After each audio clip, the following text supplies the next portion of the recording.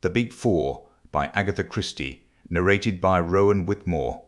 The Big Four. 1. The Unexpected Guest. I have met people who enjoy a channel crossing, men who can sit calmly in their deck chairs, and, on arrival, wait until the boat is moored, then gather their belongings together without fuss and disembark. Personally, I can never manage this. From the moment I get on board, I feel that the time is too short to settle down to anything. I move my suitcases from one spot to another, and if I go down to the saloon for a meal, I bolt my food with an uneasy feeling that the boat may arrive unexpectedly whilst I am below. Perhaps all this is merely a legacy from one's short leaves in the war, when it seemed a matter of such importance to secure a place near the gangway, and to be amongst the first to disembark, lest one should waste precious minutes of one's 3 or 5 days' leave. On this particular July morning, as I stood by the rail and watched the white cliffs of Dover drawing nearer, I marvelled at the passengers who could sit calmly in their chairs and never even raise their eyes for the first sight of their native land. Yet perhaps their case was different from mine. Doubtless many of them had only crossed to Paris for the week-end, whereas I had spent the last year and a half on a ranch in the Argentine. I had prospered there, and my wife and I had both enjoyed the free and easy life of the South American continent. Nevertheless, it was with a lump in my throat that I watched the familiar shore draw nearer and nearer. I had landed in France 2 days before, transacted some necessary business, and was now en route for London. I should be there some months, time enough to look up old friends, and one old friend in particular, a little man with an egg-shaped head and green eyes.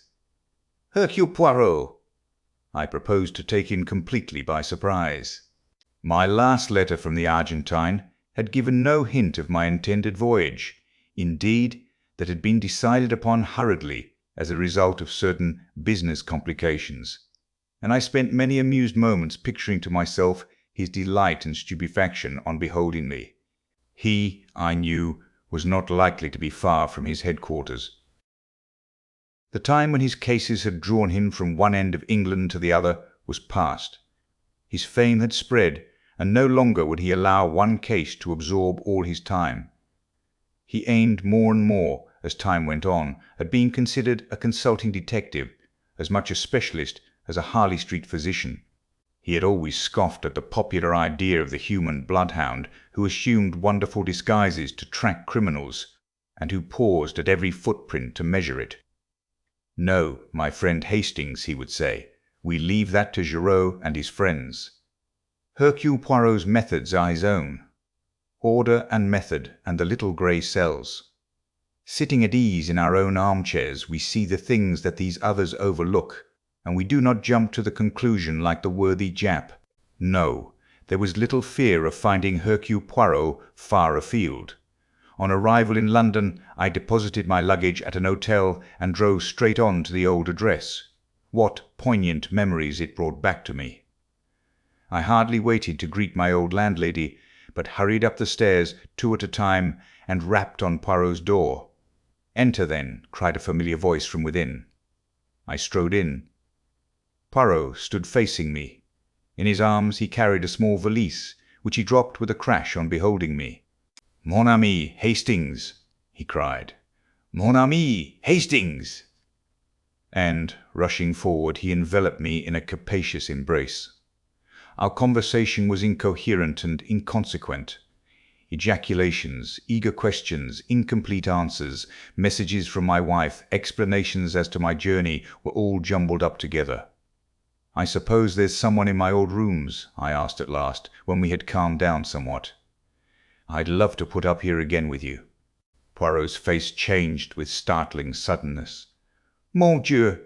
But what a chance épouvantable! Regard around you, my friend." For the first time I took note of my surroundings. Against the wall stood a vast ark of a trunk of prehistoric design. Near to it were placed a number of suitcases, ranged neatly in order of size from large to small. The inference was unmistakable. "You are going away?" "Yes." "Where to?" "South America." "What?" "Yes, it is a droll farce, is it not? It is to Rio I go, and every day I say to myself, I will write nothing in my letters. But oh, the surprise of the good Hastings when he beholds me. But when are you going? Poirot looked at his watch. In an hour's time. I thought you always said nothing would induce you to make a long sea voyage. Poirot closed his eyes and shuddered. Speak not of it to me, my friend, my doctor. He assures me that one dies not of it. And it is for the one time only, you understand, that never, never shall I return. He pushed me into a chair. Come, I will tell you how it all came about. Do you know who is the richest man in the world? Richer even than Rockefeller. Abe Ryland. The American soap king? Precisely. One of his secretaries approached me. There is some very considerable, as you would call it, hocus-pocus going on in connection with a big company in Rio. He wished me to investigate matters on the spot. I refused. I told him that if the facts were laid before me, I would give him my expert opinion, but that he professed himself unable to do. I was to be put in possession of the facts only on my arrival out there. Normally, that would have closed the matter. To dictate to Hercule Poirot is sheer impertinence. But the sum offered was so stupendous that for the first time in my life I was tempted by mere money. It was a competence, a fortune. And there was a second attraction. You, my friend. For this last year and a half I have been a very lonely old man. I thought to myself, why not? I am beginning to weary of this unending solving of foolish problems. I have achieved sufficient fame. Let me take this money and settle down somewhere near my old friend.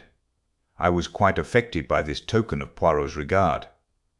So I accepted, he continued, and in an hour's time I must leave to catch the boat train. One of life's little ironies, is it not? But I will admit to you, Hastings, that had not the money offered been so big, I might have hesitated, for just lately I have begun a little investigation of my own. Tell me what is commonly meant by the phrase, the Big Four. I suppose it had its origin at the Versailles Conference, and then there's the famous Big Four in the film world, and the term is used by hosts of smaller fry. I see, said Poirot thoughtfully. I have come across the phrase, you understand, under certain circumstances where none of those explanations would apply. It seems to refer to a gang of international criminals or something of that kind. Only what? I asked, as he hesitated. Only that I fancy that it is something on a large scale. Just a little idea of mine, nothing more. Ah, but I must complete my packing. The time advances. Don't go, I urged. Cancel your passage and come out on the same boat with me. Poirot drew himself up and glanced at me reproachfully. Ah, it is that you do not understand. I have passed my word, you comprehend, the word of Hercule Poirot. Nothing but a matter of life or death could detain me now. And that's not likely to occur, I murmured ruefully, unless at the 11th hour the door opens and the unexpected guest comes in. I quoted the old saw with a slight laugh, and then, in the pause that succeeded it, we both started as a sound came from the inner room. What's that? I cried. Ma foi, retorted Poirot, it sounds very like your unexpected guest in my bedroom. But how can anyone be in there? There's no door except into this room. Your memory is excellent, Hastings. Now for the deductions. The window! But it's a burglar, then? He must have had a stiff climb of it. I should say it was almost impossible.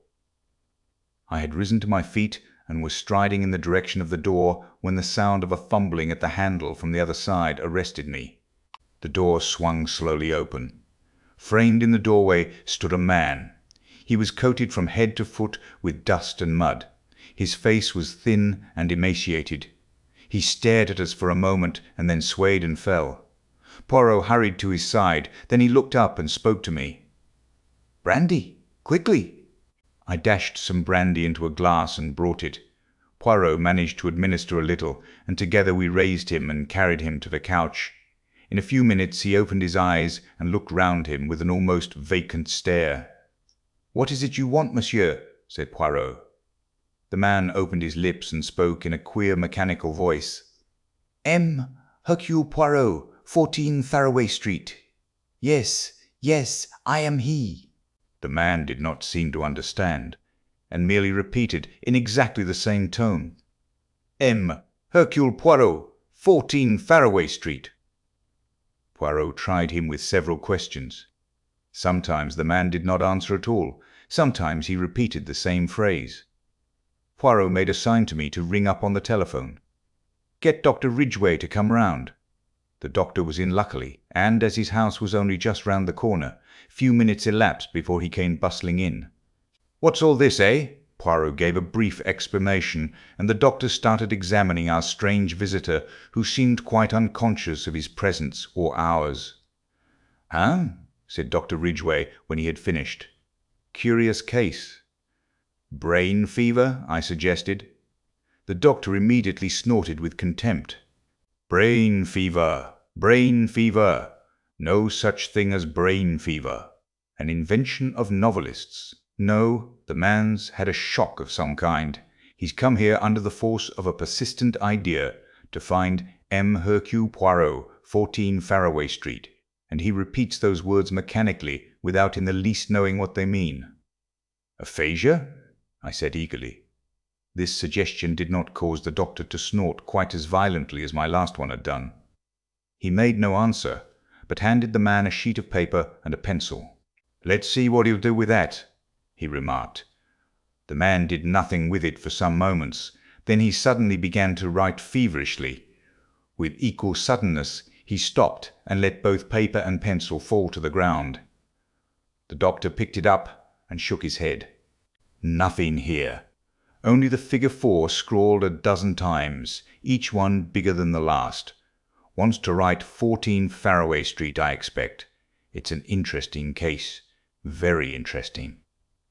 "Can you possibly keep him here until this afternoon?" "I'm due at the hospital now, but I'll come back this afternoon and make all arrangements about him. It's too interesting a case to be lost sight of." I explained Poirot's departure and the fact that I proposed to accompany him to Southampton. "That's all right. Leave the man here. He won't get into mischief. He's suffering from complete exhaustion. Will probably sleep for 8 hours on end. I'll have a word with that excellent Mrs. Funnyface of yours and tell her to keep an eye on him." And Dr. Ridgway bustled out with his usual celerity. Poirot hastily completed his packing, with one eye on the clock. The time, it marches with a rapidity unbelievable. Come now, Hastings, you cannot say that I have left you with nothing to do. A most sensational problem. The man from the unknown. Who is he? What is he? Ah, sapristi! But I would give 2 years of my life to have this boat go tomorrow instead of today. There is something here very curious, very interesting. But one must have time. Time. It may be days, or even months, before he will be able to tell us what he came to tell. "I'll do my best, Poirot," I assured him. "I'll try to be an efficient substitute. Ye is." His rejoinder struck me as being a shade doubtful. I picked up the sheet of paper. "If I were writing a story," I said lightly, "I should weave this in with your latest idiosyncrasy and call it The Mystery of the Big Four." I tapped the penciled figures as I spoke. And then I started, for our invalid, roused suddenly from his stupor, sat up in his chair and said clearly and distinctly, "Li Cheng Yen." He had the look of a man suddenly awakened from sleep. Poirot made a sign to me not to speak. The man went on. He spoke in a clear, high voice, and something in his enunciation made me feel that he was quoting from some written report or lecture. Li Cheng Yen may be regarded as representing the brains of the Big Four. He is the controlling and motive force. I have designated him, therefore, as number 1. Number 2 is seldom mentioned by name. He is represented by an S with 2 lines through it, the sign for $1, also by 2 stripes and a star. It may be conjectured, therefore, that he is an American subject, and that he represents the power of wealth. There seems no doubt that number 3 is a woman, and her nationality French. It is possible that she may be one of the sirens of the demi-monde, but nothing is known definitely. Number 4. His voice faltered and broke. Poirot leant forward. "Yes," he prompted eagerly. "Number 4." His eyes were fastened on the man's face. Some overmastering terror seemed to be gaining the day. The features were distorted and twisted. "The destroyer," gasped the man. Then, with a final convulsive movement, he fell back in a dead faint. "Mon Dieu," whispered Poirot. "I was right then. I was right then." "You think?" he interrupted me. "Carry him on to the bed in my room. I have not a minute to lose if I would catch my train. Not that I want to catch it. Oh, that I could miss it with a clear conscience. But I gave my word. Come, Hastings." Leaving our mysterious visitor in the charge of Mrs. Pearson, we drove away, and duly caught the train by the skin of our teeth. Poirot was alternately silent and loquacious. He would sit staring out of the window like a man lost in a dream, apparently not hearing a word that I said to him. Then, reverting to animation suddenly, he would shower injunctions and commands upon me, and urge the necessity of constant marconigrams. We had a long fit of silence just after we passed Woking. The train, of course, did not stop anywhere until Southampton, but just here it happened to be held up by a signal. "Ah, sacré mille tonnerres!" cried Poirot suddenly. "But I have been an imbecile. I see clearly at last. It is undoubtedly the blessed saints who stopped the train. Jump, Hastings, but jump, I tell you." In an instant he had unfastened the carriage door and jumped out on the line. "Throw out the suitcases and jump yourself." I obeyed him, just in time. As I alighted beside him, the train moved on. "And now, Poirot," I said, in some exasperation, "perhaps you will tell me what all this is about." "It is, my friend, that I have seen the light. That," I said, "is very illuminating to me." "It should be," said Poirot, "but I very much fear that it is not. If you can carry 2 of these valises, I think I can manage the rest." 2. The man from the asylum. Fortunately, the train had stopped near a station. A short walk brought us to a garage where we were able to obtain a car, and half an hour later we were spinning rapidly back to London. Then, and not till then, did Poirot deign to satisfy my curiosity. "You do not see?" No more did I. But I see now. Hastings, I was being got out of the way. What? Yes, very cleverly. Both the place and the method were chosen with great knowledge and acumen. They were afraid of me. Who were? Those 4 geniuses who have banded themselves together to work outside the law. A Chinaman, an American, a Frenchwoman, and another. Pray the good God we arrive back in time, Hastings. You think there is danger to our visitor? I am sure of it. Mrs. Pearson greeted us on arrival. Brushing aside her ecstasies of astonishment on beholding Poirot, we asked for information. It was reassuring. No one had called, and our guest had not made any sign. With a sigh of relief, we went up to the rooms. Poirot crossed the outer one and went through to the inner one.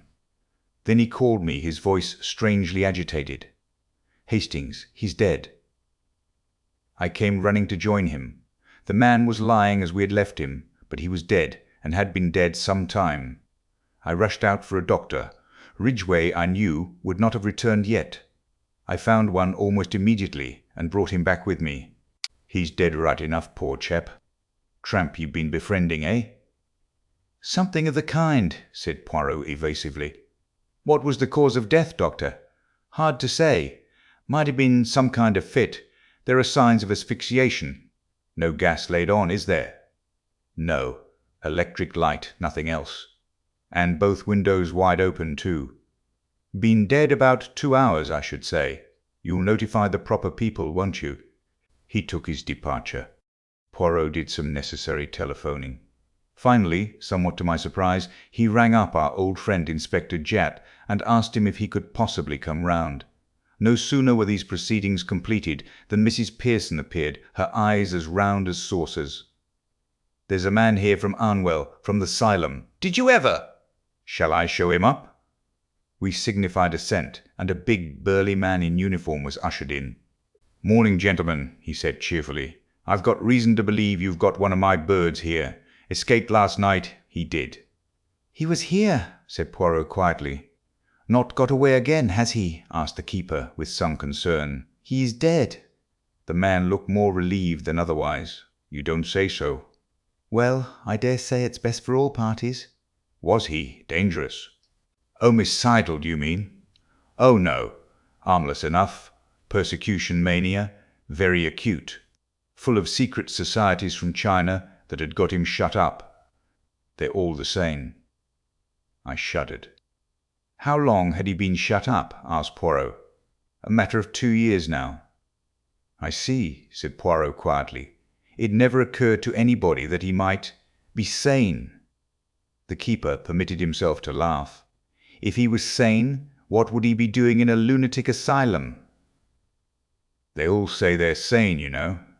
Poirot said no more.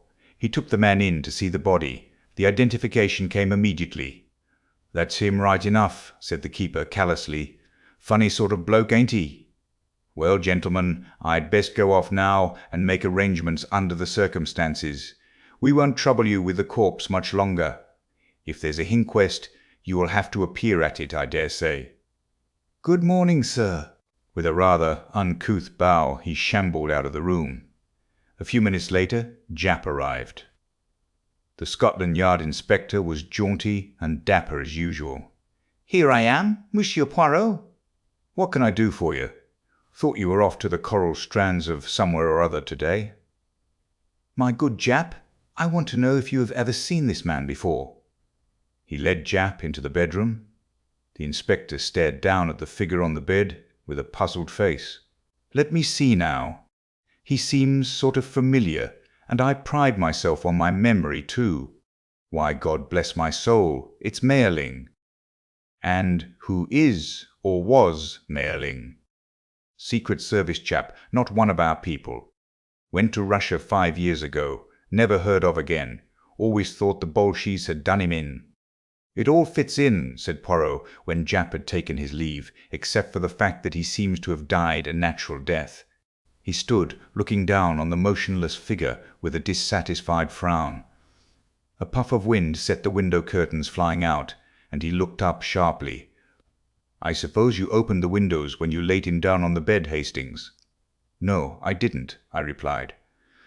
"As far as I remember, they were shut." Poirot lifted his head suddenly. "Shut, and now they are open. What can that mean?" "Somebody came in that way," I suggested. "Possibly," agreed Poirot, but he spoke absently and without conviction. After a minute or two he said, "That is not exactly the point I had in mind, Hastings. If only one window was open, it would not intrigue me so much. It is both windows being open that strikes me as curious." He hurried into the other room. "The sitting-room window is open too." "That also we left shut." "Ah!" He bent over the dead man, examining the corners of the mouth minutely. Then he looked up suddenly. "He has been gagged, Hastings. Gagged and then poisoned." "Good heavens!" I exclaimed, shocked. "I suppose we shall find out all about it from the post-mortem." "We shall find out nothing. He was killed by inhaling strong prussic acid. It was jammed right under his nose.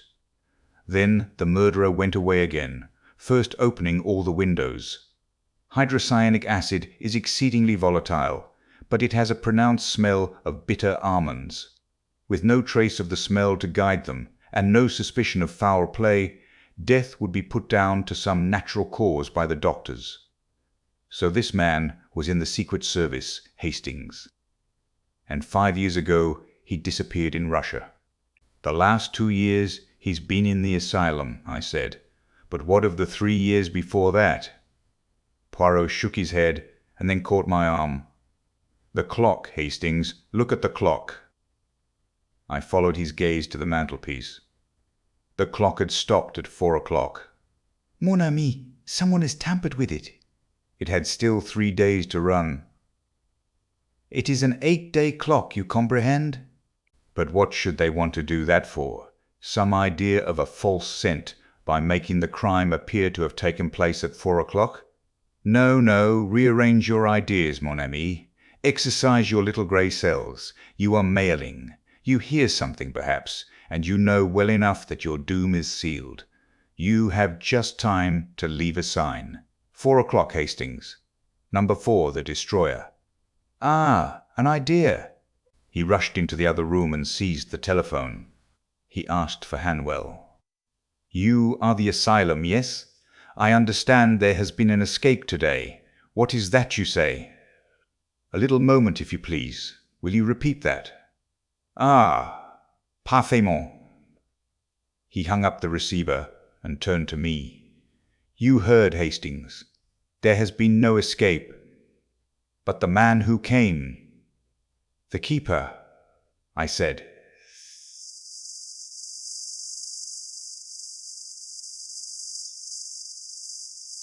You mean? Number 4, the destroyer. I gazed at Poirot dumbfounded. A minute or two after, on recovering my voice, I said, We shall know him again, anywhere. That's one thing. He was a man of very pronounced personality. Was he, mon ami? I think not. He was burly and bluff and red-faced, with a thick moustache and a hoarse voice. He will be none of those things by this time, and for the rest he has nondescript eyes, nondescript ears, and a perfect set of false teeth. Identification is not such an easy matter as you seem to think. Next time. You think there will be a next time, I interrupted. Poirot's face grew very grave. It is a duel to the death, mon ami. You and I on the one side, the big four on the other. They have won the first trick, but they have failed in their plan to get me out of the way, and in the future they have to reckon with Hercule Poirot. 3 W.E. Hear more about 51.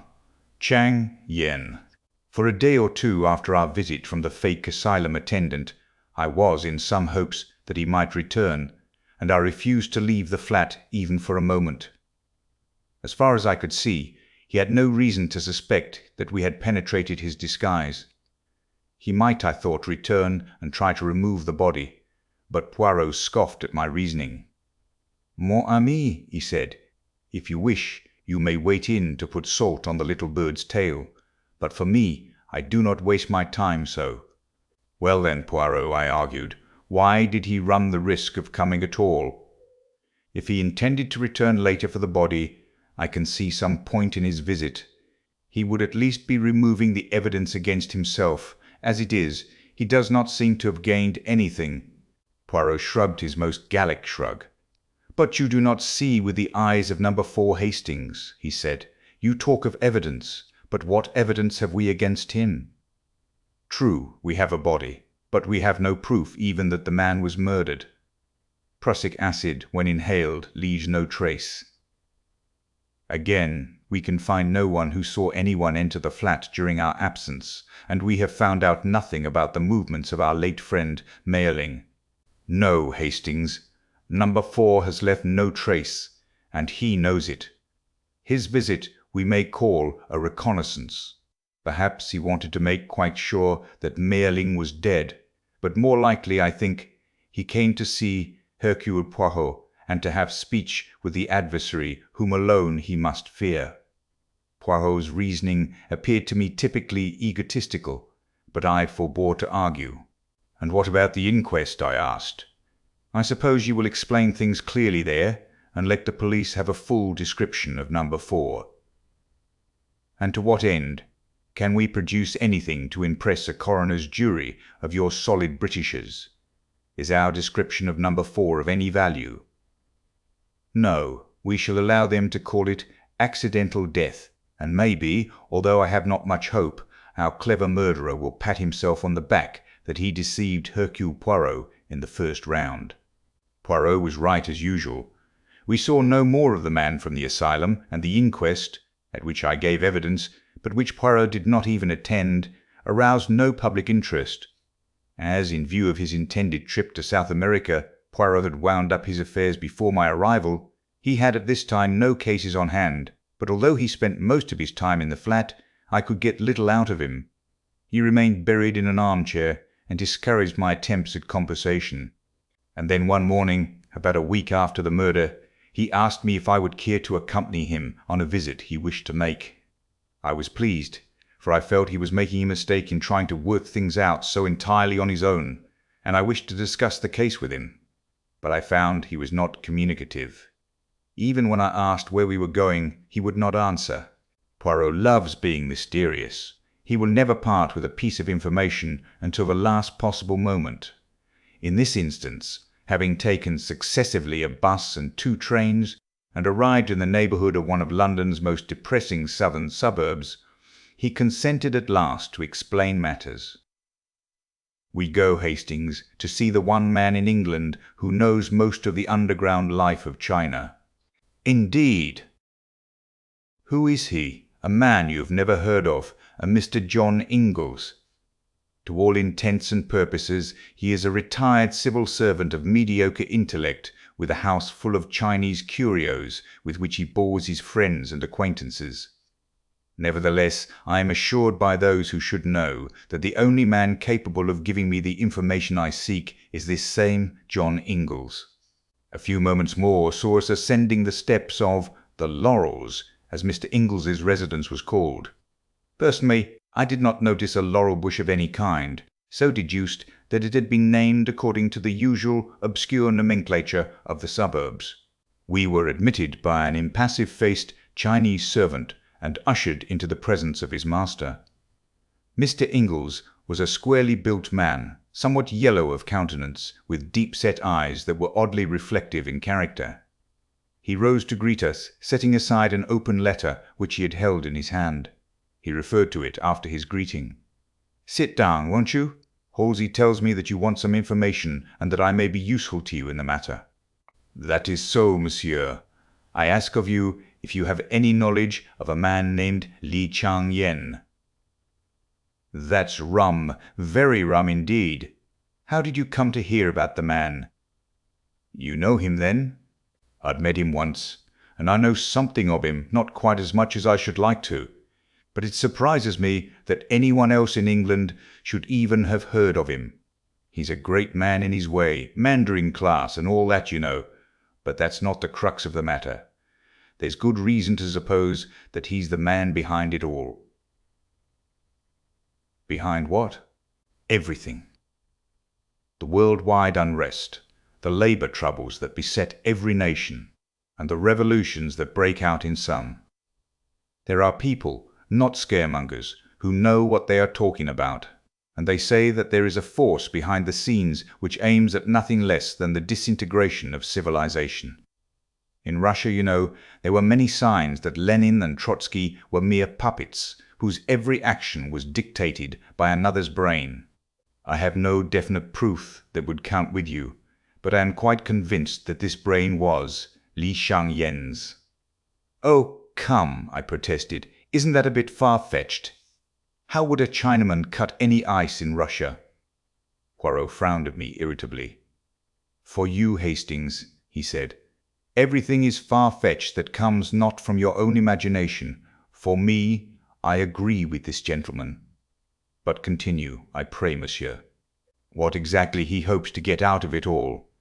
"I cannot pretend to say for certain," went on Mr. Ingalls, "but I assume his disease is one that has attacked great brains from the time of Akbar and Alexander to Napoleon, a lust for power and personal supremacy. Up to modern times armed force was necessary for conquest, but in this century of unrest a man like Li Chang-yen can use other means. I have evidence that he has unlimited money behind him for bribery and propaganda, and there are signs that he controls some scientific force more powerful than the world has dreamed of."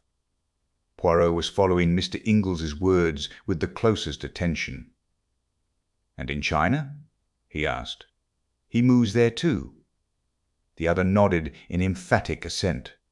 "There," he said, "although I can produce no proof that would count in a court of law, I speak from my own knowledge. I know personally every man who counts for anything in China today, and this I can tell you: the men who loom most largely in the public eye are men of little or no personality. They are marionettes who dance to the wires pulled by a master hand, and that hand is Li Changyen's. His is the controlling brain of the East today. We don't understand the East, we never shall, but Li Changyen is its moving spirit. Not that he comes out into the limelight. Oh, not at all, he never moves from his palace in Pekin. But he pulls strings. That's it, pulls strings, and things happen far away." "And is there no one to oppose him?" asked Poirot. Mr. Ingalls leant forward in his chair. "4 men have tried in the last 4 years," he said slowly. "Men of character and honesty and brain power. Any one of them might in time have interfered with his plans." He paused. "Well?" I queried. "Well, they are dead. One wrote an article and mentioned Li Changyen's name in connection with the riots in Pekin, and within 2 days he was stabbed in the street. His murderer was never caught."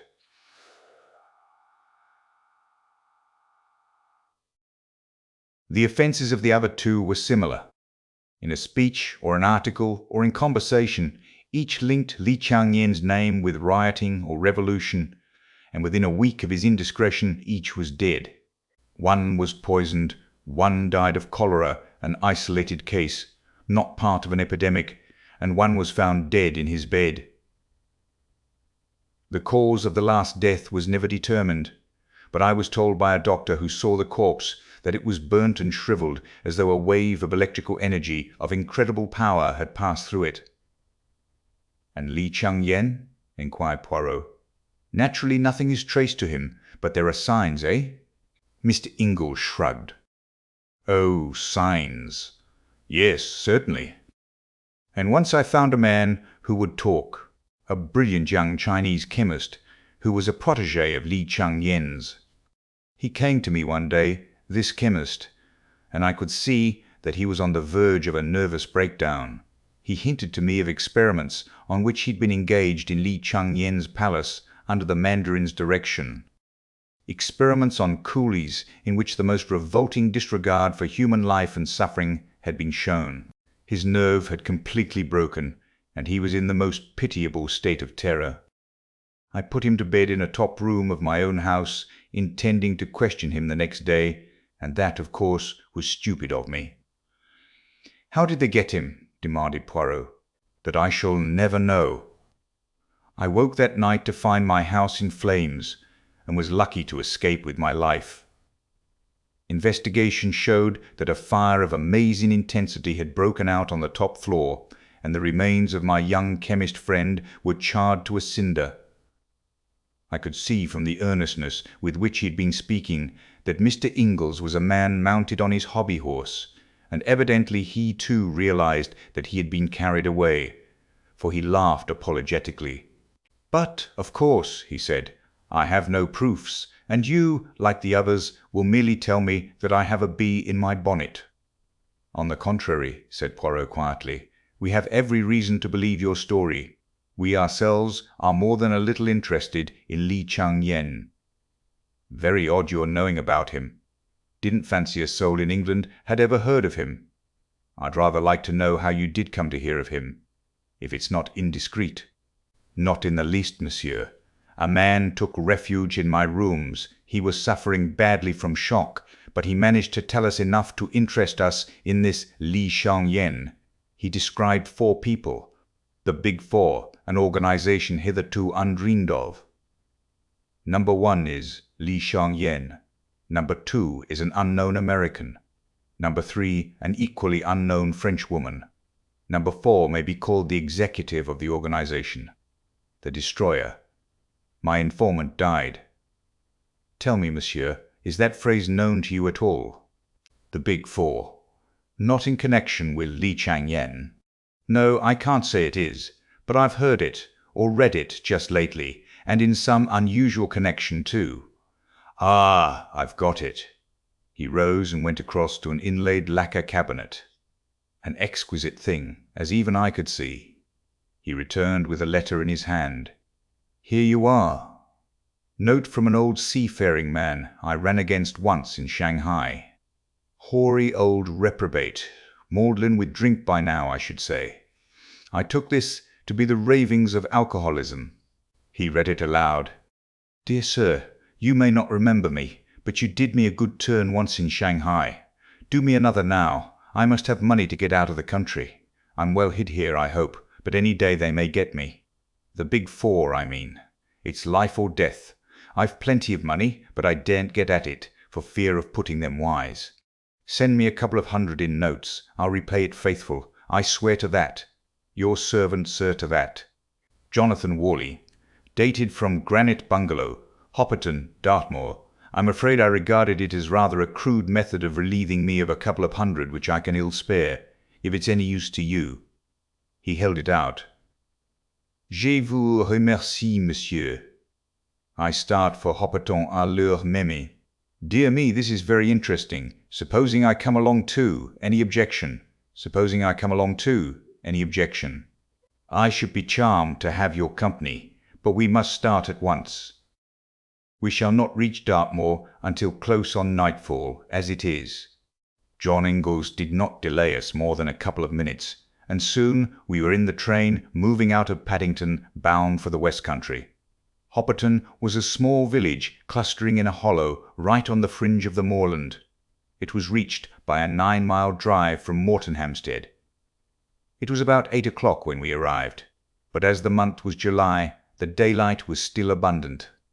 We drove into the narrow street of the village, and then stopped to ask our way of an old rustic. Granite Bungalow, said the old man reflectively. It be Granite Bungalow you do want? Eh? We assured him that this was what we did want. The old man pointed to a small grey cottage at the end of the street. There be te bungalow. Do ye want to see it, Inspector? What inspector? Asked Poirot sharply. What do you mean? Haven't ye heard about murder, then? A shocking business 'twas seemingly. Pools of blood, they do say. Mon Dieu, murmured Poirot. This inspector of yours, I must see him at once. 5 minutes later we were closeted with Inspector Meadows. The inspector was inclined to be stiff at first, but at the magic name of Inspector Japp of Scotland Yard, he unbent. Yes, sir. Murdered this morning. A shocking business. They phoned to Morton, and I came out at once. Looked a mysterious thing to begin with. The old man, he was about 70, you know, and fond of his glass, from all I hear, was lying on the floor of the living room. There was a bruise on his head, and his throat was cut from ear to ear. Blood all over the place, as you can understand. The woman who cooks for him, Betsy Andrews, she told us that her master had several little Chinese jade figures that he told her were very valuable, and these had disappeared. That, of course, looked like assault and robbery, but there were all sorts of difficulties in the way of that solution. The old fellow had 2 people in the house, Betsy Andrews, who is a Hopperton woman, and a rough kind of manservant, Robert Grant. Grant had gone to the farm to fetch the milk, which he does every day, and Betsy had stepped out to have a chat with a neighbour. She was only away 20 minutes, between 10 and half-past, and the crime must have been done then. Grant returned to the house first. He went in by the back door, which was open. No one locks up doors round here, not in broad daylight, at all events. Put the milk in the larder, and went into his own room to read the paper and have a smoke. Had no idea anything unusual had occurred. At least, that's what he says. Then Betsy comes in, goes into the living room, sees what's happened, and lets out a screech to wake the dead. That's all fair and square. Someone got in whilst those 2 were out, and did the poor old man in. But it struck me at once that he must be a pretty cool customer. He'd have to come right up the village street, or creep through someone's backyard. Granite Bungalow has got houses all round it, as you can see. How was it that no one had seen him? The inspector paused with a flourish. "Aha, I perceive your point," said Poirot. "To continue." "Well, sir, fishy," I said to myself, "fishy." And I began to look about me. Those jade figures now. Would a common tramp ever suspect that they were valuable? Anyway, it was madness to try such a thing in broad daylight. Suppose the old man had yelled for help? "I suppose, Inspector," said Mr. Ingalls, "that the bruise on the head was inflicted before death." "Quite right, sir. First knocked him silly, the murderer did, and then cut his throat." "That's clear enough. But how the dickens did he come or go? They notice strangers quick enough in a little place like this. It came to me all at once. Nobody did come." I took a good look round. It had rained the night before, and there were footprints clear enough going in and out of the kitchen. In the living room there were 2 sets of footprints. Only Betsy Andrews stopped at the door. Mr. Worley's, he was wearing carpet slippers, and another man's. The other man had stepped in the bloodstains, and I traced his bloody footprints. "I beg your pardon, sir." "Not at all," said Mr. Ingalls with a faint smile. "The adjective is perfectly understood. I traced them to the kitchen, but not beyond. Point number 1. On the lintel of Robert Grant's door was a faint smear, a smear of blood. That's point number 2. Point number 3 was when I got hold of Grant's boots, which he had taken off and fitted them to the marks. That settled it. It was an inside job. I warned Grant and took him into custody. And what do you think I found packed away in his portmanteau? The little jade figures and a ticket of leave. Robert Grant was also Abraham Biggs, convicted for felony and housebreaking 5 years ago. The inspector paused triumphantly. "What do you think of that, gentlemen?" "I think," said Poirot, "that it appears a very clear case, of a surprising clearness, in fact. This Biggs, or Grant, he must be a man very foolish and uneducated, eh?" "Oh, he is that. A rough, common sort of fellow. No idea of what a footprint may mean. Clearly he reads not the detective fiction. Well, Inspector, I congratulate you. We may look at the scene of the crime.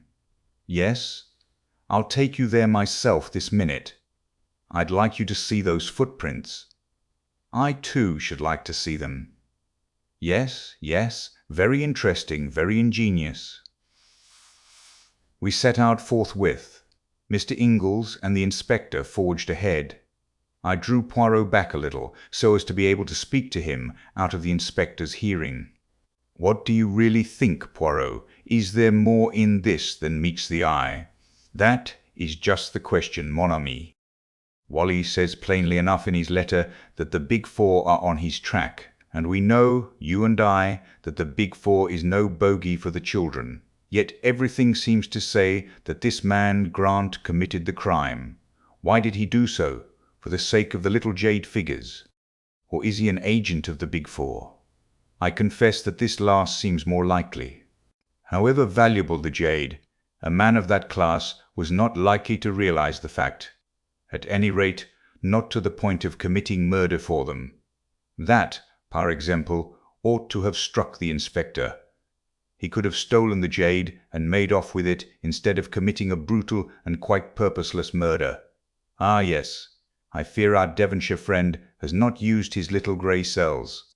He has measured footprints and has omitted to reflect and arrange his ideas with the necessary order and method. 4. The importance of a leg of mutton. The inspector drew a key from his pocket and unlocked the door of Granite Bungalow. The day had been fine and dry, so our feet were not likely to leave any prints. Nevertheless, we wiped them carefully on the mat before entering. A woman came up out of the gloom and spoke to the inspector, and he turned aside. Then he spoke over his shoulder.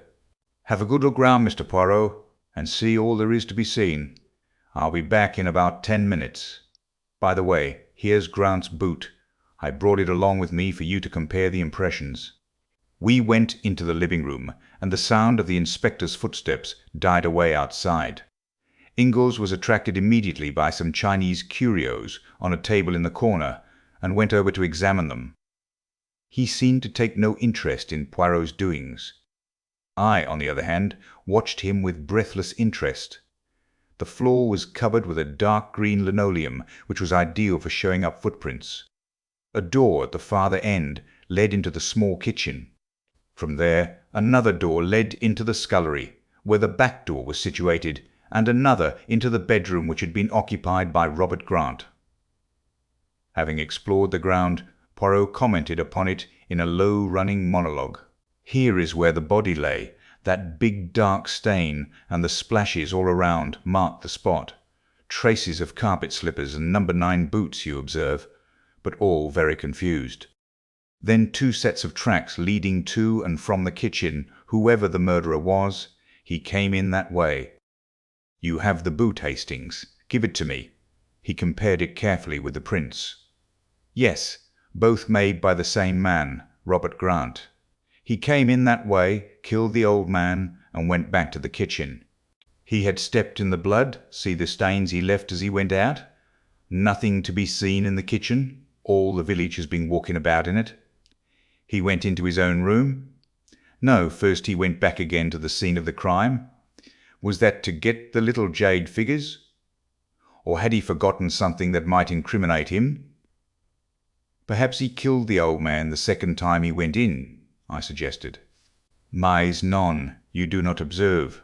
On one of the outgoing footmarks stained with blood, there is superimposed an ingoing one. I wonder what he went back for. The little jade figures as an afterthought. It is all ridiculous, stupid. Well, he's given himself away pretty hopelessly. N'est-ce pas? I tell you, Hastings, it goes against reason. It offends my little grey cells. Let us go into his bedroom. Ah, yes, there is the smear of blood on the lintel, and just a trace of footmarks. The blood stained. Robert Grant's footmarks, and his only near the body. Robert Grant, the only man who went near the house. Yes, it must be so. What about the old woman? I said suddenly. She was in the house alone after Grant had gone for the milk. She might have killed him and then gone out. Her feet would leave no prints if she hadn't been outside. Very good, Hastings. I wondered whether that hypothesis would occur to you. I had already thought of it and rejected it. Betsy Andrews is a local woman, well known hereabouts. She can have no connection with the Big Four, and, besides, old Worley was a powerful fellow by all accounts. This is a man's work, not a woman's. I suppose the Big Four couldn't have had some diabolical contrivance concealed in the ceiling, something which descended automatically and cut the old man's throat and was afterwards drawn up again, like Jacob's ladder. I know, Hastings, that you have an imagination of the most fertile, but I implore of you to keep it within bounds. I subsided, abashed. Poirot continued to wander about, poking into rooms and cupboards, with a profoundly dissatisfied expression on his face. Suddenly he uttered an excited yelp, reminiscent of a Pomeranian dog. I rushed to join him. He was standing in the larder in a dramatic attitude. In his hand he was brandishing a leg of mutton. "My dear Poirot," I cried, "what is the matter? Have you suddenly gone mad? Regard, I pray you, this mutton, but regard it closely." I regarded it as closely as I could, but could see nothing unusual about it. It seemed to me a very ordinary leg of mutton. I said as much. Poirot threw me a withering glance. "But do you not see this, and this, and this?" He illustrated each "this" with a jab at the unoffending joint, dislodging small icicles as he did so. Poirot had just accused me of being imaginative, but I now felt that he was far more wildly so than I had ever been. Did he seriously think these slivers of ice were crystals of a deadly poison? That was the only construction I could put upon his extraordinary agitation. "It's frozen meat," I explained gently. "Imported, you know. New Zealand." He stared at me for a moment or two, and then broke into a strange laugh. How marvellous is my friend Hastings! He knows everything, but everything. How do they say, inquire within upon everything? That is my friend Hastings. He flung down the leg of mutton onto its dish again and left the larder. Then he looked through the window. Here comes our friend the inspector. It is well. I have seen all I want to see here. He drummed on the table absent-mindedly, as though absorbed in calculation, and then asked suddenly, "What is the day of the week, mon ami?" "Monday," I said, rather astonished. "What?" "Ah, Monday, is it?" "A bad day of the week. To commit a murder on a Monday is a mistake." Passing back to the living room, he tapped the glass on the wall and glanced at the thermometer. Set fair and 70 degrees Fahrenheit. An orthodox English summer's day. Ingalls was still examining various pieces of Chinese pottery. "You do not take much interest in this inquiry, monsieur?" said Poirot. The other gave a slow smile. "It's not my job, you see. I'm a connoisseur of some things, but not of this, so I just stand back and keep out of the way. I've learnt patience in the East." The inspector came bustling in, apologizing for having been so long away. He insisted on taking us over most of the ground again, but finally we got away. "I must appreciate your 1,000 politenesses, Inspector," said Poirot, as we were walking down the village street again. "There is just one more request I should like to put to you." "You want to see the body, perhaps, sir?" "Oh, dear me, no. I have not the least interest in the body. I want to see Robert Grant." "You will have to drive back with me to Morton to see him, sir." "Very well, I will do so. But I must see him and be able to speak to him alone." The inspector caressed his upper lip. "Well, I don't know about that, sir. I assure you that if you can get through to Scotland Yard, you will receive full authority. I'd heard of you, of course, sir, and I know you've done us a good turn now and again, but it's very irregular." "Nevertheless, it is necessary," said Poirot calmly. "It is necessary for this reason. Grant is not the murderer." "What? Who is, then?" "The murderer was, I should fancy, a youngish man. He drove up to Granite Bungalow in a trap, which he left outside.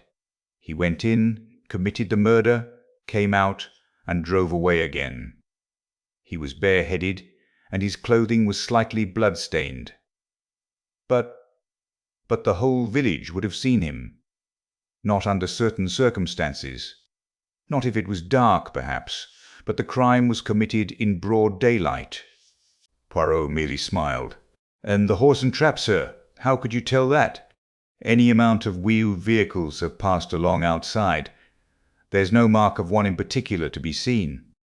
Not with the eyes of the body, perhaps, but with the eyes of the mind, yes."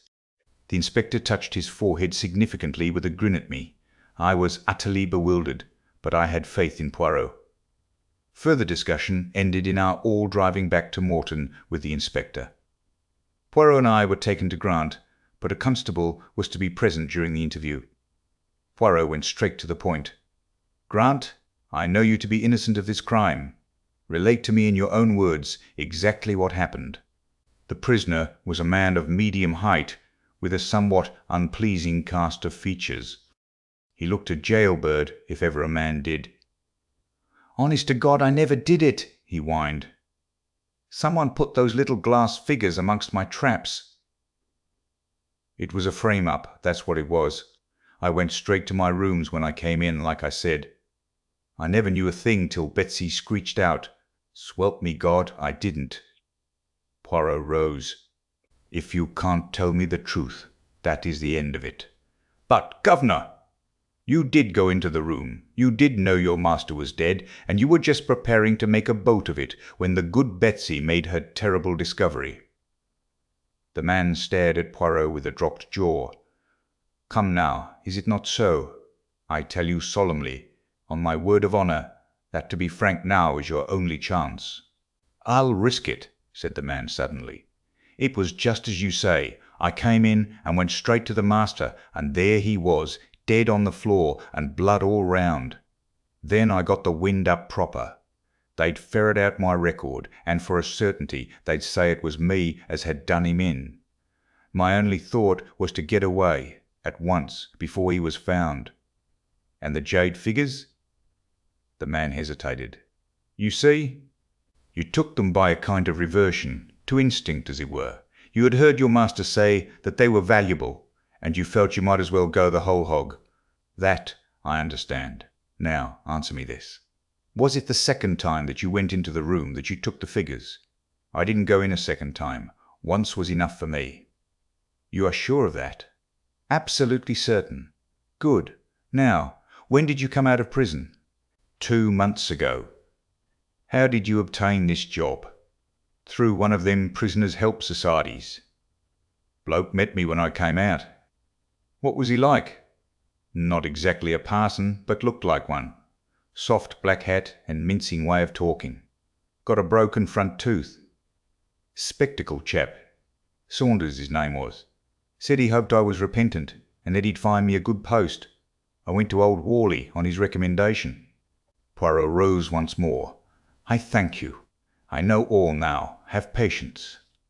He paused in the doorway and added, Saunders gave you a pair of boots, didn't he? Grant looked very astonished. Why, yes, he did. But how did you know?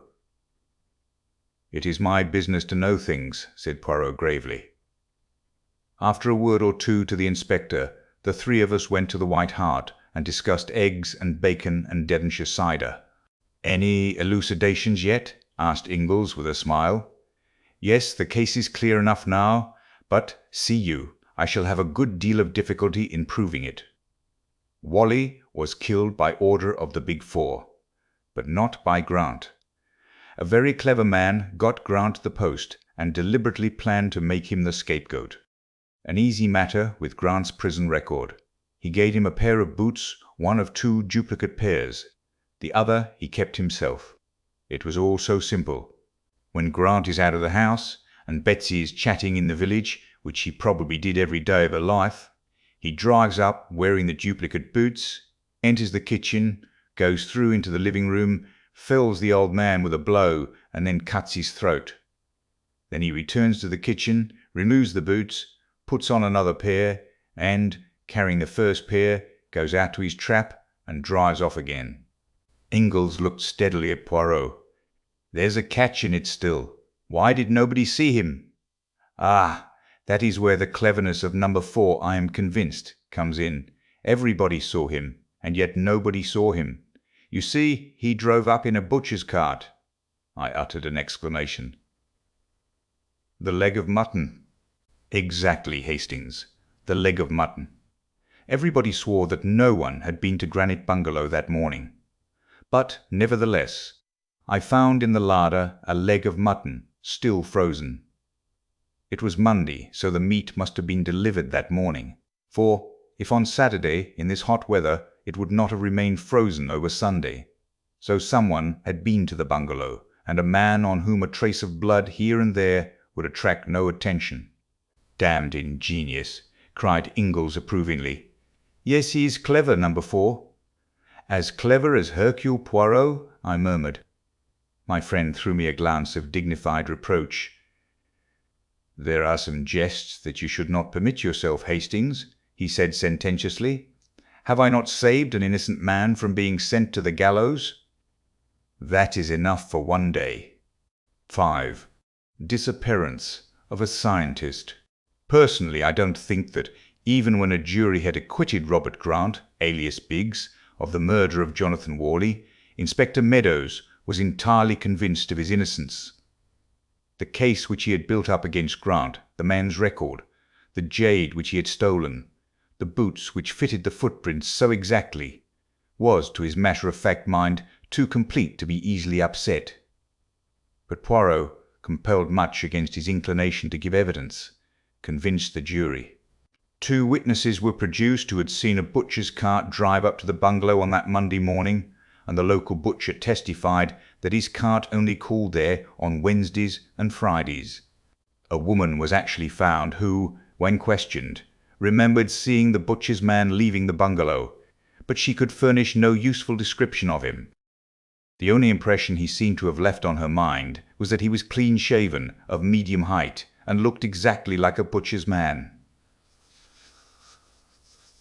At this description, Poirot shrugged his shoulders philosophically. It is as I tell you, Hastings, he said to me after the trial. He is an artist, this one. He disguises himself not with the false beard and the blue spectacles. He alters his features, yes, but that is the least part. For the time being, he is the man he would be. He lives in his part. Certainly, I was compelled to admit that the man who had visited us from Hanwell had fitted in exactly with my idea of what an asylum attendant should look like. I should never for a moment have dreamt of doubting that he was genuine. It was all a little discouraging, and our experience on Dartmoor did not seem to have helped us at all. I said as much to Poirot, but he would not admit that we had gained nothing. "We progress," he said. "We progress. At every contact with this man we learn a little of his mind and his methods. Of us and our plans he knows nothing." "And there, Poirot," I protested, "he and I seem to be in the same boat. You don't seem to me to have any plans. You seem to sit and wait for him to do something." Poirot smiled. "Mon ami, you do not change. Always the same. Hastings, who would be up and at their throats. Perhaps," he added, as a knock sounded on the door, "you have here your chance. It may be our friend who enters." And he laughed at my disappointment when Inspector Japp and another man entered the room. "Good evening, Monsieur," said the inspector. "Allow me to introduce Captain Kent of the United States Secret Service." Captain Kent was a tall, lean American with a singularly impassive face, which looked as though it had been carved out of wood. "Pleased to meet you, gentlemen," he murmured as he shook hands jerkily. Poirot threw an extra log on the fire and brought forward more easy chairs. I brought out glasses and the whisky and soda. The captain took a deep draught and expressed appreciation. "Legislation in your country is still sound," he observed. "And now to business," said Japp. "Monsieur Poirot here made a certain request to me. He was interested in some concern that went by the name of the Big Four, and he asked me to let him know at any time if I came across a mention of it in my official line of business. I didn't take much stock in the matter, but I remembered what he said, and when the captain here came over with rather a curious story, I said at once, 'We'll go round to Monsieur Poirot's.'" Poirot looked across at Captain Kent, and the American took up the tale. "You may remember reading, Miss Poirot, that a number of torpedo boats and destroyers were sunk by being dashed upon the rocks off the American coast. It was just after the Japanese earthquake, and the explanation given was that the disaster was the result of a tidal wave. Now, a short time ago, a roundup was made of certain crooks and gunmen, and with them were captured some papers which put an entirely new face upon the matter. They appeared to refer to some organization called the Big Four, and gave an incomplete description of some powerful wireless installation, a concentration of wireless energy far beyond anything so far attempted, and capable of focusing a beam of great intensity upon some given spot. The claims made for this invention seemed manifestly absurd, but I turned them in to headquarters for what they were worth, and one of our highbrow professors got busy on them. Now it appears that one of your British scientists read a paper upon the subject before the British Association. His colleagues didn't think great shakes of it, by all accounts, thought it far-fetched and fanciful, but your scientist stuck to his guns and declared that he himself was on the eve of success in his experiments. "Eh bien?" demanded Poirot with interest. "It was suggested that I should come over here and get an interview with this gentleman. Quite a young fellow he is, Halliday by name. He's the leading authority on the subject, and I was to get from him whether the thing suggested was any way possible." "And was it?" I asked eagerly. "That's just what I don't know. I haven't seen Mr. Halliday, and I'm not likely to by all accounts. The truth of the matter is," said Japp shortly, "Halliday's disappeared." "When?" "2 months ago." "Was his disappearance reported?" "Of course it was. His wife came to us in a great state. We did what we could, but I knew all along it would be no good." "Why not?" "Never is, when a man disappears that way." Japp winked. "What way?" Paris. So Halliday disappeared in Paris? Yes. Went over there on scientific work, so he said. Of course, he'd have to say something like that, but you know what it means when a man disappears over there. Either it's Apache work, and that's the end of it, or else it's voluntary disappearance. And that's a great deal. The commoner of the two, I can tell you. Gay parade and all that, you know. Sick of home life. Halliday and his wife had had a tiff before he started, which all helps to make it a pretty clear case. I wonder, said Poirot thoughtfully. The American was looking at him curiously. Say, mister, he drawled, what's this Big Four idea? The Big Four, said Poirot, is an international organization which has at its head a Chinaman. He is known as Number 1. Number 2 is an American. Number 3 is a Frenchwoman. Number 4, the destroyer, is an Englishman. A Frenchwoman, eh? The American whistled. And Halliday disappeared in France. Maybe there's something in this. What's her name?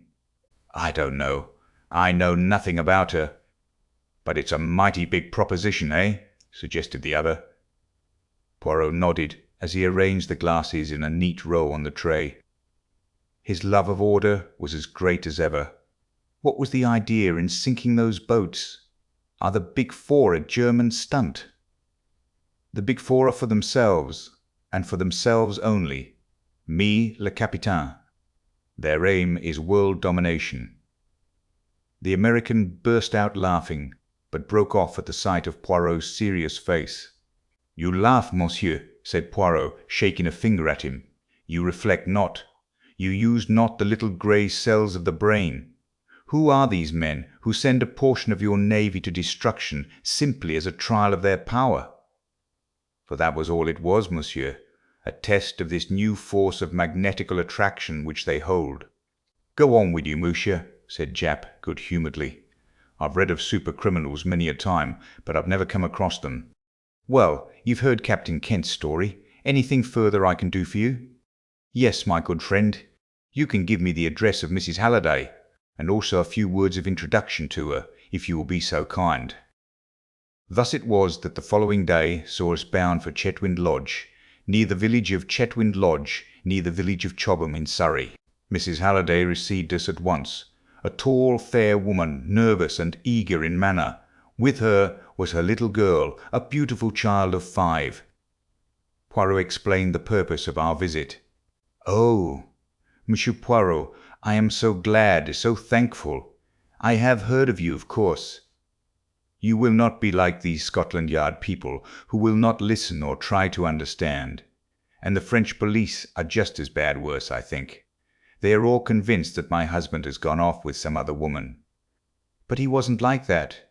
All he thought of in life was his work. Half our quarrels came from that. He cared for it more than he did for me. Englishmen, they are like that, said Poirot soothingly.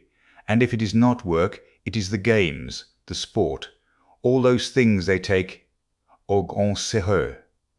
Now, madame, recount to me exactly, in detail, and as methodically as you can, the exact circumstances of your husband's disappearance. My husband went to Paris on Thursday, the 20th of July. He was to meet and visit various people there connected with his work, amongst them Madame Olivier. Poirot nodded at the mention of the famous French woman chemist, who had eclipsed even Madame Curie in the brilliance of her achievements. She had been decorated by the French government, and was one of the most prominent personalities of the day. He arrived there in the evening, and went at once to the Hotel Castiglione in the Rue des Castiglione. On the following morning he had an appointment with Professor Bourgognot, which he kept. His manner was normal and pleasant. The two men had a most interesting conversation, and it was arranged that he should witness some experiments in the professor's laboratory on the following day. He lunched alone at the Café Royal, went for a walk in the Bois, and then visited Madame Olivier at her house at Passy. There, also, his manner was perfectly normal. He left about 6. Where he dined is not known, probably alone at some restaurant. He returned to the hotel about 11 o'clock and went straight up to his room after inquiring if any letters had come for him. On the following morning he walked out of the hotel and has not been seen again. At what time did he leave the hotel? At the hour when he would normally leave it to keep his appointment at Professor Bourgonneau's laboratory? We do not know. He was not remarked leaving the hotel, but no petit déjeuner was served to him, which seems to indicate that he went out early, or he might, in fact, have gone out again after he came in the night before. I do not think so. His bed had been slept in, and the night porter would have remembered anyone going out at that hour. A very just observation, madame. We may take it, then, that he left early on the following morning, and that is reassuring from one point of view. He is not likely to have fallen a victim to any Apache assault at that hour.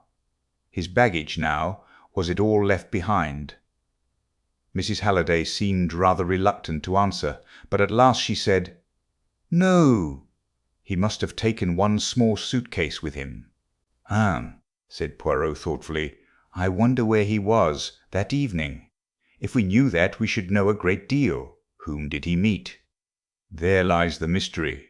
Madame, myself, I do not of necessity accept the view of the police. With them, is it always cherchez la femme? Yet it is clear that something occurred that night to alter your husband's plans. You say he asked for letters on returning to the hotel. Did he receive any?" "One only, and that must have been the one I wrote him on the day he left England." Poirot remained sunk in thought for a full minute. Then he rose briskly to his feet. "Well, madame, the solution of the mystery lies in Paris, and to find it I myself journey to Paris on the instant." "It is all a long time ago, monsieur." "Yes, yes. Nevertheless, it is there that we must seek." He turned to leave the room, but paused with his hand on the door. "Tell me, madame, do you ever remember your husband mentioning the phrase, 'the big four'?" "The big four?" she repeated thoughtfully. "No, I can't say I do." 6. The woman on the stairs. That was all that could be elicited from Mrs. Halliday. We hurried back to London, and the following day saw us en route for the Continent. With rather a rueful smile, Poirot observed, "This big four, they make me to bestir myself, mon ami. I run up and down, all over the ground, like our old friend the human foxhound." "Perhaps you'll meet him in Paris," I said, knowing that he referred to a certain Giraud, one of the most trusted detectives of the Sûreté, whom he had met on a previous occasion. Poirot made a grimace. "I devoutly hope not. He loved me not, that one." "Won't it be a very difficult task," I asked, "to find out what an unknown Englishman did on an evening 2 months ago?" "Very difficult, mon ami, but, as you know well, difficult, mon ami. But, as you know well, difficulties rejoice the heart of Hercule Poirot." "You think the big four kidnapped him?" Poirot nodded. Our inquiries necessarily went over old ground, and we learnt little to add to what Mrs. Halliday had already told us. Poirot had a lengthy interview with Professor Bourgonneau, during which he sought to elicit whether Halliday had mentioned any plan of his own for the evening, but we drew a complete blank. Our next source of information was the famous Madame Olivier. I was quite excited as we mounted the steps of her villa at Passy. It has always seemed to me extraordinary that a woman should go so far in the scientific world. I should have thought a purely masculine brain was needed for such work. The door was opened by a young lad of 17 or thereabouts, who reminded me vaguely of an acolyte, so ritualistic was his manner. Poirot had taken the trouble to arrange our interview beforehand, as he knew Madame Olivier never received anyone without an appointment, being immersed in research work most of the day. We were shown into a small salon, and presently the mistress of the house came to us there. Madame Olivier was a very tall woman, her tallness accentuated by the long white overall she wore, and a coif like a nun's that shrouded her head. She had a long pale face, and wonderful dark eyes that burnt with a light almost fanatical. She looked more like a priestess of old than a modern Frenchwoman. One cheek was disfigured by a scar, and I remembered that her husband and co-worker had been killed in an explosion in the laboratory 3 years before, and that she herself had been terribly burned. Ever since then she had shut herself away from the world and plunged with fiery energy into the work of scientific research. She received us with cold politeness. "I have been interviewed by the police many times, messieurs. I think it hardly likely that I can help you, since I have not been able to help them." "Madame, it is possible that I shall not ask you quite the same questions. To begin with, of what did you talk together, you and M. Halliday?" She looked a trifle surprised. "But of his work, and also mine. Did he mention to you the theories he had embodied recently in his paper, read before the British Association?" "Certainly he did. It was chiefly of those we spoke." "His ideas were somewhat fantastic, were they not?" asked Poirot carelessly. "Some people have thought so. I do not agree." "You considered them practicable?" "Perfectly practicable. My own line of research has been somewhat similar, though not undertaken with the same end in view. I have been investigating the gamma rays emitted by the substance usually known as radium-C, a product of radium emanation, and in doing so I have come across some very interesting magnetical phenomena. Indeed, I have a theory as to the actual nature of the force we call magnetism, but it is not yet time for my discoveries to be given to the world. Mr. Halliday's experiments and views were exceedingly interesting to me." Poirot nodded. Then he asked a question which surprised me. "Madame, where did you converse on these topics?" "In here?" "No, monsieur. In the laboratory. May I see it?" "Certainly." She led the way to the door from which she had entered. It opened on a small passage. We passed through 2 doors, and found ourselves in the big laboratory, with its array of beakers and crucibles and 100 appliances of which I did not even know the names. There were 2 occupants, both busy with some experiment. Madame Olivier introduced them. Mademoiselle Claude, one of my assistants. A tall, serious-faced young girl bowed to us. Monsieur Henri, an old and trusted friend. The young man, short and dark, bowed jerkily. Poirot looked round him. There were 2 other doors, besides the one by which we had entered. One, Madame explained, led into the garden, the other into a smaller chamber also devoted to research. Poirot took all this in, then declared himself ready to return to the salon. "Madame, were you alone with M. Halliday during your interview?" "Yes, monsieur. My 2 assistants were in the smaller room next door."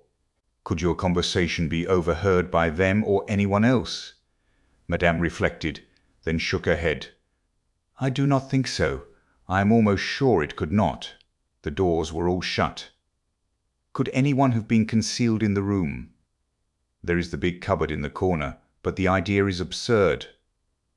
"Pas tout à fait, madame. One thing more. Did M. Halliday make any mention of his plans for the evening?" "He said nothing whatever, monsieur." "I thank you, madame, and I apologize for disturbing you. Pray do not trouble. We can find our way out." We stepped out into the hall. A lady was just entering the front door as we did so. She ran quickly up the stairs, and I was left with an impression of the heavy mourning that denotes a French widow.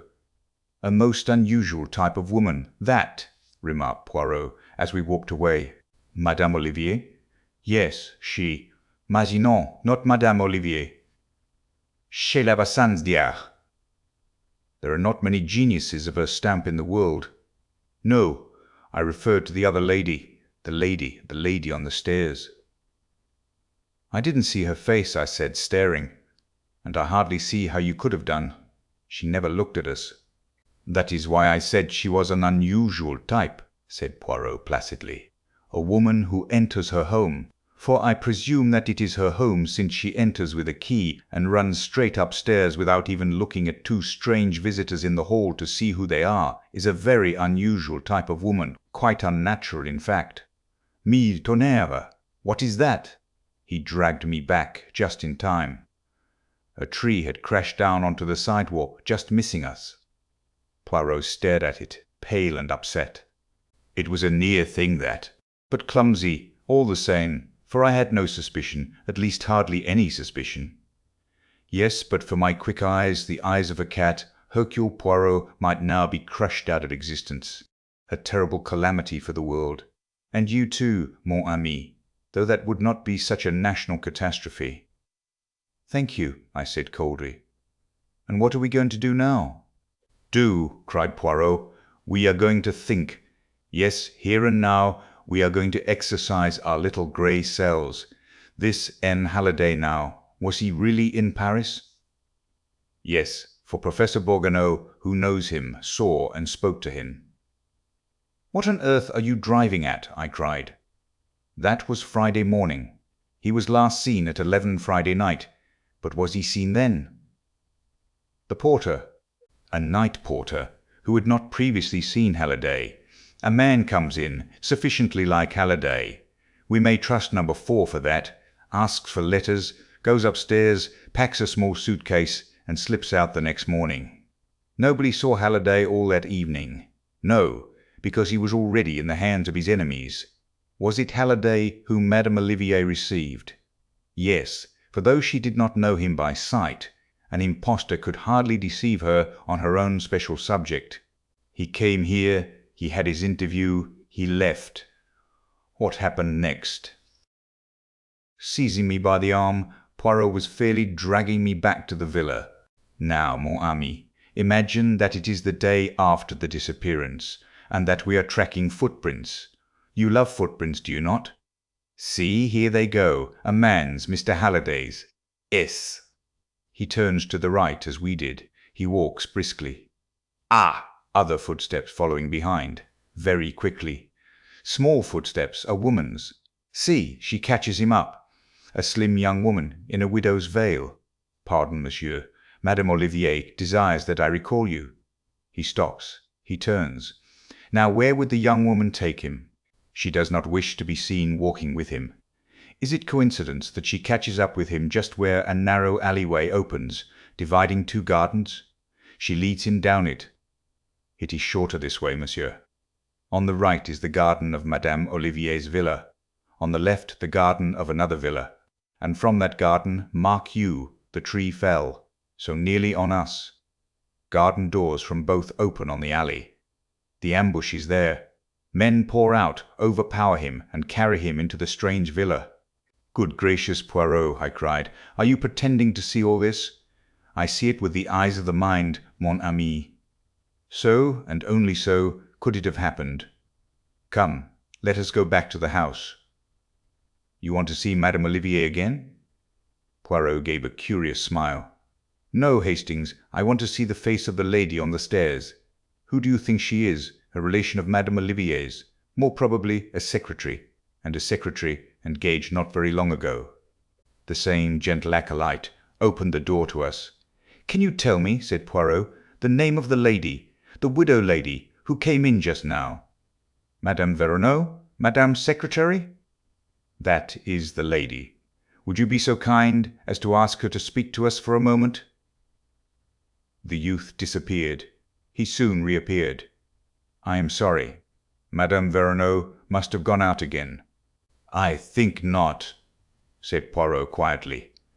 Will you give her my name, M. Hercule Poirot, and say that it is important I should see her at once, as I am just going to the prefecture. Again our messenger departed. This time the lady descended. She walked into the salon. We followed her. She turned and raised her veil. To my astonishment, I recognized our old antagonist, the Countess Rossakoff, a Russian countess, who had engineered a particularly smart jewel robbery in London. As soon as I caught sight of you in the hall, I feared the worst, she observed plaintively. My dear Countess Rossakoff.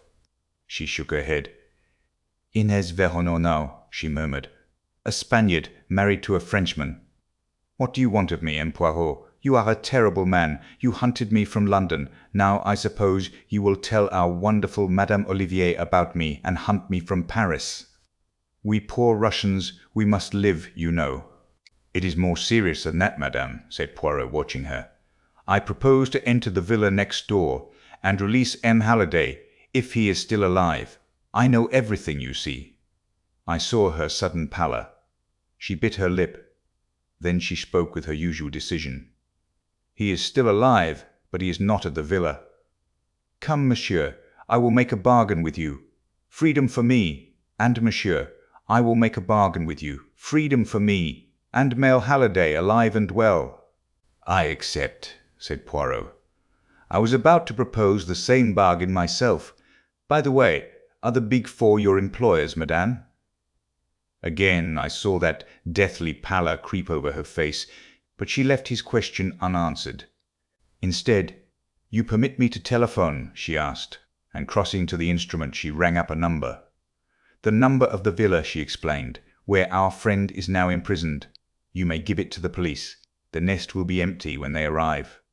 "Ah, I am through. Is that you, André?" "It is I, Inez. The little Belgian knows all. Send Halliday to the hotel, and clear out." She replaced the receiver, and clear out.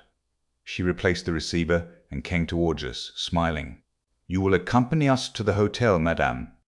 "Naturally. I expected that." I got a taxi, and we drove off together. I could see by Poirot's face that he was perplexed. The thing was almost too easy. We arrived at the hotel. The porter came up to us. "A gentleman has arrived. He is in your rooms. He seems very ill. A nurse came with him, but she has left." "That is all right," said Poirot. "He is a friend of mine." We went upstairs together. Sitting in the chair by the window was a haggard young fellow who looked in the last stages of exhaustion. Poirot went over to him. "Are you John Halliday?" The man nodded. "Show me your left arm. John Halliday has a mole just below the left elbow." The man stretched out his arm. The mole was there. Poirot bowed to the Countess. She turned and left the room. A glass of brandy revived Halliday somewhat. "My God," he muttered, "I have been through hell. Those fiends are devils incarnate. My wife, where is she? What does she think? They told me that she would believe. "She does not," said Poirot firmly. "Her faith in you has never wavered. She is waiting for you, she and the child." "Thank God for that. I can hardly believe that I am free once more. Now that you are a little recovered, monsieur, I should like to hear the whole story from the beginning." Halliday looked at him with an indescribable expression. "I remember nothing," he said. "What?" "Have you ever heard of the Big Four?" "Something of them," said Poirot dryly. "You do not know what I know. They have unlimited power.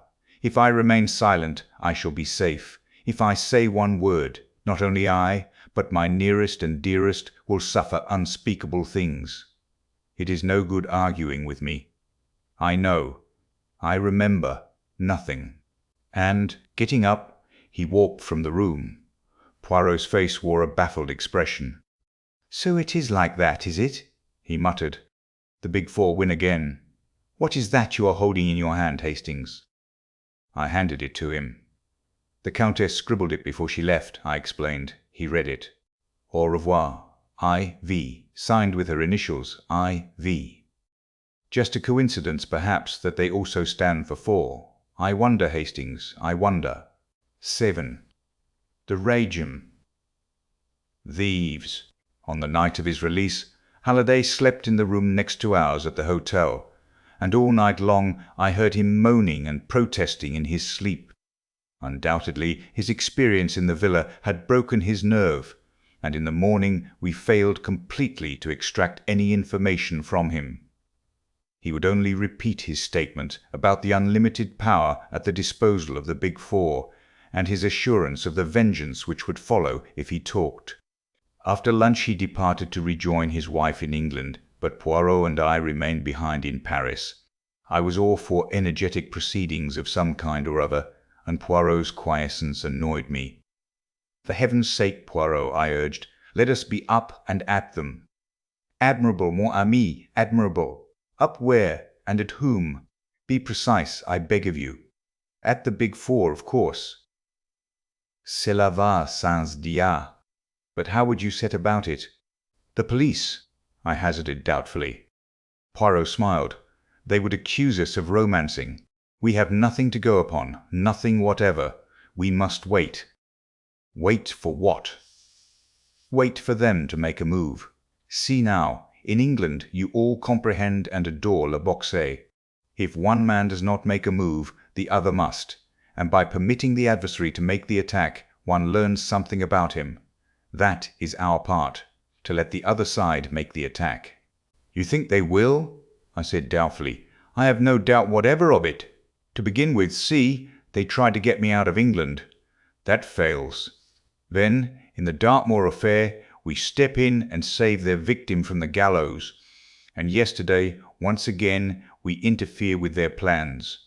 Assuredly, they will not leave the matter there. As I reflected on this, there was a knock on the door.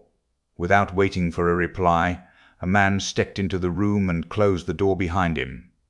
He was a tall, thin man, with a slightly hooked nose and a sallow complexion. He wore an overcoat buttoned up to his chin, and a soft hat well pulled down over his eyes. "Excuse me, gentlemen, for my somewhat unceremonious entry," he said in a soft voice, "but my business is of a rather unorthodox nature." Smiling, he advanced to the table and sat down by it. I was about to spring up, but Poirot restrained me with a gesture. "As you say, monsieur, your entry is somewhat unceremonious. Will you kindly state your business?" "My dear Miss Poirot, it is very simple. You have been annoying my friends." "In what way?" "Come, come, Monsieur Poirot. You do not seriously ask me that? You know as well as I do." "It depends, monsieur, upon who these friends of yours are." Without a word, the man drew from his pocket a cigarette case, and, opening it, took out 4 cigarettes and tossed them on the table. Then he picked them up and returned them to his case, which he replaced in his pocket. "Aha!" said Poirot. "So it is like that, is it? And what do your friends suggest?" "They suggest, monsieur, that you should employ your talents, your very considerable talents, in the detection of legitimate crime, return to your former avocations, and solve the problems of London society ladies."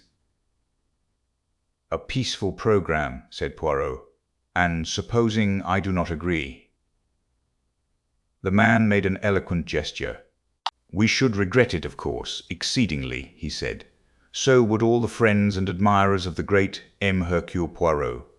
But regrets, however poignant, do not bring a man to life again." "Put very delicately," said Poirot, nodding his head. "And supposing I accept?" "In that case, I am empowered to offer you compensation." He drew out a pocket-book and threw 10 notes on the table. They were for 10,000 francs each. "That is merely as a guarantee of our good faith," he said. 10 times that amount will be paid you." "Good God!" I cried, springing up. "You dare to think—" "Sit down, Hastings," said Poirot autocratically.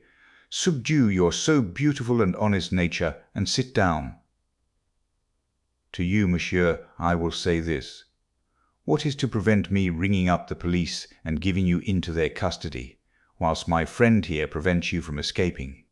"By all means do so if you think it advisable," said our visitor calmly. "Oh, look here, Poirot," I cried. "I can't stand this. Ring up the police and have done with it." Rising swiftly, I strode to the door and stood with my back against it. "It seems the obvious course," murmured Poirot, as though debating with himself. "But you distrust the obvious, eh?" said our visitor, smiling. "Go on, Poirot," I urged. "It will be your responsibility, mon ami."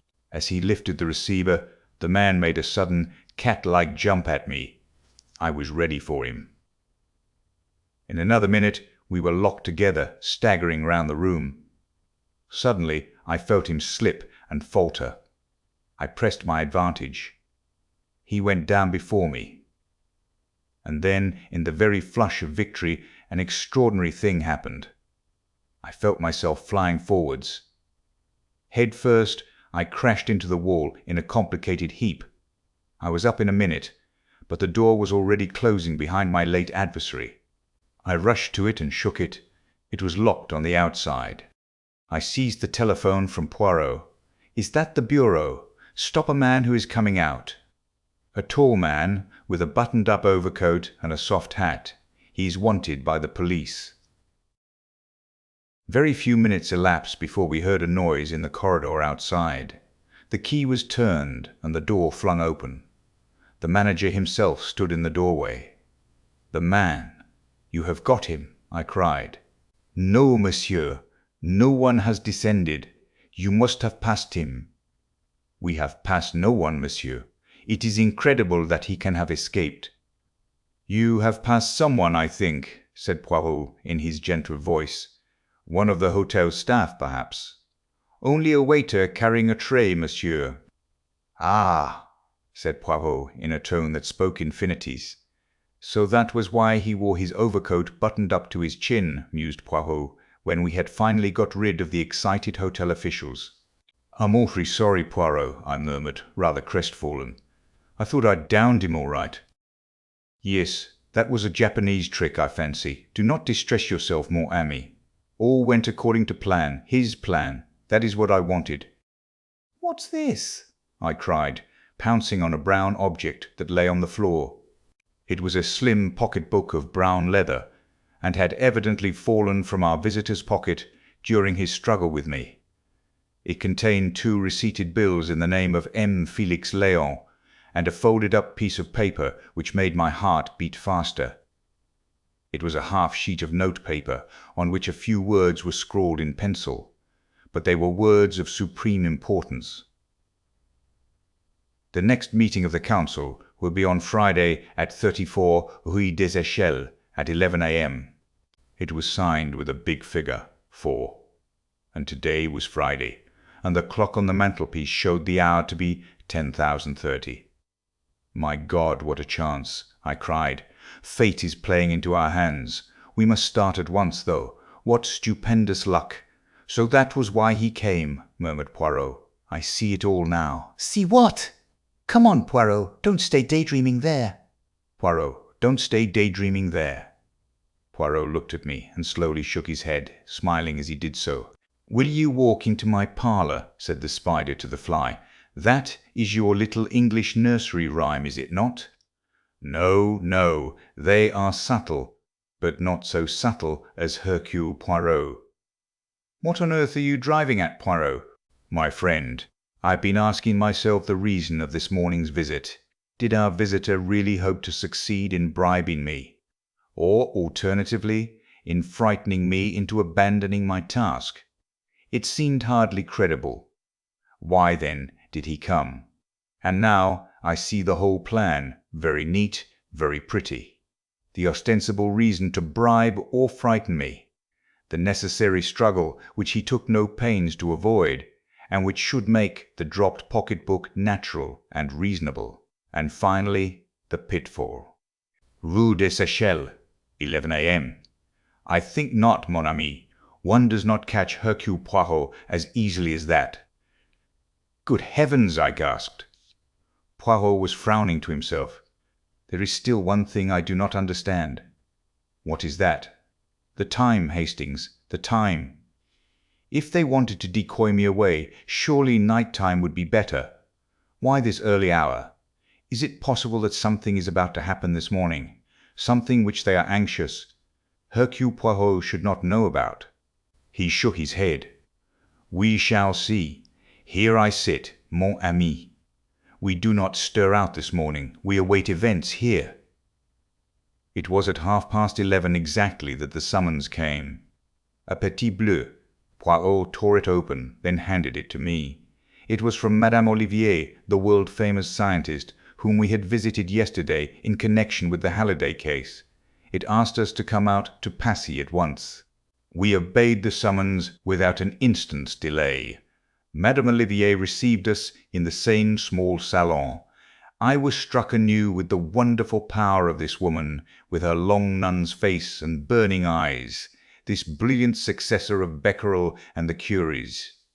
She came to the point at once. "Messieurs, you interviewed me yesterday about the disappearance of M. Halliday. I now learn that you returned to the house a second time and asked to see my secretary, Inez Verneau. She left the house with you and has not returned here since. Is that all, madame? No, monsieur, it is not. Last night the laboratory was broken into, and several valuable papers and memoranda were stolen. The thieves had a try for something more precious still, but luckily they failed to open the big safe. Madam, these are the facts of the case.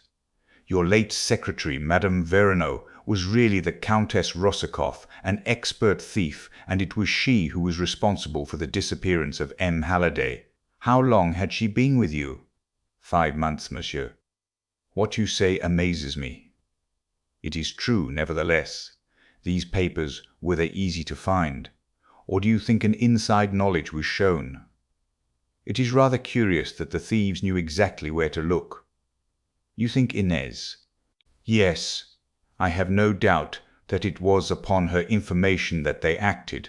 But what is this precious thing that the thieves failed to find? Jewels? Madame Olivier shook her head with a faint smile. Something much more precious than that, monsieur. She looked round her, then bent forward, lowering her voice. Radium, monsieur? Radium? Yes, monsieur. I am now at the crux of my experiments. I possess a small portion of radium myself. More has been lent to me for the process I am at work upon. Small though the actual quantity is, it comprises a large amount of the world's stock and represents a value of millions of francs. And where is it? In its leaden case in the big safe. The safe purposely appears to be of an old and worn-out pattern, but it is really a triumph of the safe-maker's art. That is probably why the thieves were unable to open it. How long are you keeping this radium in your possession? Only for 2 days more, monsieur. Then my experiments will be concluded. Poirot's eyes brightened. And Inez Verneau is aware of the fact? Good! Then our friends will come back. Not a word of me to anyone, madame.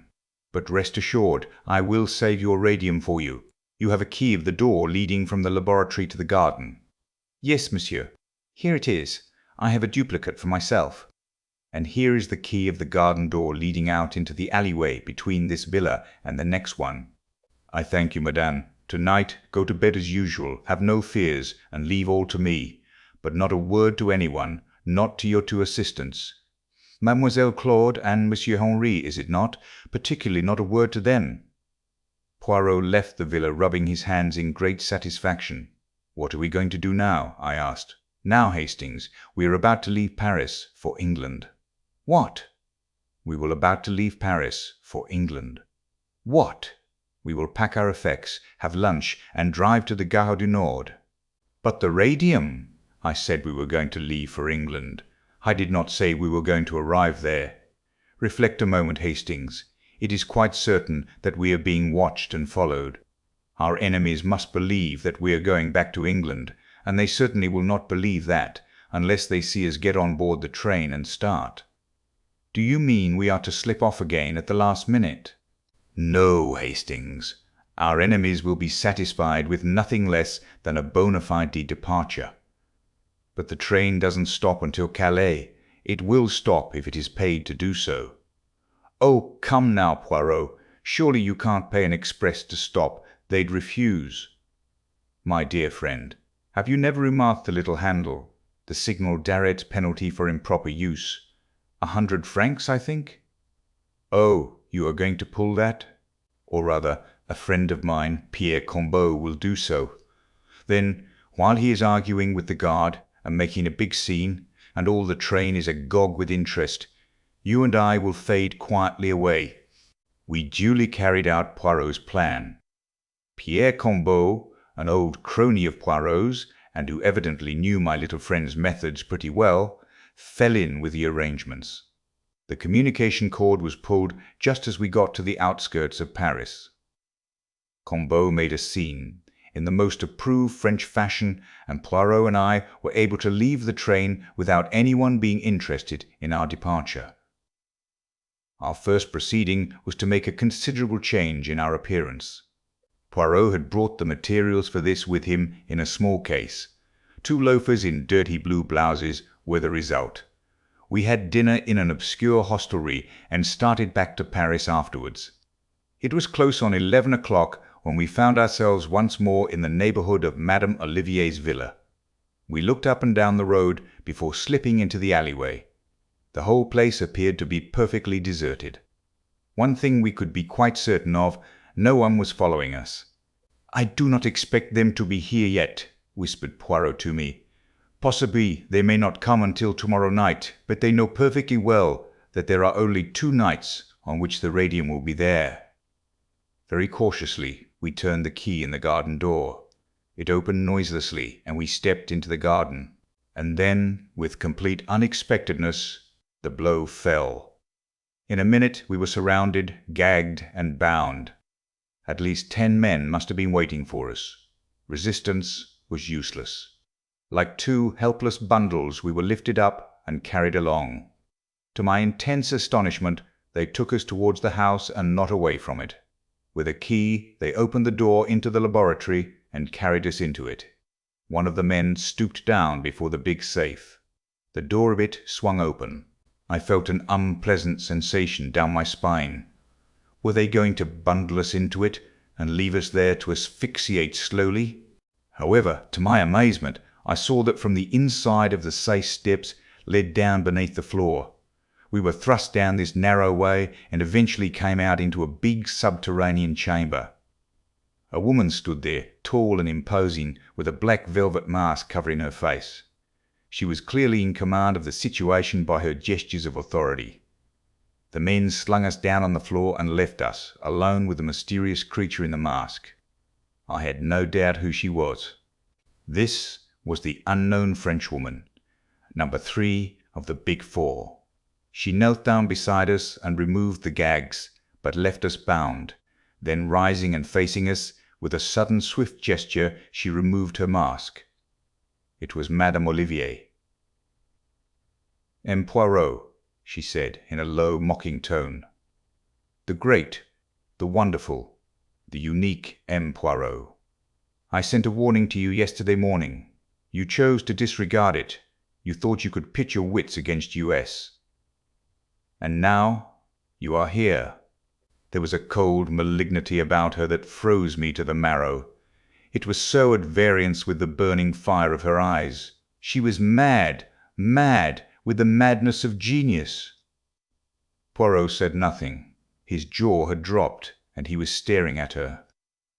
"Well," she said softly, "this is the end. W.E. cannot permit our plans to be interfered with. Have you any last requests to make?"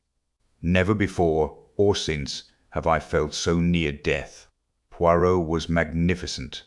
He neither flinched nor paled, just stared at her with unabated interest. "Your psychology interests me enormously, madam," he said quietly. "It is a pity that I have so short a time to devote to studying it. Yes, I have a request to make. A condemned man is always allowed a last smoke, I believe. I have my cigarette case on me. If you would permit." He looked down at his bonds. "Ah, yes," she laughed. "You would like me to untie your hands, would you not? You are clever, M. Hercule Poirot, I know that. I shall not untie your hands, but I will find you a cigarette." She knelt down by him, extracted his cigarette case, took out a cigarette, and placed it between his lips. "And now a match," she said, rising. "It is not necessary, madame." Something in his voice startled me. She, too, was arrested. "Do not move, I pray of you, madam. You will regret it if you do. Are you acquainted at all with the properties of quarry? The South American Indians use it as an arrow poison. A scratch with it means death. Some tribes use a little blowpipe. I, too, have a little blowpipe constructed so as to look exactly like a cigarette. I have only to blow. Ah, you start. Do not move, madam. The mechanism of this cigarette is most ingenious. One blows, and a tiny dart resembling a fishbone flies through the air to find its mark. You do not wish to die, madame. Therefore, I beg of you, release my friend Hastings from his bonds. I cannot use my hands, but I can turn my head. So you are still covered, madame. Make no mistake, I beg of you." Slowly, with shaking hands and rage and hate convulsing her face, she bent down and did his bidding. I was free. Poirot's voice gave me instructions. "Your bonds will now do for the lady, Hastings. That is right. Is she securely fastened? Then release me, I pray of you. It is a fortunate circumstance she sent away her henchman. With a little luck, we may hope to find the way out unobstructed." In another minute, Poirot stood by my side. He bowed to the lady. "Hercule Poirot is not killed so easily, madame. I wish you good night." The gag prevented her from replying, but the murderous gleam in her eyes frightened me. I hoped devoutly that we should never fall into her power again. 3 minutes later, we were outside the villa and hurriedly traversing the garden. The road outside was deserted, and we were soon clear of the neighborhood. Then Poirot broke out. "I deserve all that woman said to me. I am a triple imbecile, a miserable animal, 36 times an idiot. I was proud of myself for not falling into their trap. And it was not even meant as a trap, except exactly in the way in which I fell into it. They knew I would see through it. They counted on my seeing through it. This explains all the ease with which they surrendered. Halliday, everything. Madame Olivier was the ruling spirit, Vera Rosakoff only her lieutenant. Madame needed Halliday's ideas. She herself had the necessary genius to supply the gaps that perplexed him. Yes, Hastings, we know now who number 3 is. The woman who is probably the greatest scientist in the world. Think of it. The brain of the East, the science of the West, and 2 others whose identities we do not yet know. But we must find out. Tomorrow we will return to London and set about it. You are not going to denounce Madame Olivier to the police? I should not be believed. That woman is one of the idols of France, and we can prove nothing. We are lucky if she does not denounce us. What? Think of it.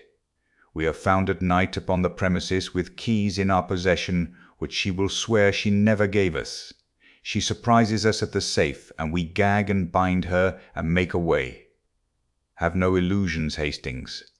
The boot is not upon the right leg. Is that how you say it? 8. I in the house of the enemy. After our adventure in the villa at Passy, we returned post-haste to London. Several letters were awaiting Poirot. He read one of them with a curious smile, and then handed it to me. "Read this, mon ami." I turned first to the signature, Abe Ryland, and recalled Poirot's words, "The richest man in the world." Mr. Ryland's letter was curt and incisive. He expressed himself as profoundly dissatisfied with the reasons Poirot had given for withdrawing from the South American proposition at the last moment.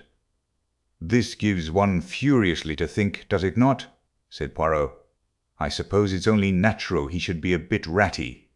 "No, no, you comprehend not. Remember the words of Merlin, the man who took refuge here only to die by the hands of his enemies. Number 2 is represented by an S with 2 lines through it, the sign for $1, also by 2 stripes and a star. It may be conjectured, therefore, that he is an American subject, and that he represents the power of wealth.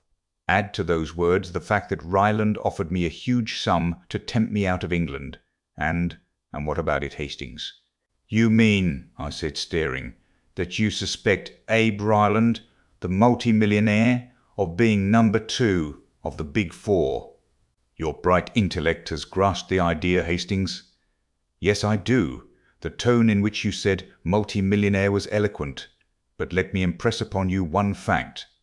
This thing is being run by men at the top, and Mr. Ryland has the reputation of being no beauty in his business dealings. An able, unscrupulous man, a man who has all the wealth that he needs, and is out for unlimited power." There was undoubtedly something to be said for Poirot's view. I asked him when he had made up his mind definitely upon the point. "That is just it. I'm not sure. I cannot be sure. Mon ami, I would give anything to know. Let me but place number 2 definitely as Abbe Ryland, and we draw nearer to our goal. He has just arrived in London, I see by this, I said, tapping the letter. Shall you call upon him and make your apologies in person? I might do so.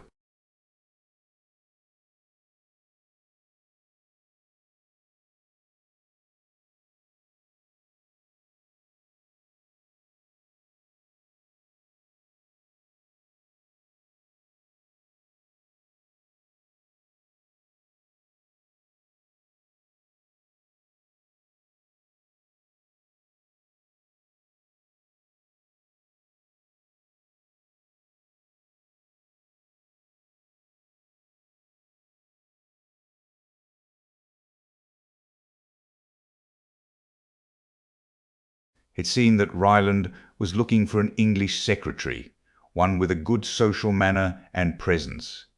It was Poirot's suggestion that I should apply for the post.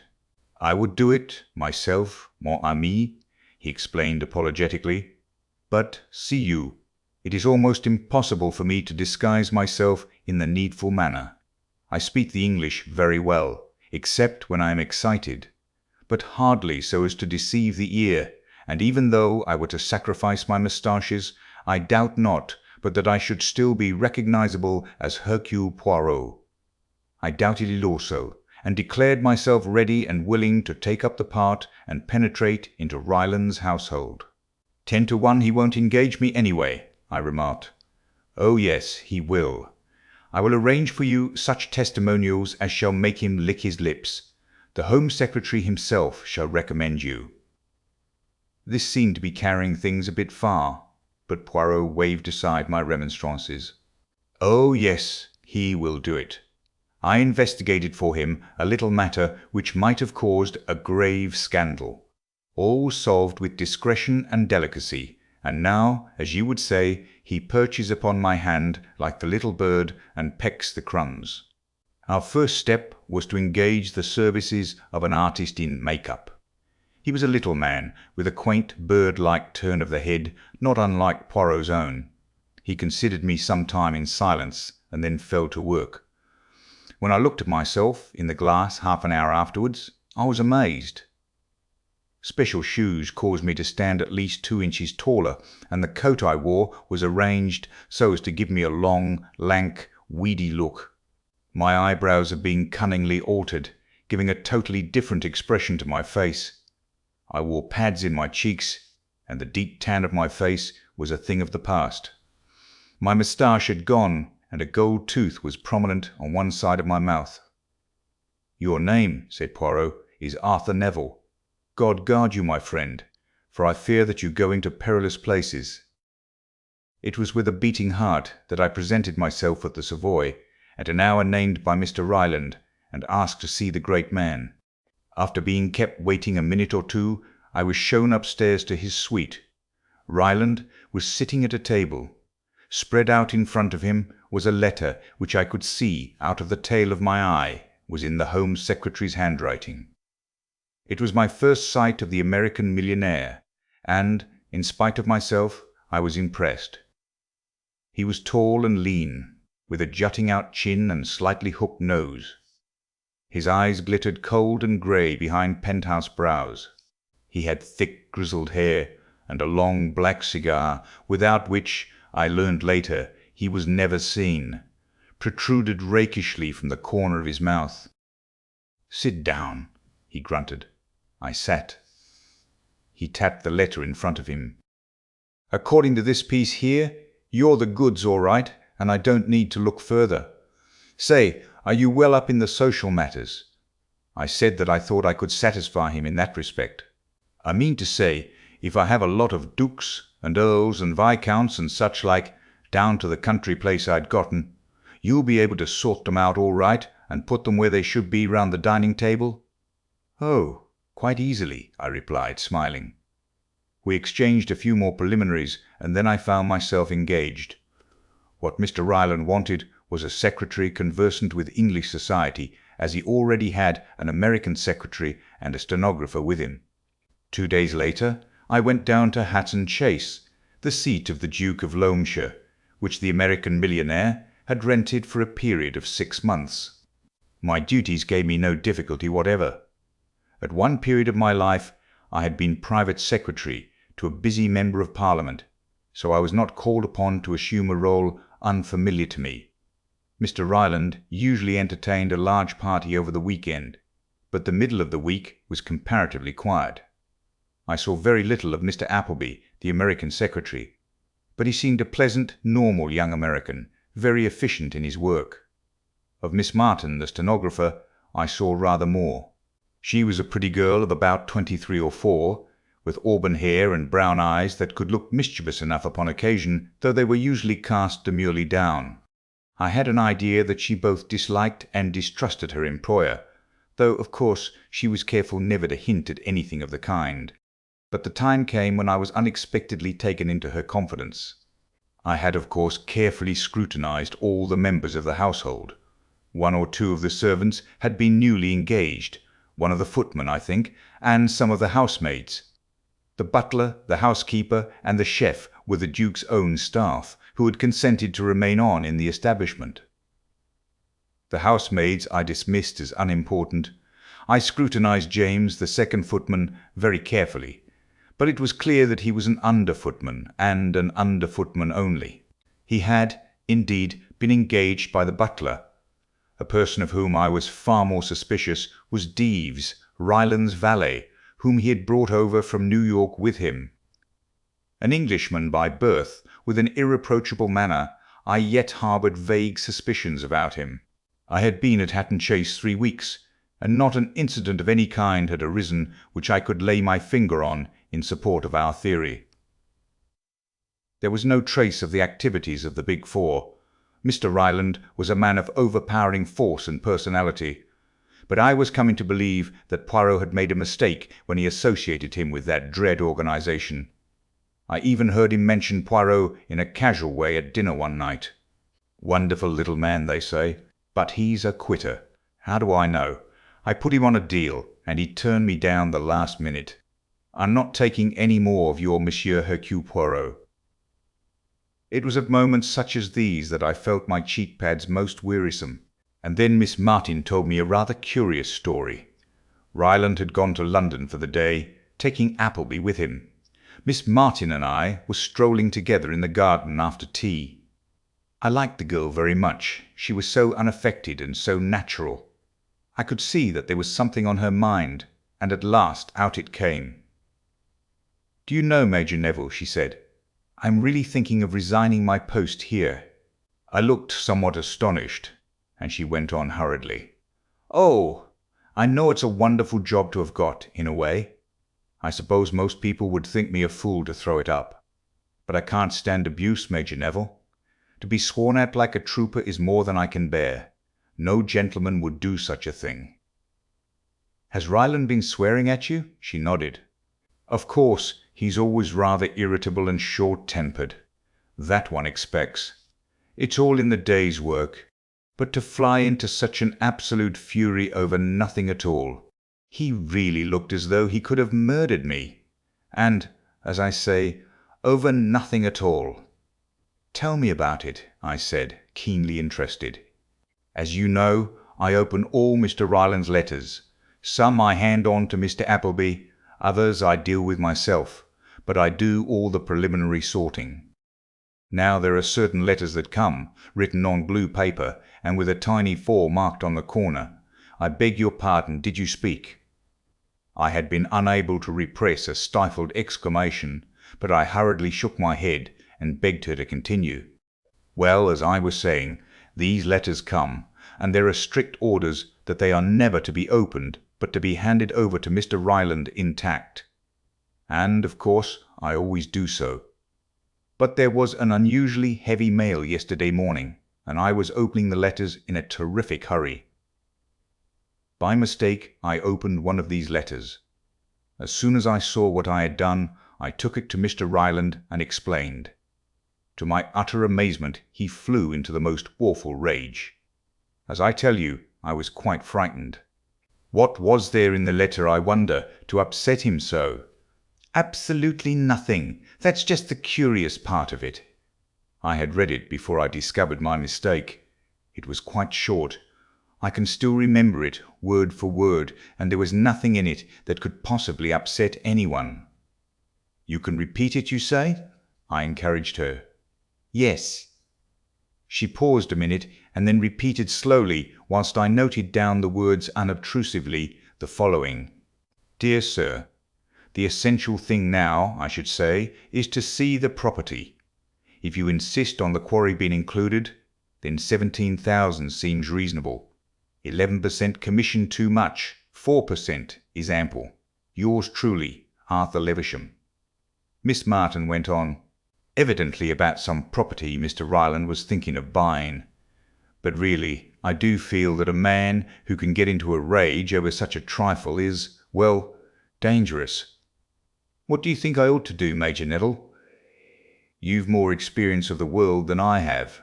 I soothed the girl down, pointed out to her that Mr. Ryland had probably been suffering from the enemy of his race, dyspepsia. In the end, I sent her away quite comforted. But I was not so easily satisfied myself. When the girl had gone and I was alone, I took out my notebook and ran over the letter which I had jotted down. What did it mean, this apparently innocent-sounding missive? Did it concern some business deal which Ryland was undertaking, and was he anxious that no details about it should leak out until it was carried through? That was a possible explanation. But I remembered the small figure 4 with which the envelopes were marked, and I felt that, at last, I was on the track of the thing we were seeking. I puzzled over the letter all that evening and most of the next day, and then suddenly the solution came to me. It was so simple, too. The figure 4 was the clue. Read every fourth word in the letter, and an entirely different message appeared. Essential should see you quarry, 1711-4. The solution of the figures was easy. 17 stood for the 17th of October, which was tomorrow, 11 was the time, and 4 was the signature, either referring to the mysterious number 4 himself, or else it was the trademark, so to speak, of the Big Four. The quarry was also intelligible. There was a big disused quarry on the estate about half a mile from the house. A lonely spot, ideal for a secret meeting. For a moment or two I was tempted to run the show myself. It would be such a feather in my cap for once to have the pleasure of crowing over Poirot. But in the end I overcame the temptation. This was a big business. I had no right to play a lone hand, and perhaps jeopardize our chances of success. For the first time we had stolen a march upon our enemies. We must make good this time, and, disguise the fact as I might, Poirot had the better brain of the two. I wrote off post-haste to him, laying the facts before him, and explaining how urgent it was that we should overhear what went on at the interview. If he liked to leave it to me, well and good, but I gave him detailed instructions how to reach the quarry from the station, in case he should deem it wise to be present himself. I took the letter down to the village and posted it myself. I had been able to communicate with Poirot throughout my stay by the simple expedient of posting my letters myself, but we had agreed that he should not attempt to communicate with me in case my letters should be tampered with. I was in a glow of excitement the following evening. No guests were staying in the house, and I was busy with Mr. Ryland in his study all the evening. I had foreseen that this would be the case, which was why I had had no hope of being able to meet Poirot at the station. I was, however, confident that I would be dismissed well before 11 o'clock. Sure enough, just after 10:30, Mr. Ryland glanced at the clock and announced that he was through. I took the hint and retired discreetly. I went upstairs as though going to bed, but slipped quietly down a side staircase and let myself out into the garden, having taken the precaution to don a dark overcoat to hide my white shirt front. I had gone some way down the garden when I chanced to look over my shoulder. Mr. Ryland was just stepping out from his study window into the garden. He was starting to keep the appointment. I redoubled my pace so as to get a clear start. I arrived at the quarry somewhat out of breath. There seemed no one about, and I crawled into a thick tangle of bushes and awaited developments. 10 minutes later, Just on the stroke of 11, Ryland stalked up, his hat over his eyes and the inevitable cigar in his mouth. He gave a quick look round and then plunged into the hollows of the quarry below. Presently I heard a low murmur of voices come up to me. Evidently the other man, or men, whoever they were, had arrived first at the rendezvous. I crawled cautiously out of the bushes, and inch by inch, using the utmost precaution against noise, I wormed myself down the steep path. Only a boulder now separated me from the talking men. Secure in the blackness, I peeped round the edge of it, and found myself facing the muzzle of a black, murderous-looking automatic. "Hands up," said Mr. Ryland succinctly. "I've been waiting for you." He was seated in the shadow of the rock, so that I could not see his face, but the menace in his voice was unpleasant. Then I felt a ring of cold steel on the back of my neck, and Ryland lowered his own automatic. "That's right, George," he drawled. "March him around here." Raging inwardly, I was conducted to a spot in the shadows where the unseen George, whom I suspected of being the impeccable Deeves, gagged and bound me securely. Ryland spoke again in a tone which I had difficulty in recognizing. So cold and menacing was it. "This is going to be the end of you two. You've got in the way of the Big Four once too often. Ever heard of landslides? There was one about here 2 years ago. There's going to be another tonight. I've fixed that good and square. Say, that friend of yours doesn't keep his dates very punctually." A wave of horror swept over me. "Poirot!" In another minute he would walk straight into the trap, and I was powerless to warn him. I could only pray that he had elected to leave the matter in my hands and had remained in London. Surely, if he had been coming, he would have been here by now. With every minute that passed, my hopes rose. Suddenly, they were dashed to pieces. I heard footsteps, cautious footsteps, but footsteps neverthelheless. I writhed in impotent agony. They came down the path, paused, and then Poirot himself appeared, his head a little on one side, peering into the shadows. I heard the growl of satisfaction Ryland gave as he raised the big automatic and shouted, "Hands up!" Deeves sprang forward as he did so and took Poirot in the rear. The ambush was complete. "Pleased to meet you, Mr. Hercule Poirot," said the American grimly. Poirot's self-possession was marvellous. He did not turn a hair, but I saw his eyes searching in the shadows. "My friend? He is here?" "Yes, you are both in the trap of the Big Four." He laughed. "A trap?" queried Poirot. "Say, haven't you tumbled to it yet? I comprehend that there is a trap." "Yes," said Poirot gently, "but you are in error, monsieur. It is you who are in it, not I and my friend." "What?" Ryland raised the big automatic, but I saw his gaze falter. "If you fire, you commit murder watched by 10 pairs of eyes, and you will be hanged for it. This place is surrounded, has been for the last hour by Scotland Yard men. It is checkmate, Mr. A. Ryland." He uttered a curious whistle, and as though by magic the place was alive with men. They seized Ryland and a valet and disarmed them. After speaking a few words to the officer in charge, Poirot took me by the arm and led me away. Once clear of the quarry, he embraced me with vigour. "You are alive. You are unhurt. It is magnificent. Often have I blamed myself for letting you go." "I'm perfectly all right," I said, disengaging myself, "but I'm just a bit fogged. You tumbled to their little scheme, did you? But I was waiting for it. For what else did I permit you to go there? Your false name, your disguise, not for a moment was it intended to deceive." "What?" I cried. "You never told me." "As I have frequently told you, Hastings, you have a nature so beautiful and so honest that unless you are yourself deceived, it is impossible for you to deceive others. Good then, you are spotted from the first, and they do what I had counted on their doing, a mathematical certainty to anyone who uses his grey cells properly. Use you as a decoy. They set the girl on.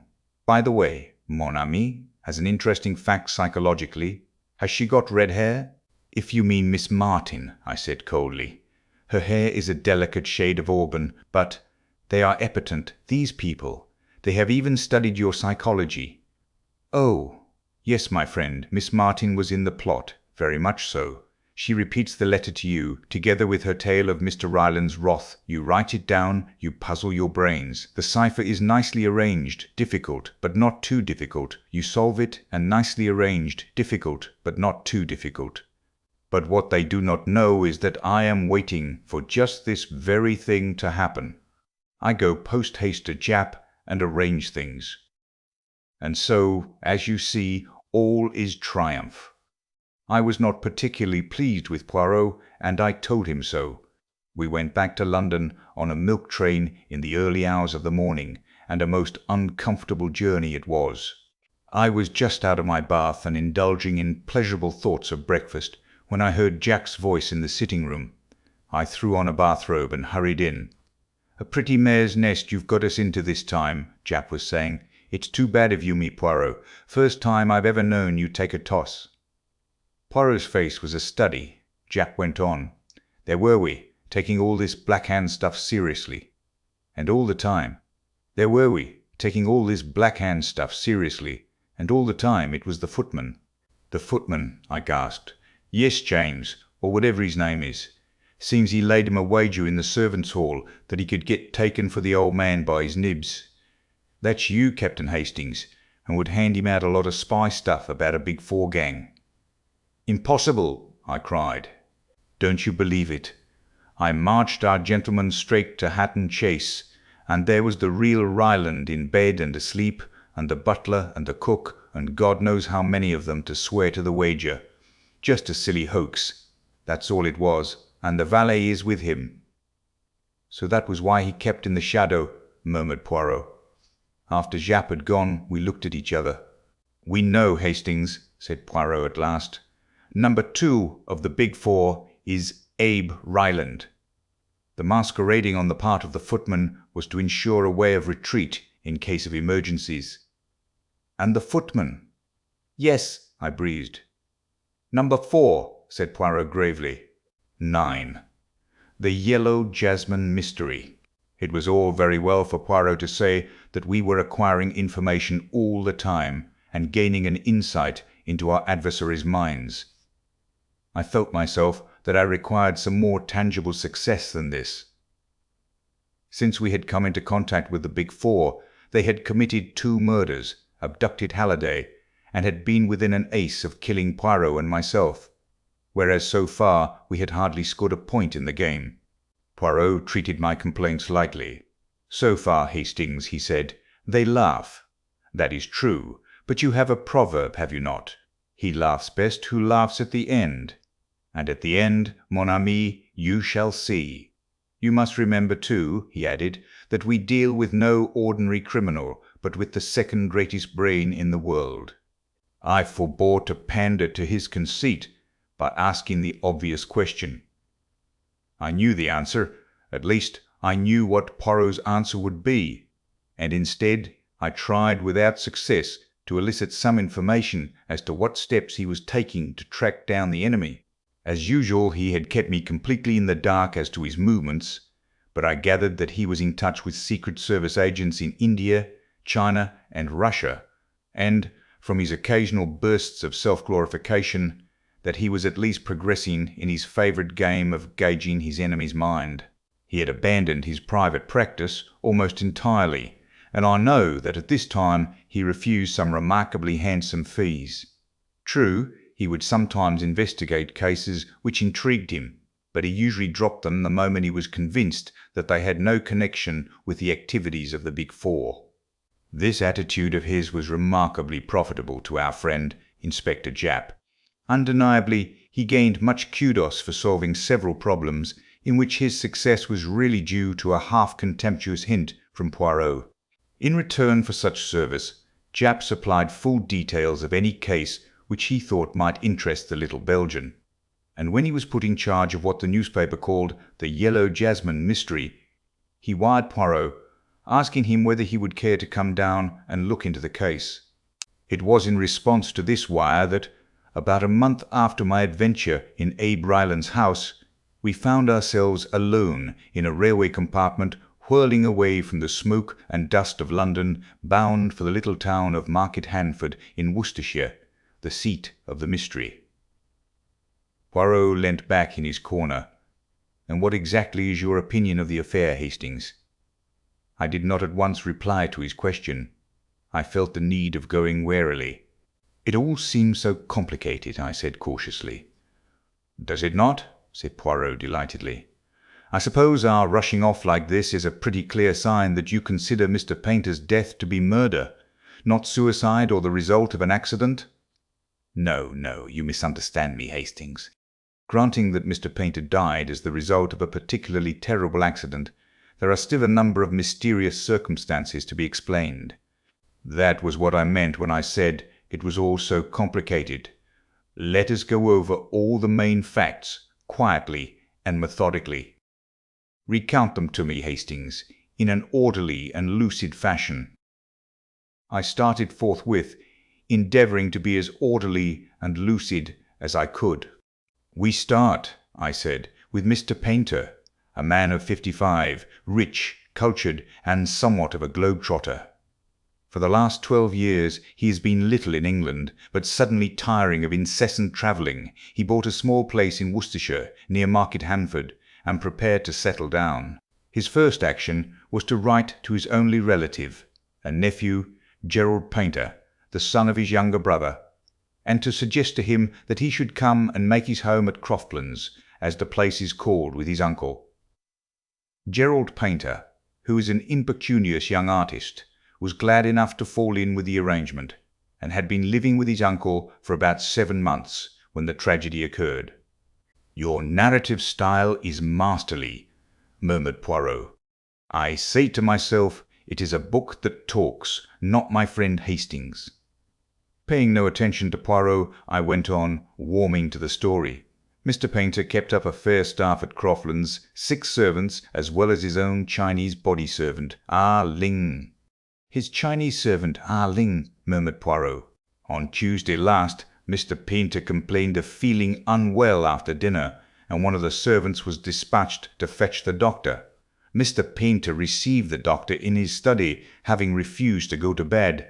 What passed between them was not then known, but before Dr. Quentin left, he asked to see the housekeeper, and mentioned that he had given Mr. Paynter a hypodermic injection, as his heart was in a very weak state, recommended that he should not be disturbed, and then proceeded to ask some rather curious questions about the servants, how long they had been there, from whom they had come, etc. The housekeeper answered these questions as best she could, but was rather puzzled as to their purport.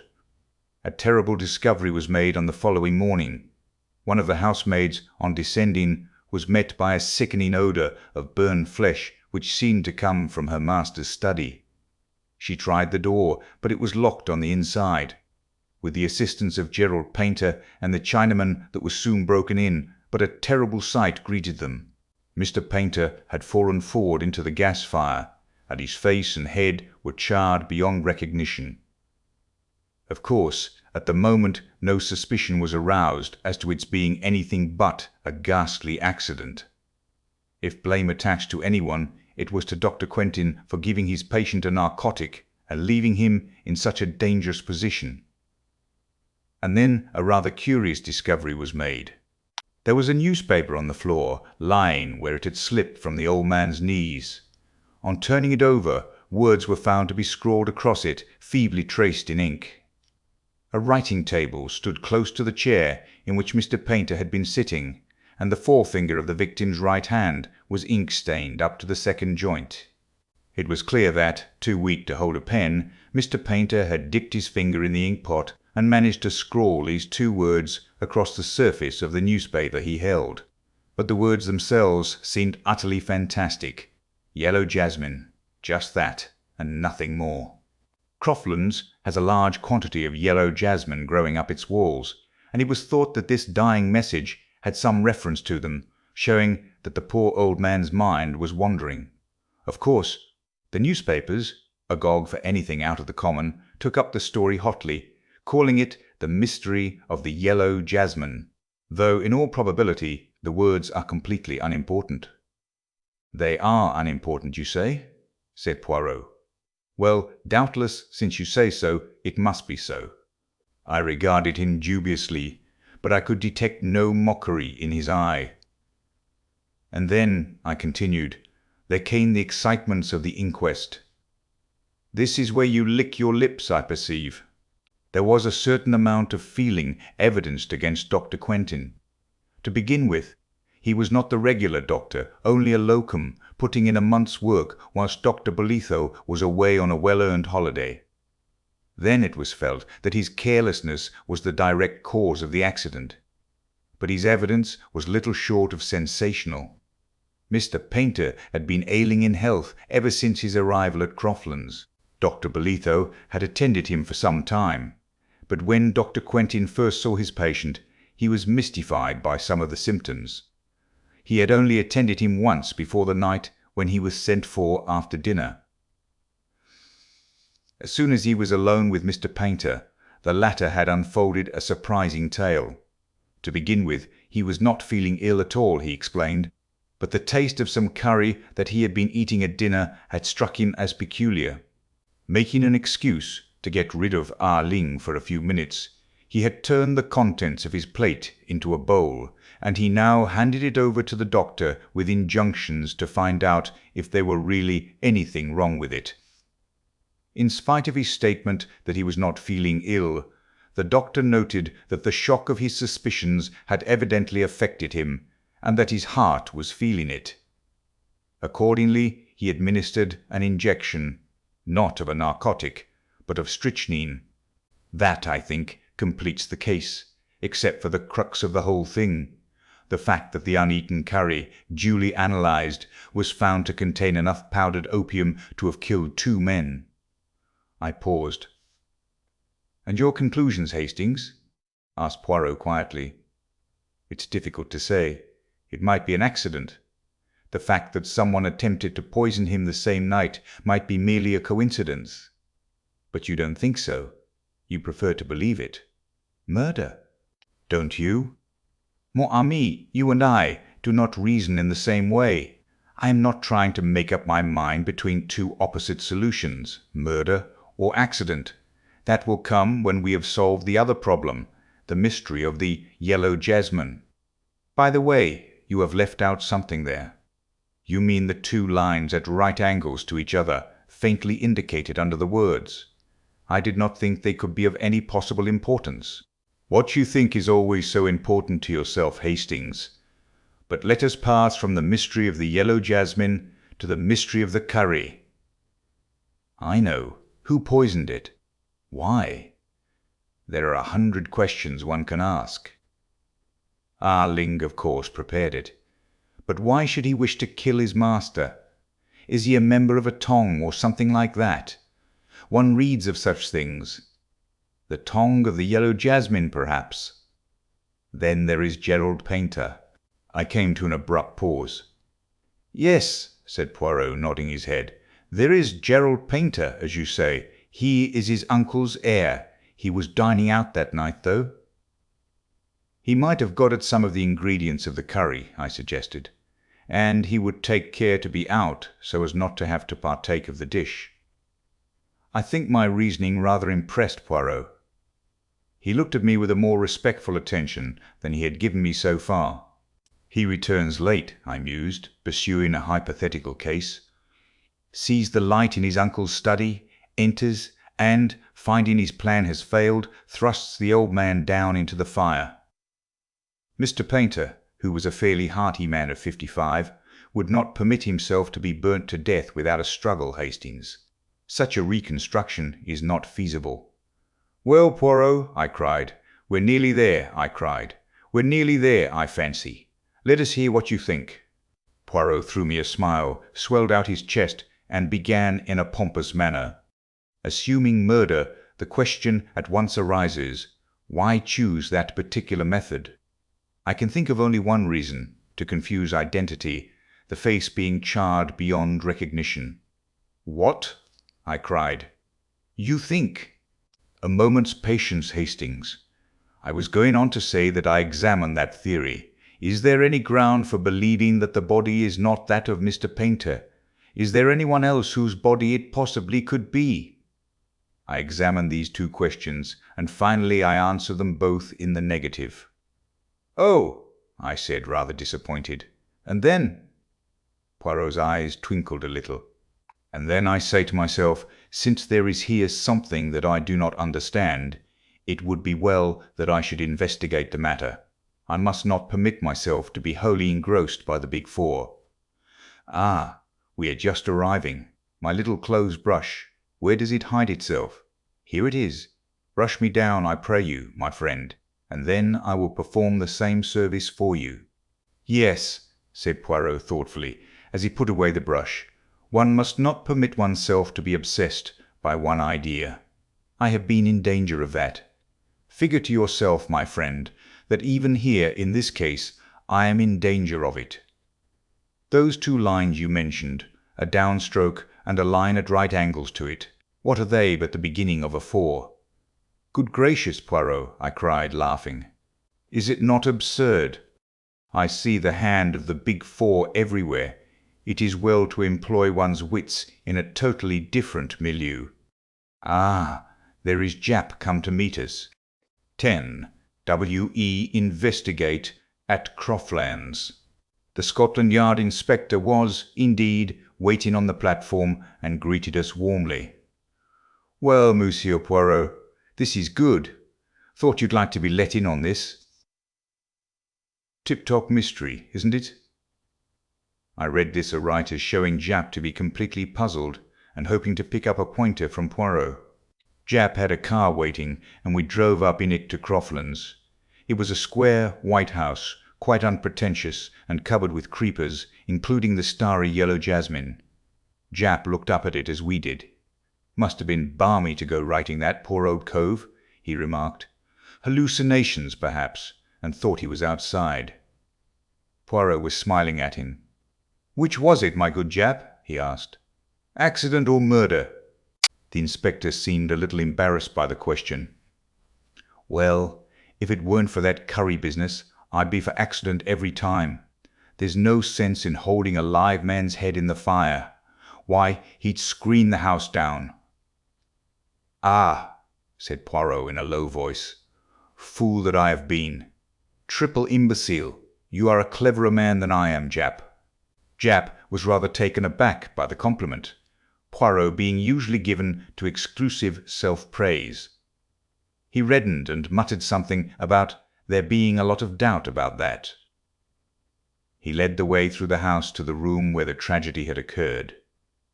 Mr. Painter's study. It was a wide, low room with book-lined walls and big leather armchairs. Poirot looked across at once to the window, which gave upon a gravelled terrace. "The window? It was unlatched?" he asked. "That's the whole point, of course. When the doctor left this room, he merely closed the door behind him. The next morning it was found locked." "Who locked it?" "Mr. Painter." "Ah, Ling declares that the window was closed and bolted. Dr. Quentin, on the other hand, has an impression that it was closed, but not fastened, but he won't swear either way. If he could, it would make a great difference. If the man was murdered, someone entered the room either through the door or the window. If through the door, it was an inside job. If through the window, it might have been anyone. First thing when they had broken the door down, they flung the window open, and the housemaid who did it thinks that it wasn't fastened, but she's a precious bad witness. Will remember anything you ask her to. What about the key?" "There you are again. It was on the floor among the wreckage of the door. Might have fallen from the keyhole, might have been dropped there by one of the people who entered, might have been slipped underneath the door from the outside. In fact, everything is might have been." "You've hit it, Monsieur Poirot. That's just what it is." Poirot was looking round him, frowning unhappily. "I cannot see light," he murmured. "Just now, yes, I got a gleam, but now all is darkness once more. I have not the clue, the motive." "Young Gerald Painter had a pretty good motive," remarked Japp grimly. He's been wild enough in his time, I can tell you. And extravagant. You know what artists are too, no morals at all."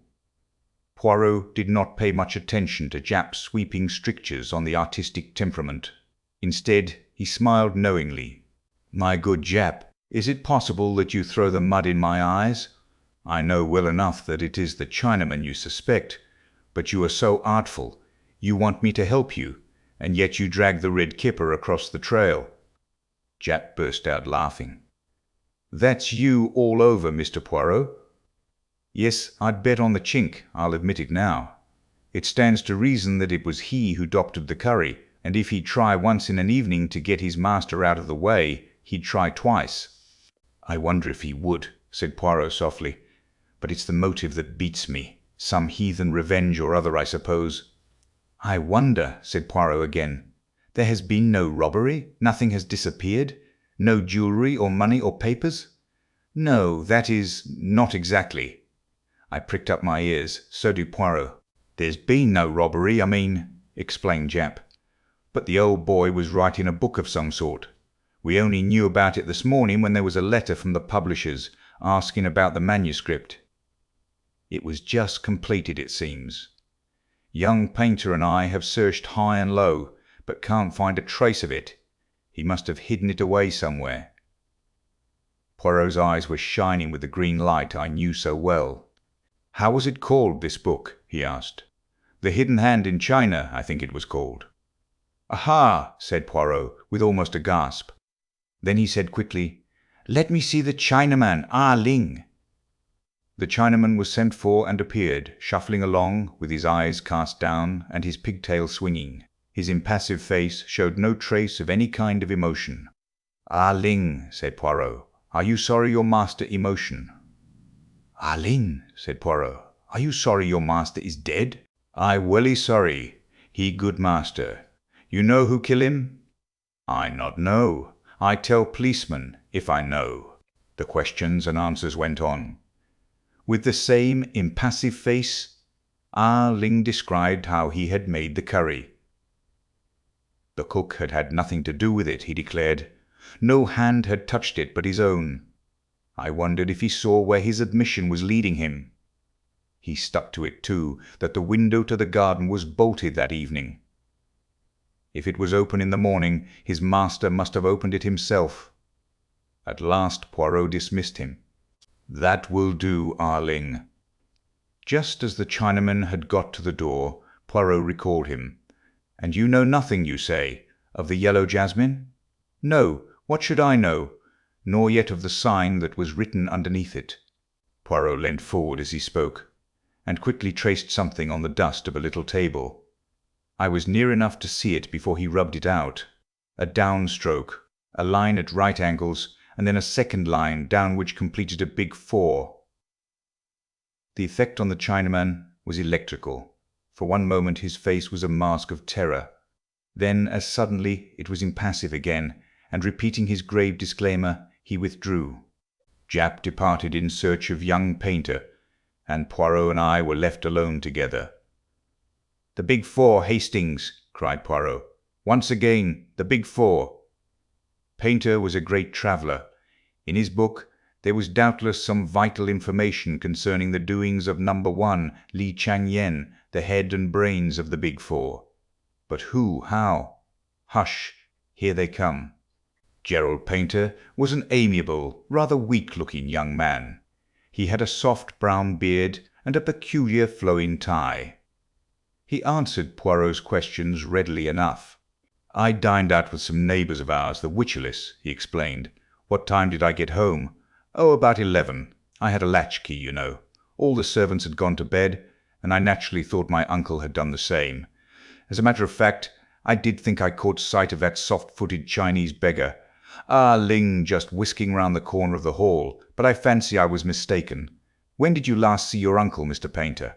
I mean before you came to last see your uncle, Mr. Painter. I mean before you came to live with him." "Oh, not since I was a kid of 10. He and his brother, my father, quarrelled, you know. But he found you again with very little trouble, did he not?" "In spite of all the years that had passed?" "Yes. It was quite a bit of luck, my seeing the lawyer's advertisement. Poirot asked no more questions. Our next move was to visit Dr. Quentin. His story was substantially the same as he had told at the inquest, and he had little to add to it. He received us in his surgery, having just come to the end of his consulting patients. He seemed an intelligent man. A certain primness of manner went well with his pince-nez, but I fancied that he would be thoroughly modern in his methods. "I wish I could remember about the window," he said frankly, "but it's dangerous to think back. One becomes quite positive about something that never existed." "That's psychology, isn't it, M. Poirot? You see, I've read all about your methods, and I may say I'm an enormous admirer of yours. No, I suppose it's pretty certain that the Chinaman put the powdered opium in the curry, but he'll never admit it, and we shall never know why. But holding a man down in a fire, that's not in keeping with our Chinese friend's character, it seems to me." I commented on this last point to Poirot as we walked down the main street of Market Hanford. "Do you think he let a confederate in?" I asked. "By the way, I suppose Jap can be trusted to keep an eye on him." The inspector had passed into the police station on some business or other. "The emissaries of the Big Four are pretty spry. Jap is keeping an eye on both of them," said Poirot grimly. "They have been closely shadowed ever since the body was discovered. Well, at any rate, we know that Gerald Painter had nothing to do with it." "You always know so much more than I do, Hastings, that it becomes quite fatiguing." "You old fox," I laughed. "You never will commit yourself." "To be honest, Hastings, the case is now quite clear to me, all but the words, Yellow Jasmine. And I am coming to agree with you that they have no bearing on the crime. In a case of this kind, you have got to make up your mind who is lying. I have done that. And yet—" He suddenly darted from my side and entered an adjacent bookshop. He emerged a few minutes later, hugging a parcel. Then Jap rejoined us, and we all sought quarters at the inn. I slept late the next morning. When I descended to the sitting-room reserved for us, I found Poirot already there, pacing up and down, his face contorted with agony. "Do not converse with me," he cried, waving an agitated hand. "Not until I know that all is well, that the arrest is made." "Ah, but my psychology has been weak. Hastings, if a man writes a dying message, it is because it is important. Everyone has said, 'Yellow jasmine'? There is yellow jasmine growing up the house. It means nothing." "Well, what does it mean?" "Just what it says. Listen." He held up a little book he was holding. "My friend, it struck me that it would be well to inquire into the subject. What exactly is yellow jasmine? This little book has told me. Listen." He read, "Gelsomini radix. Yellow jasmine. Composition, alkaloids, gelsominin, C22, H26, N2O3, a potent poison acting like quinine, gelsomine. C20H14, NO2, acting like strychnine, gelsomic acid, etc. Gelsemium is a powerful depressant to the central nervous system. At a late stage in its action, it paralyzes the motor nerve endings, and in large doses causes giddiness and loss of muscular power. You see, Hastings, at the beginning I had an inkling of the truth.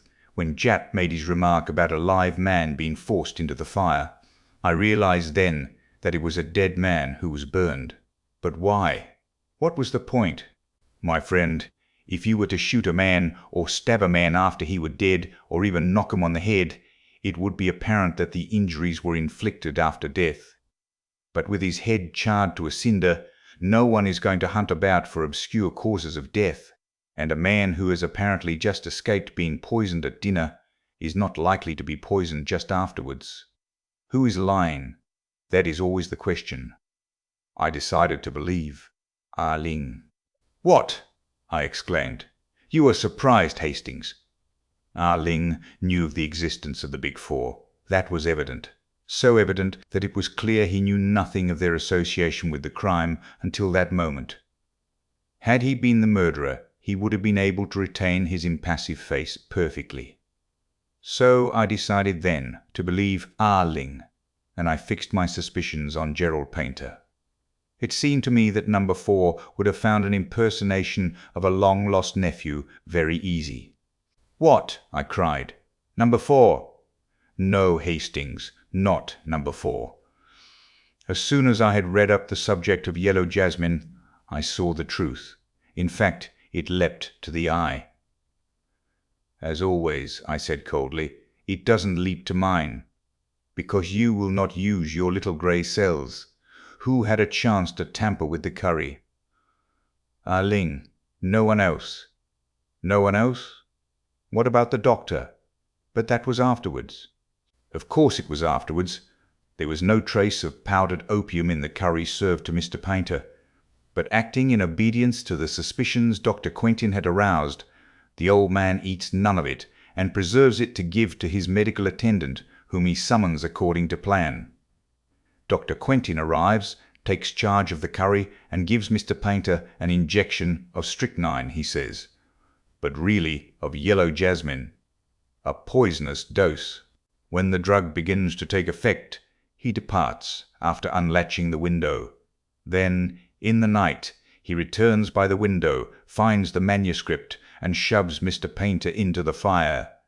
He does not heed the newspaper that drops to the floor and is covered by the old man's body. Painter knew what drug he had been given, and strove to accuse the Big Four of his murder. It is easy for Quentin to mix powdered opium with the curry before handing it over to be analyzed. He gives his version of the conversation with the old man, and mentions the strychnine injection casually, in case the mark of the hypodermic needle is noticed. Suspicion at once is divided between accident and the guilt of Ah Ling, owing to the poison in the curry. But Dr. Quentin cannot be number 4. I fancy he can. There is undoubtedly a real Dr. Quentin who is probably abroad somewhere. Number 4 has simply masqueraded as him for a short time. The arrangements with Dr. Bolitho were all carried out by correspondence, the man who was to do locum originally having been taken ill at the last minute. At that minute, Japp burst in, very red in the face. "You have got him!" cried Poirot anxiously. Japp shook his head, very out of breath. "Bolitho came back from his holiday this morning, recalled by telegram. No one knows who sent it. The other man left last night. We'll catch him yet, though." Poirot shook his head quietly. "I think not," he said, and absent-mindedly he drew a big 4 on the table with a fork. 11. A chess problem. Poirot and I often dined at a small restaurant in Soho. We were there one evening when we observed a friend at an adjacent table. It was Inspector Japp, and as there was room at our table, he came and joined us. It was some time since either of us had seen him. "Never do you stop in to see us nowadays," declared Poirot reproachfully. "Not since the affair of the Yellow Jasmine have we met, and that is nearly a month ago." "I've been up north, that's why. How are things with you? Big Four still going strong, eh?" Poirot shook a finger at him reproachfully. "Ah, you mock yourself at me, but the Big Four, they exist." "Oh, I don't doubt that, but they're not the hub of the universe as you make out." "My friend, you are very much mistaken. The greatest power for evil in the world today is this Big Four. To what end they are tending, no one knows. But there has never been another such criminal organization. The finest brain in China at the head of it, an American millionaire, and a French woman scientist as members.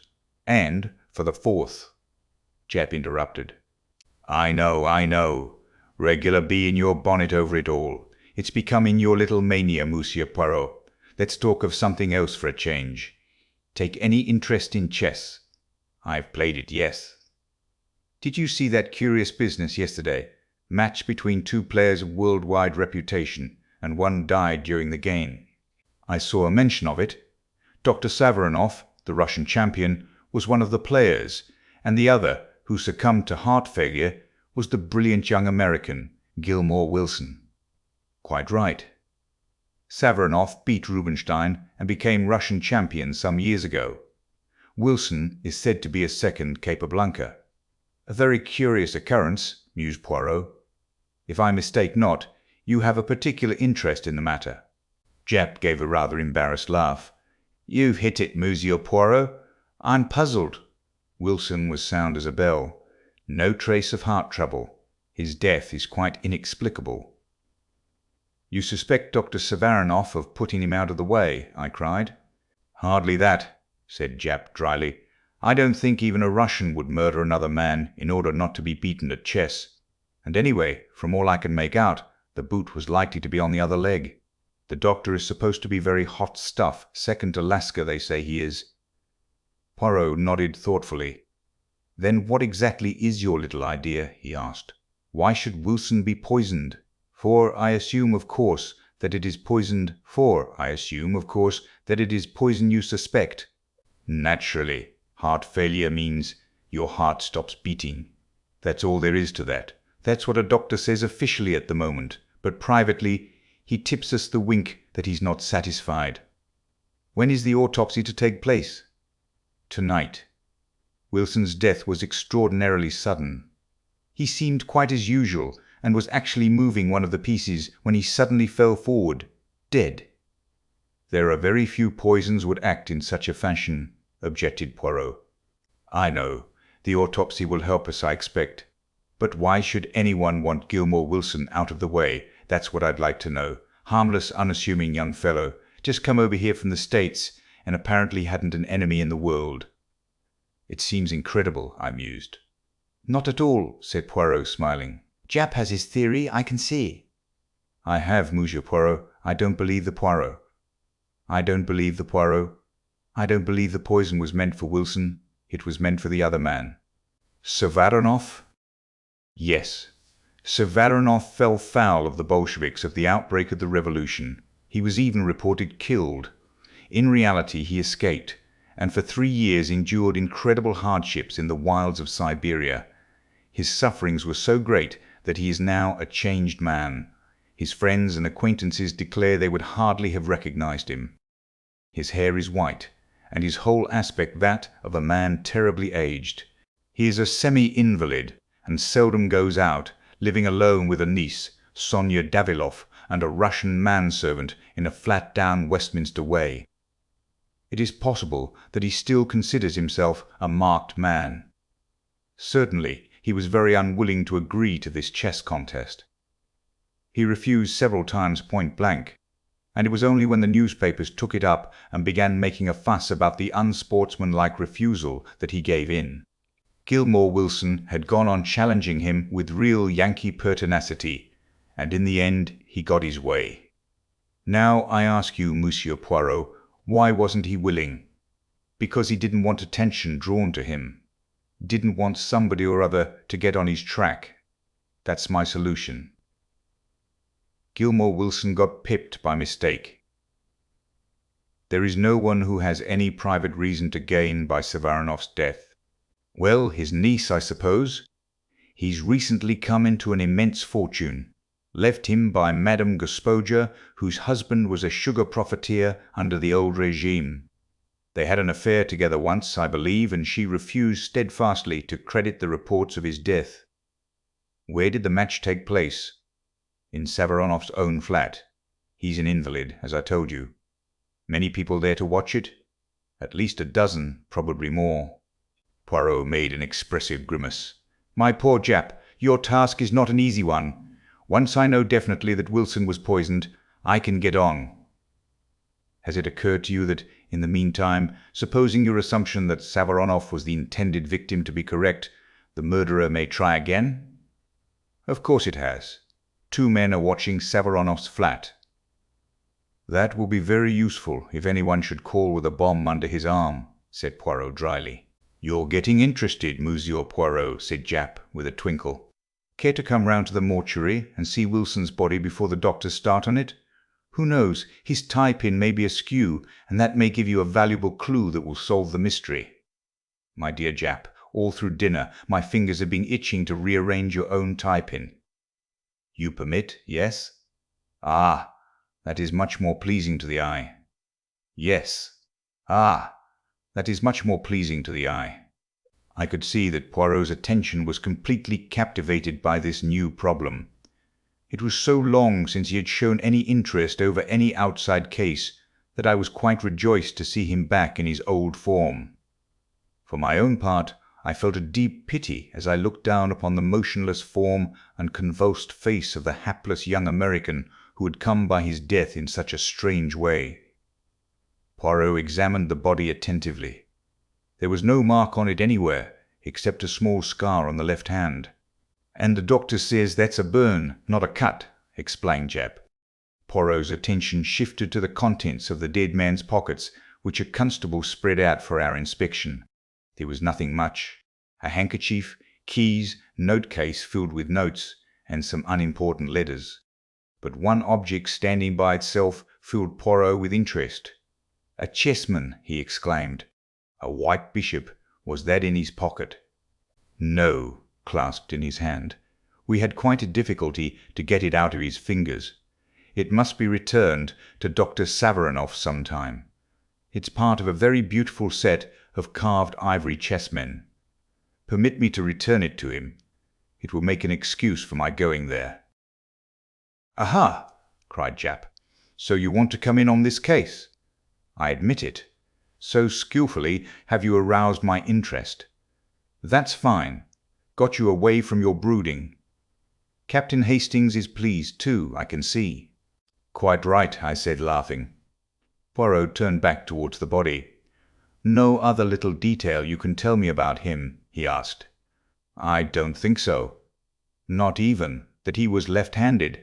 You're a wizard, Monsieur Poirot. How did you know that? He was left-handed.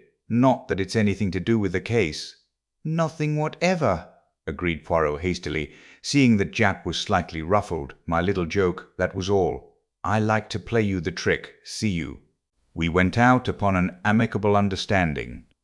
The following morning saw us wending our way to Dr. Savaranoff's flat in Westminster. "Sonia Daviloff," I mused. "It's a pretty name." Poirot stopped and threw me a look of despair. "Always looking for romance.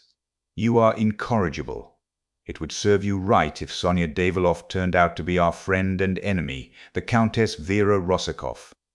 At the mention of the Countess, my face clouded over. "Surely, Poirot, you don't suspect?" But no, it was a joke. I have not the big four on the brain to that extent, whatever Japp may say. The door of the flat was opened to us by a manservant with a peculiarly wooden face. It seemed impossible to believe that that impassive countenance could ever display emotion. Poirot presented a card on which Japp had scribbled a few words of introduction, and we were shown into a low, long room furnished with rich hangings and curios. One or two wonderful icons hung upon the walls, and exquisite Persian rugs lay upon the floor. A samovar stood upon a table. I was examining one of the icons, which I judged to be of considerable value, and turned to see Poirot prone upon the floor. Beautiful as the rug was, it hardly seemed to me to necessitate such close attention. "Is it such a very wonderful specimen?" I asked. "Eh? Oh, the rug?" But no, it was not the rug I was remarking. "But it is a beautiful specimen, far too beautiful to have a large nail wantonly driven through the middle of it." "No, Hastings," as I came forward, "the nail is not there now, but the hole remains." A sudden sound behind us made me spin round, and Poirot spring nimbly to his feet. A girl was standing in the doorway. Her eyes, full upon us, were dark with suspicion. She was of medium height, with a beautiful, rather sullen face, dark blue eyes, and very black hair which was cut short. Her voice, when she spoke, was rich and sonorous, and completely un-English. "I fear my uncle will be unable to see you. I fear my uncle will be unable to see you." "That is a pity, but perhaps you will kindly help me instead. You are Mademoiselle Daviloff, are you not?" "Yes, I am Sonia Daviloff." "What is it you want to know?" "I am making some inquiries about that sad affair the night before last, the death of Miss Gilmore Wilson. What can you tell me about it?" The girl's eyes opened wide. He died of heart failure as he was playing chess. The police are not so sure that it was playing chess. The police are not so sure that it was.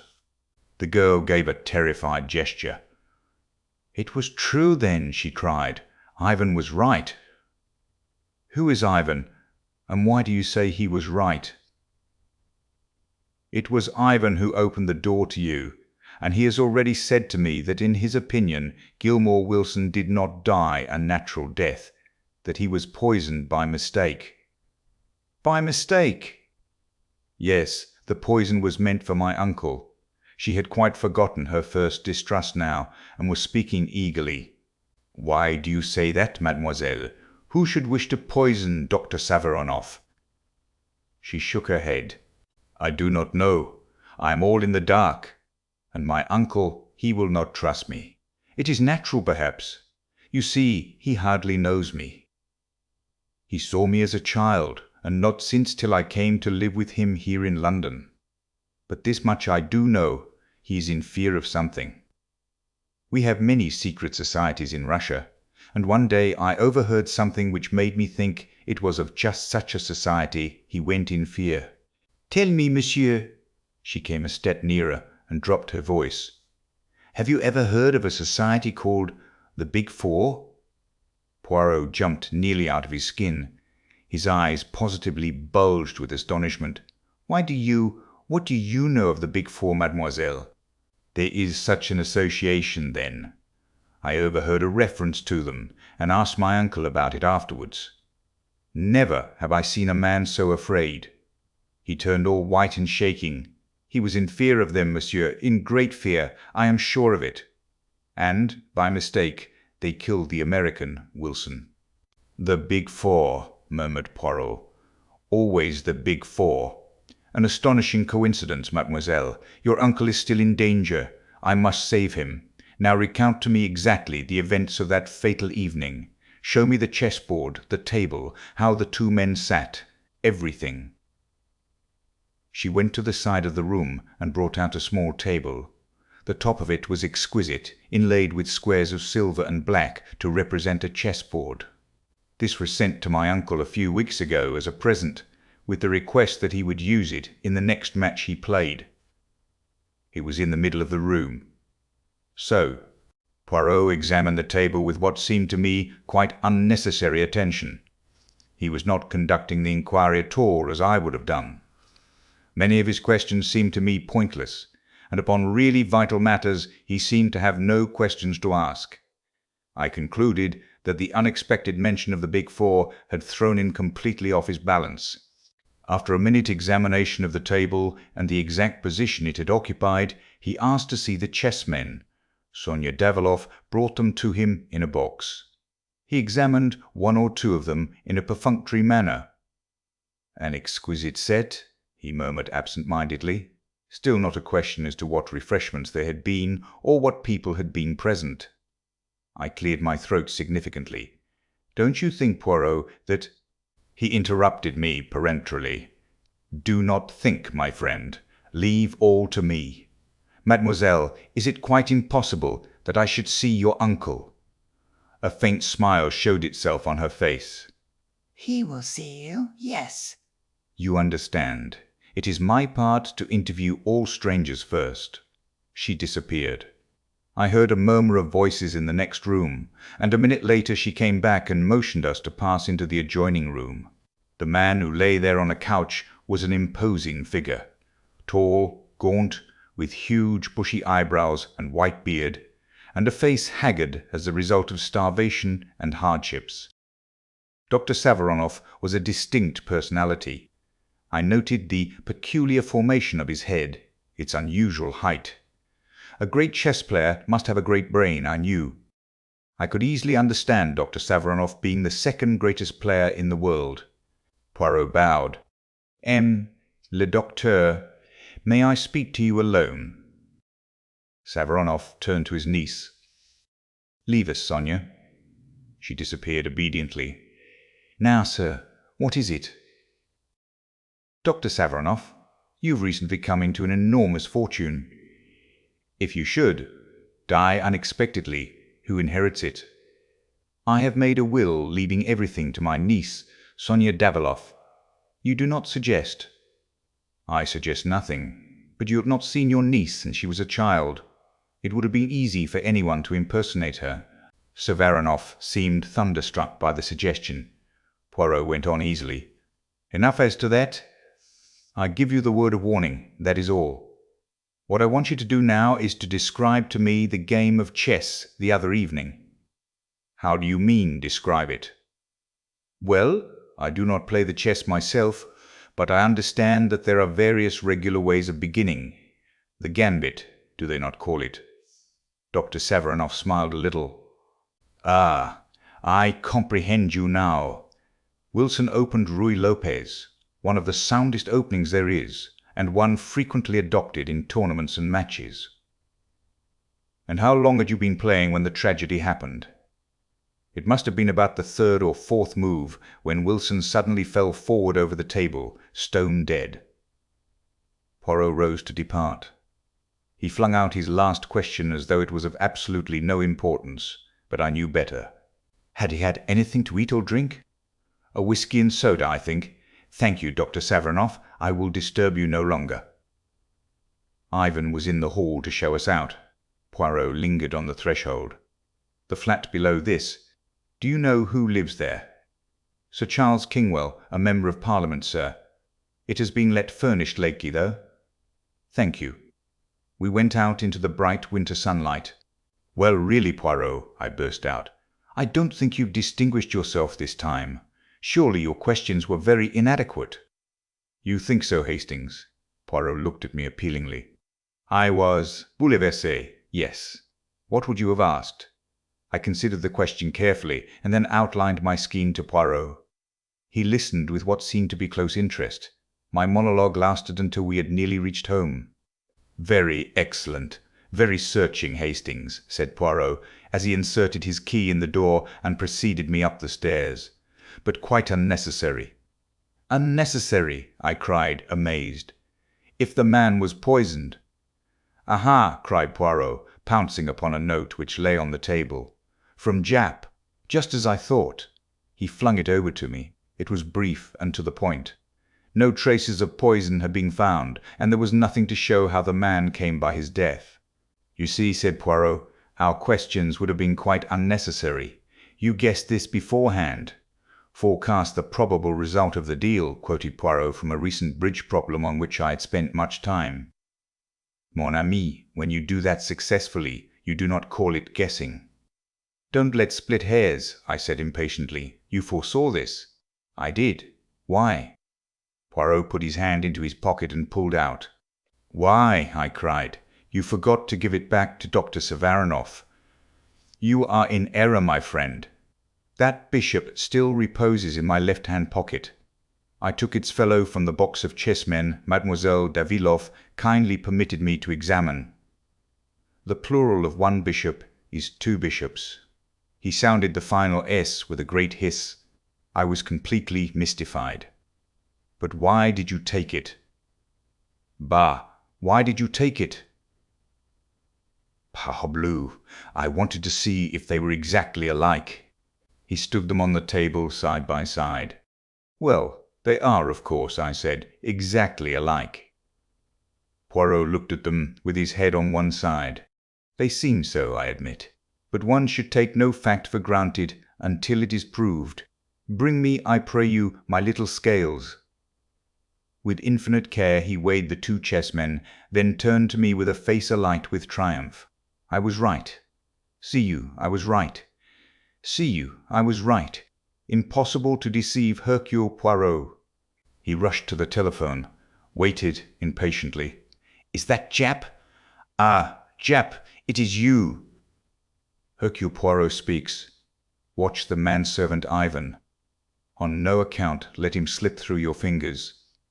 Yes, yes, it is as I say. He dashed down the receiver and turned to me. You see it not, Hastings? I will explain. Wilson was not poisoned, he was electrocuted. A thin metal rod passes up the middle of one of those chessmen. The table was prepared beforehand, and set upon a certain spot on the floor. When the bishop was placed upon one of the silver squares, the current passed through Wilson's body, killing him instantly.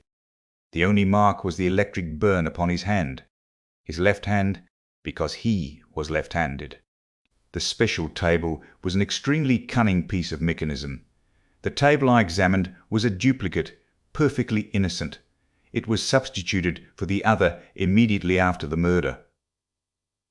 The thing was worked from the flat below, which, if you remember, was leg furnished. But one accomplice, at least, was in Severanov's flat. The girl is an agent of the Big Four, working to inherit Severanov's money. And Yvonne? I strongly suspect that Ivan is none other than the famous number 4. What? Yes. The man is a marvelous character actor. He can assume any part he pleases. I think back over past adventures. The lunatic asylum keeper, the butcher's young man, the suave doctor, all the same man, and all totally unlike each other. It's amazing, I said at last. Everything fits in. Severanov had an inkling of the plot, and that's why he was so averse to playing the match. Poirot looked at me without speaking. Then he turned abruptly away, and began pacing up and down. "Have you a book on chess by any chance, mon ami?" he asked suddenly. "I believe I have somewhere." It took me some time to ferret it out, but I found it at last and brought it to Poirot, who sank down in a chair and started reading it with the greatest attention. In about a quarter of an hour the telephone rang. I answered it. It was Japp. Ivan had left the flat carrying a large bundle. He had sprung into a waiting taxi, and the chase had begun. He was evidently trying to lose his pursuers. In the end, he seemed to fancy that he had done so, and had then driven to a big empty house at Hampstead. The house was surrounded. I recounted all this to Poirot. He merely stared at me as though he scarcely took in what I was saying. He held out the chess book. "Listen to this, my friend. This is the Roy Lopez opening. 1 PK4, PK4, 2 Kate KB3, Kate KB3, 3B Kate Kive of." Then there comes a question as to Black's best third move. He has the choice of various defenses. It was White's third move that killed Gilmore Wilson, 3B Kate Kive. Only the third move, does that say nothing to you? I hadn't the least idea what he meant, and told him so. I suppose, Hastings, that while you were sitting in this chair, you heard the front door being opened and shut. What would you think? I should think someone had gone out, I suppose. Yes. But there are always two ways of looking at things. Someone gone out, someone come in. Two totally different things, Hastings. But if you assume the wrong one, presently some little discrepancy would creep in and show you that you were on the wrong track. What does all this mean, Poirot? Poirot sprang to his feet with sudden energy. It means that I have been a trickle imbecile. Quick, quick, to the flat in Westminster. We may yet be in time. We tore off in a taxi. Poirot returned no answer to my excited questions. We raced up the stairs. Repeated rings and knocks brought no reply, but listening closely, I could distinguish a hollow groan coming from within. The hall porter proved to have a master key, and after a few difficulties he consented to use it. Poirot went straight to the inner room, a whiff of chloroform mattis. On the floor was Sonia Davilov, gagged and bound, with a great wad of saturated cotton wool over her nose and mouth. Poirot tore it off and began to take measures to restore her. Presently a doctor arrived, and Poirot handed her over to his charge and drew aside with me. There was no sign of Dr. Severanos. "What does it all mean?" I asked, bewildered. "It means that before two equal deductions I chose the wrong one. You heard me say that it would be easy for anyone to impersonate Sonia Davilov because her uncle had not seen her for so many years. Yes? Well, precisely the opposite held good also. It was equally easy for anyone to impersonate the uncle. What? Severanos did die at the outbreak of the revolution. The man who pretended to have escaped with such terrible hardships, the man so changed that his own friends could hardly recognize him, the man who successfully laid claim to an enormous fortune. Yes. Who was he? Number 4. No wonder he was frightened when Sonia let him know she had overheard one of his private conversations about the Big Four. Again he has slipped through my fingers. He guessed I should get on the right track in the end, so he sent off the honest Yvonne on a tortuous wild goose chase, chloroformed the girl, and got out, having by now doubtless realized most of the securities left by Madame Gospodja. But, who tried to kill him then? Nobody tried to kill him. Wilson was the intended victim all along. But why? My friend, Savarinoff was the second greatest chess player in the world. In all probability, number 4 did not even know the rudiments of the game. Certainly he could not sustain the fiction of a match. He tried all he knew to avoid the contest. When that failed, Wilson's doom was sealed. At all costs he must be prevented from discovering that the great Savarinoff did not even know how to play chess. Wilson was fond of the Ruy Lopez opening and was certain to use it. Number 4 arranged for death to come with the third move before any complications of defense set in. But, my dear Poirot, I persisted, are we dealing with a lunatic? I quite follow your reasoning and admit that you must be right, but to kill a man just to sustain his rule. Surely there were simpler ways out of the difficulty than that. He could have said that his doctor forbade the strain of a match. Poirot wrinkled his forehead. Certainly, and Hastings, he said, there were other ways, but none so convincing.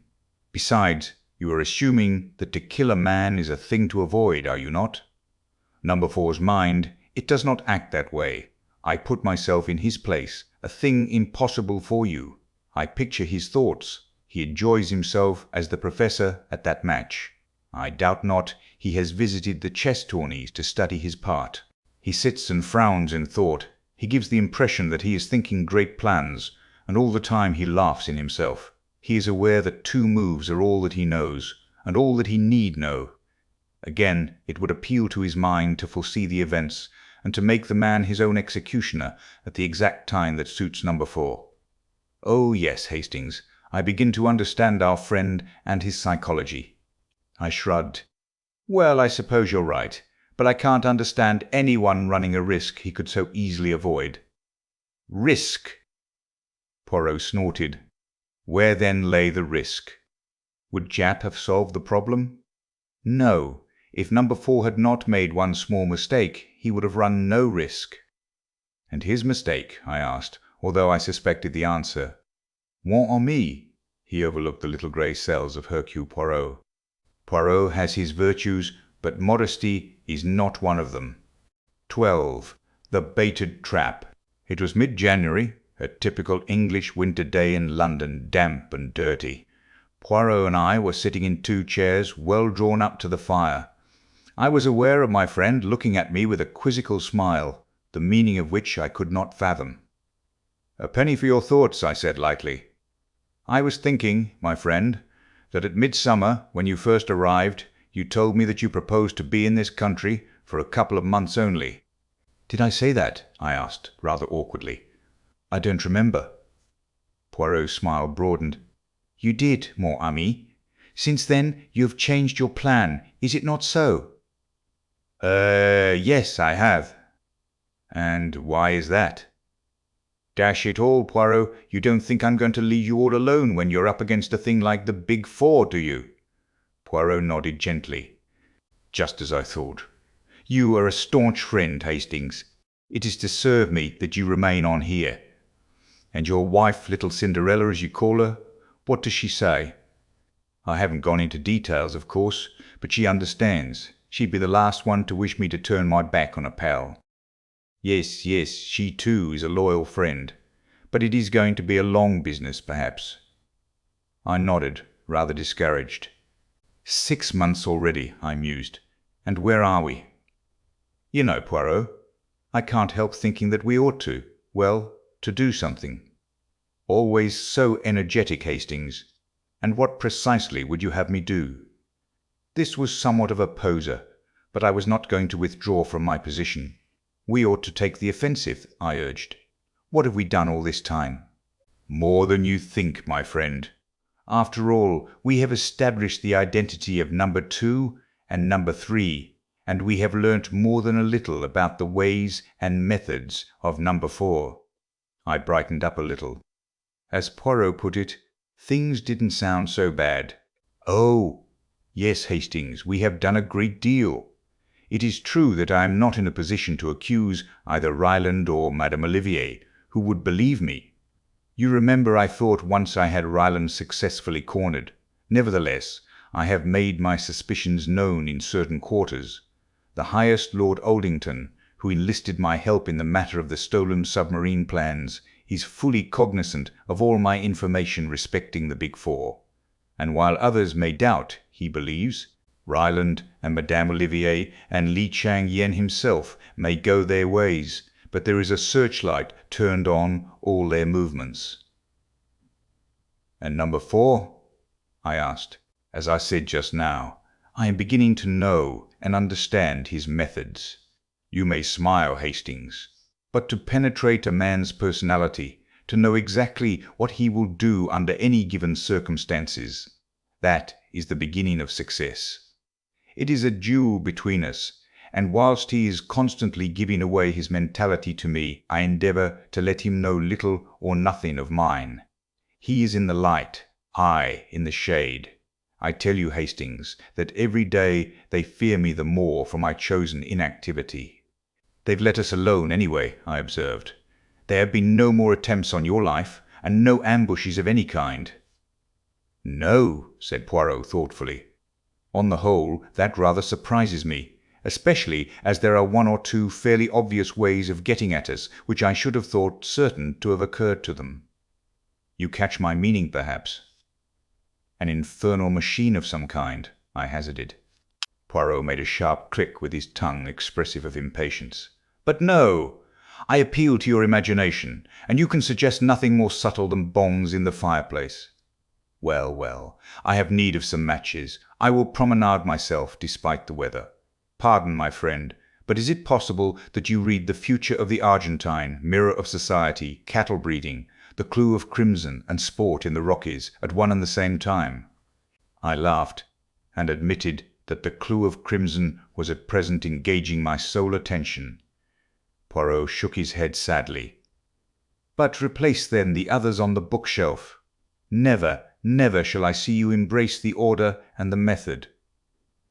"Mon Dieu, what then is a bookshelf for?" I apologized humbly, and Poirot, after replacing the offending volumes, each in its appointed place, went out and left me to uninterrupted enjoyment of my selected book. I must admit, however, that I was half asleep when Mrs. Pearson's knock at the door aroused me. "A telegram for you, Captain." I tore the orange envelope open without much interest. Then I sat as though turned to stone. It was a cable from Bronson, my manager, out at the South American ranch, and it ran as follows: "Mrs. Hastings disappeared yesterday, feared being kidnapped by some gang, calling itself Big Four Cable. Instructions have notified police, but no clue as yet. Bronson." I waved Mrs. Pearson out of the room and sat as though stunned, reading the words over and over again. Cinderella kidnapped. In the hands of the infamous Big Four. God, what could I do? Poirot. I must have Poirot. He would advise me. He would checkmate them somehow. In a few minutes now he would be back. I must wait patiently until then. But Cinderella in the hands of the Big Four. Another knock. Mrs. Pearson put her head in once more. "A note for you, Captain, brought by a heathen Chinaman. He's awaiting downstairs." I seized it from her. It was brief and to the point. "If you ever wish to see your wife again, go with the bearer of this note immediately. Leave no message for your friend, or she will suffer." It was signed with a big 4. What ought I to have done? What would you who read have done in my place? I had no time to think. I saw only one thing.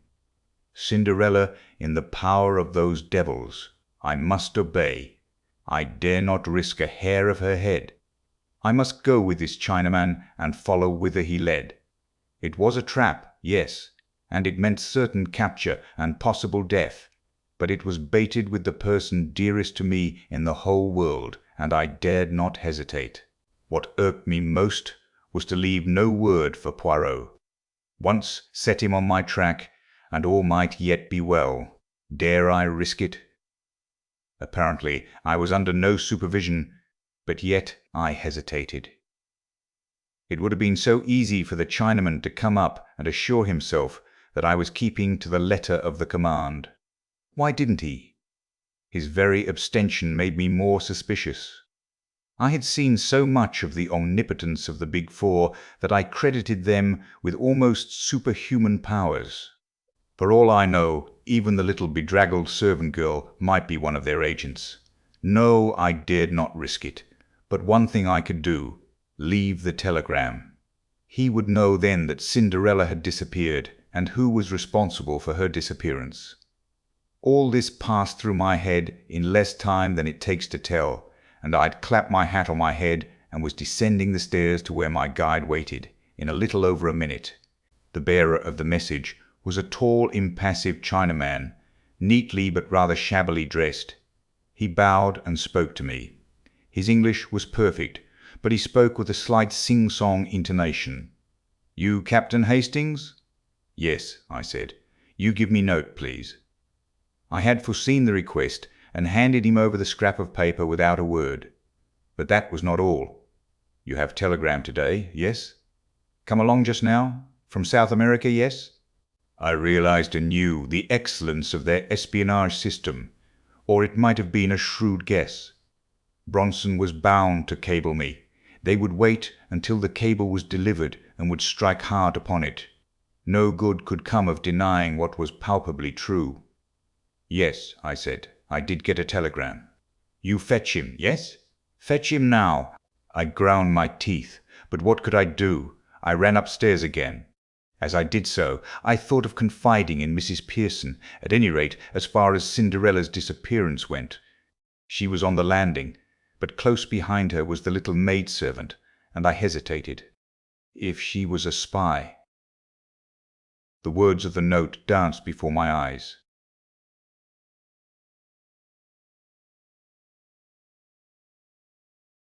I passed into the sitting-room without speaking. I took up the telegram and was about to pass out again when an idea struck me. Could I not leave some sign which would mean nothing to my enemies, but which Poirot himself would find significant? I hurried across to the bookcase and tumbled out 4 books onto the floor. No fear of Poirot's not seeing them. They would outrage his eyes immediately, and coming on top of his little lecture, surely he would find them unusual.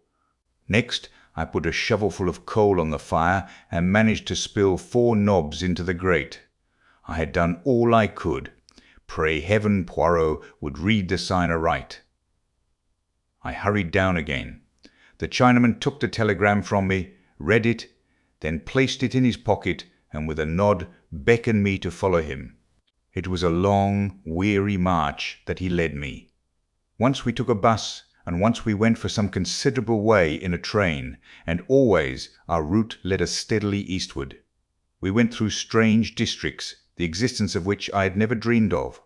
We were down by the docks now, I knew, and I realized that I was being taken into the heart of Chinatown. In spite of myself, I shivered. Still my guide plodded on, turning and twisting through mean streets and byways, until at last he stopped at a dilapidated house and rapped 4 times upon the door. It was opened immediately by another Chinaman who stood aside to let us pass in. The clanging to of the door behind me was the knell of my last hopes. I was indeed in the hands of the enemy. I was now handed over to the second Chinaman. He led me down some rickety stairs and into a cellar which was filled with bales and casks, and which exhaled a pungent odour as of Eastern spices.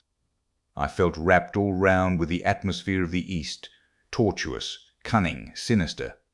Suddenly my guide rolled aside 2 of the casks, and I saw a low tunnel-like opening in the wall. He motioned me to go ahead. The tunnel was of some length, and it was just too low for me to stand upright. At last, however, it broadened out into a passage, and a few minutes later we stood in another cellar. My Chinaman went forward and rapped 4 times on one of the walls. A whole section of the wall swung out, leaving a narrow doorway. I passed through, and to my utter astonishment found myself in a kind of Arabian Nights palace. A low, long subterranean chamber hung with rich oriental silks, brilliantly lighted and fragrant with perfumes and spices. There 5 or 6 silk-covered divans and exquisite carpets of Chinese workmanship covered the ground. At the end of the room was a curtained recess. From behind these curtains came a voice. "You have brought our honored guest." "Excellency, he is here," replied my guide. "Let our guest enter," was the answer. At the same moment, the curtains were drawn aside by an unseen hand, and I was facing an immense cushioned divan on which sat a tall, thin Oriental dressed in wonderfully embroidered robes, and clearly, by the length of his fingernails, a great man. "Be seated, I pray you, Captain Hastings," he said, with a wave of his hand. "You acceded to my request to come immediately, I am glad to see." "Who are you?" I asked. "Li Changyen?" "Indeed, no, I am but the humblest of the master's servants. I carry out his behests, that is all, as do other of his servants in other countries, in South America, for instance." I advanced a step. "Where is she? What have you done with her out there?" "She is in a place of safety, where none will find her. As yet she is unharmed. You observe that I say, as yet." Cold shivers ran down my spine as I confronted this smiling devil. "What do you want?" I cried. "Money?" "My dear Captain Hastings, we have no designs on your small savings, I can assure you. Not, pardon me, a very intelligent suggestion on your part. Your colleague would not have made it, I fancy." "I suppose," I said heavily, "you wanted to get me into your toils. Well, you have succeeded. I have come here with my eyes open. Do what you like with me, and let her go. She knows nothing, and she can be no possible use to you. You've used her to get hold of me, you've got me all right, and that settles it." The smiling Oriental caressed his smooth cheek, watching me obliquely out of his narrow eyes. "You go too fast," he said purringly. "That does not quite settle it. In fact, to get hold of you, as you express it, is not really our objective. But through you, we hope to get hold of your friend, M. Hercule Poirot." "I am afraid you won't do that," I said with a short laugh. "What I suggest is this," continued the other, his words running on as though he had not heard me. "You will write M. Hercule Poirot a letter, such a letter as will induce him to hasten hither and join you." "I shall do no such thing," I said angrily. "The consequences of refusal will be disagreeable." "Damn your consequences. The alternative might be death." A nasty shiver ran down my spine, but I endeavored to put a bold face upon it. "It's no good threatening me and bullying me. Keep your threats for Chinese cowards." "My threats are very real ones, Captain Hastings. I ask you again, will you write this letter?" "I will not. And what's more, you daren't kill me. You'd have the police on your tracks in no time." My interlocutor clapped his hands swiftly. 2 Chinese attendants appeared as it were out of the blue, and pinioned me by both arms. Their master said something rapidly to them in Chinese, and they dragged me across the floor to a spot in one corner of the big chamber. One of them stooped, and suddenly, without the least warning, the flooring gave beneath my feet. But for the restraining hand of the other man, I should have gone down the yawning gap beneath me. It was inky black, and I could hear the rushing of water. "The river," said my questioner from his place on the divan. "Think well, Captain Hastings. If you refuse again, you go headlong to eternity, to meet your death in the dark waters below. For the last time, will you write that letter?" "I'm not braver than most men. I admit frankly that I was scared to death, and in a blue funk. That Chinese devil meant business. I was sure of that. It was goodbye to the good old world. In spite of myself, my voice wobbled a little as I answered. For the last time, no. To hell with your letter. Then, involuntarily, I closed my eyes and breathed a short prayer. 13. The mouse walks in. Not often in a lifetime does a man stand on the edge of eternity. But when I spoke those words, in that East End cellar, I was perfectly certain that they were my last words on earth. I braced myself for the shock of those black, rushing waters beneath, and experienced in advance the horror of that breath-choking fall. But to my surprise, a low laugh fell on my ears. I opened my eyes.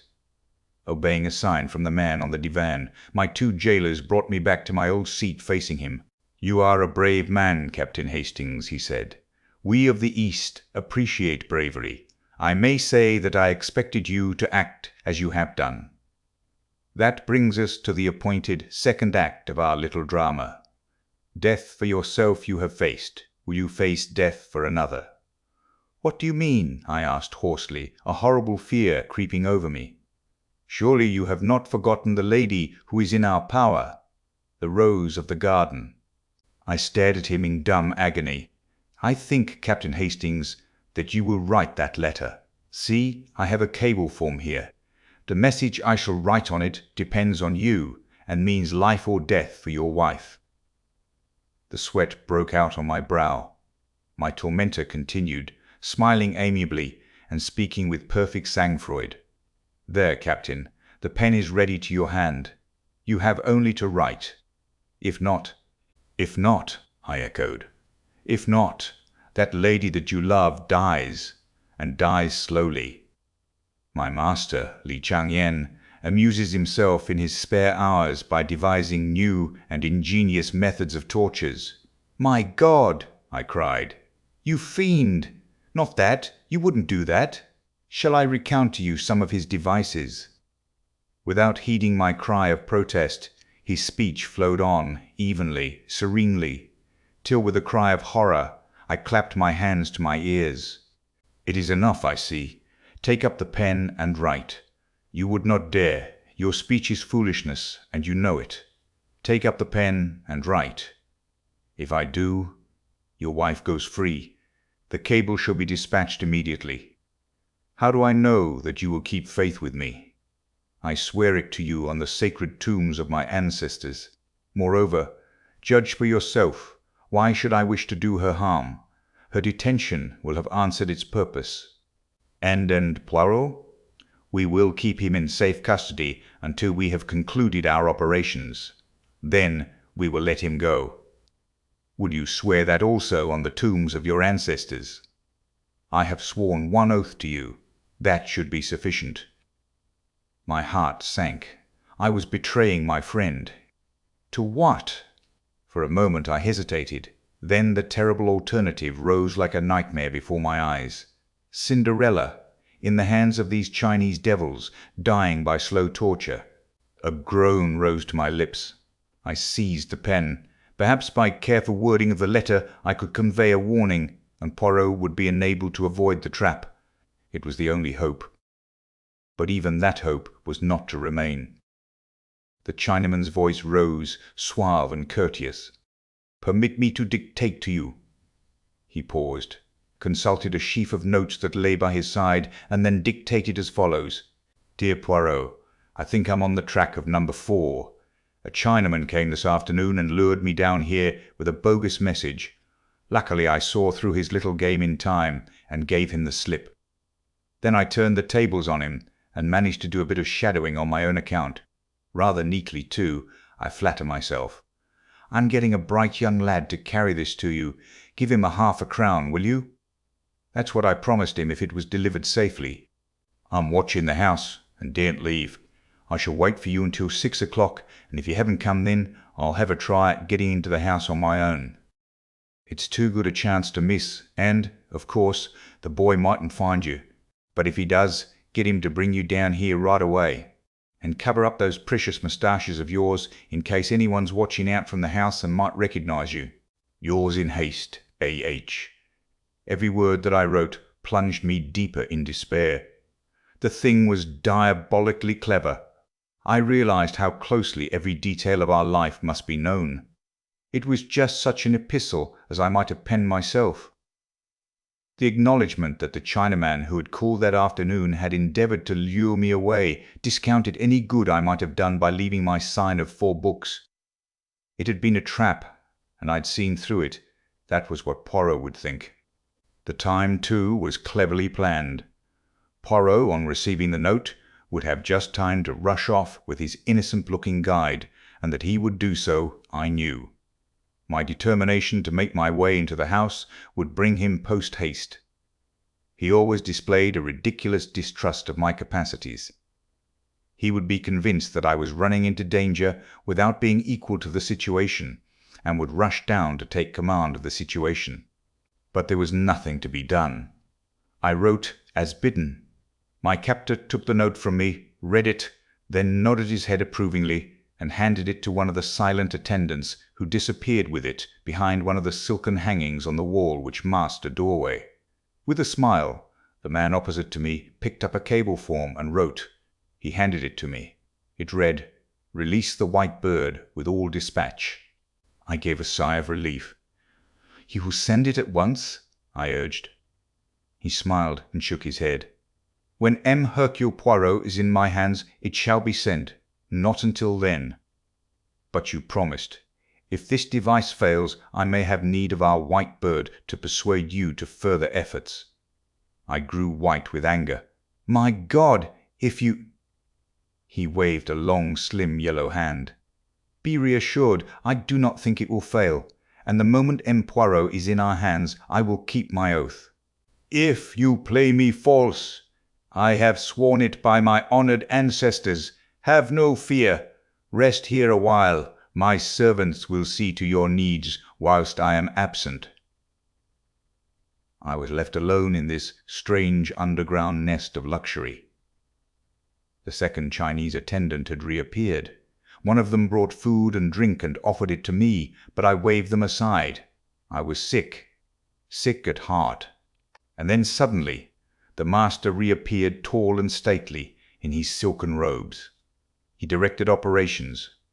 By his orders I was hustled back through the cellar and tunnel into the original house I had entered. There they took me into a ground-floor room. The windows were shuttered, but one could see through the cracks into the street. An old ragged man was shuffling along the opposite side of the road, and when I saw him make a sign to the window, I understood that he was one of the gang on watch. "It is well," said my Chinese friend. "Hercule Poirot has fallen into the trap. He approaches now, and alone, except for the boy who guides him. Now, Captain Hastings, you have still one more part to play. Unless you show yourself, he will not enter the house. When he arrives opposite, you must go out on the step and beckon him in." "What?" I cried, revolted. "You play that part alone. Remember the price of failure.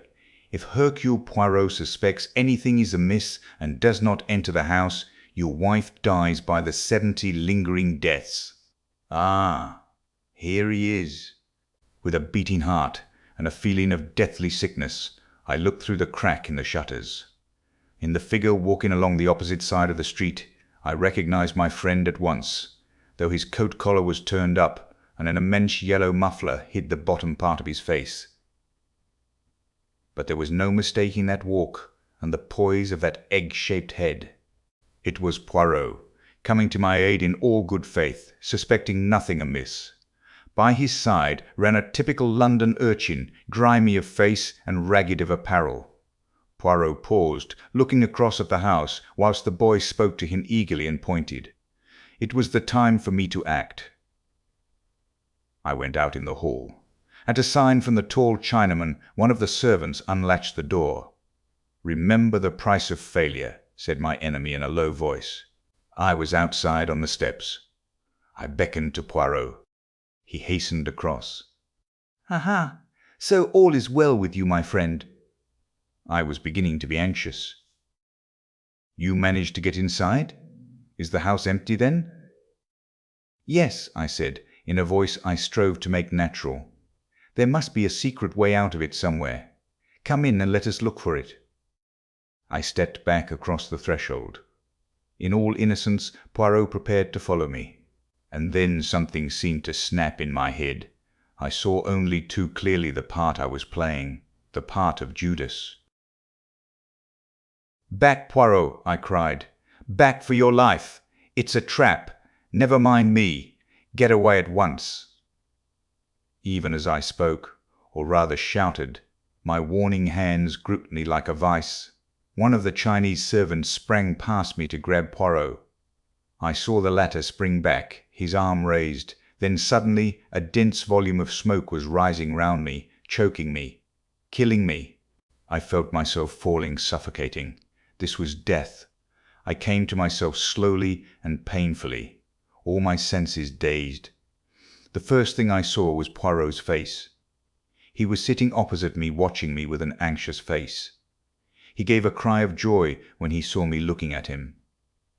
"Ah, you revive. You return to yourself. All is well. My friend! My poor friend!" "Where am I?" I said painfully. "Where? But chez vous." I looked round me. True enough, I was in the old familiar surroundings, and in the grate were the identical 4 knobs of coal I had carefully spilt there. Poirot had followed my glance. But yes, that was a famous idea of yours, that and the books. See you, if they should say to me any time, "That friend of yours, that Hastings, he has not the great brain. Is it not so?" I shall reply to them, "You are in error. It was an idea, magnificent and superb, that occurred to you there. You understood their meaning then." Am I an imbecile? Of course I understood. It gave me just the warning I needed, and the time to mature my plans. Somehow or other, the Big Four had carried you off. With what object? Clearly not for your beaux yeux. Equally clearly not because they feared you and wanted to get you out of the way. No, their object was plain. You would be used as a decoy to get the great Hercule Poirot into their clutches. I have long been prepared for something of the kind. I made my little preparations, and presently, sure enough, the messenger arrives. Such an innocent little street urchin. Me, I swallow everything and hasten away with him, and, very fortunately, they permit you to come out on the doorstep. That was my one fear, that I should have to dispose of them before I had reached the place where you were concealed, and that I should have to search for you, perhaps in vain, afterwards. "Dispose of them, did you say?" I asked feebly. "Single-handed." "Oh, there is nothing very clever about that. If one is prepared in advance, all is simple. The motto of the Boy Scout, is it not? And a very fine one. Me, I was prepared. Not so long ago, I rendered a service to a very famous chemist who did a lot of work in connection with poison gas during the war. He devised for me a little bomb, simple and easy to carry about. One has but to throw it, and poof, the smoke, and then the unconsciousness. Immediately I blow a little whistle, and straightway some of Jap's clever fellows who were watching the house here long before the boy arrived, and who managed to follow us all the way to Limehouse, came flying up and took charge of the situation. But how was it you weren't unconscious too? Another piece of luck. Our friend number 4, who certainly composed that ingenious letter, permitted himself a little jest at my moustaches, which rendered it extremely easy for me to adjust my respirator under the guise of a yellow muffler. "I remember," I cried eagerly, and then with the word "remember," all the ghastly horror that I had temporarily forgotten came back to me. Cinderella. I fell back with a groan. I must have lost consciousness again for a minute or two. I awoke to find Poirot forcing some brandy between my lips. "What is it, mon ami?" "But what is it then? Tell me." Word by word, I got the thing told, shuddering as I did so. Poirot uttered a cry. "My friend! My friend! But what you must have suffered! And I, who knew nothing of all this. But reassure yourself, all is well. You will find her, you mean? But she is in South America, and by the time we get there, long before, she will be dead, and God knows how and in what horrible way she will have died.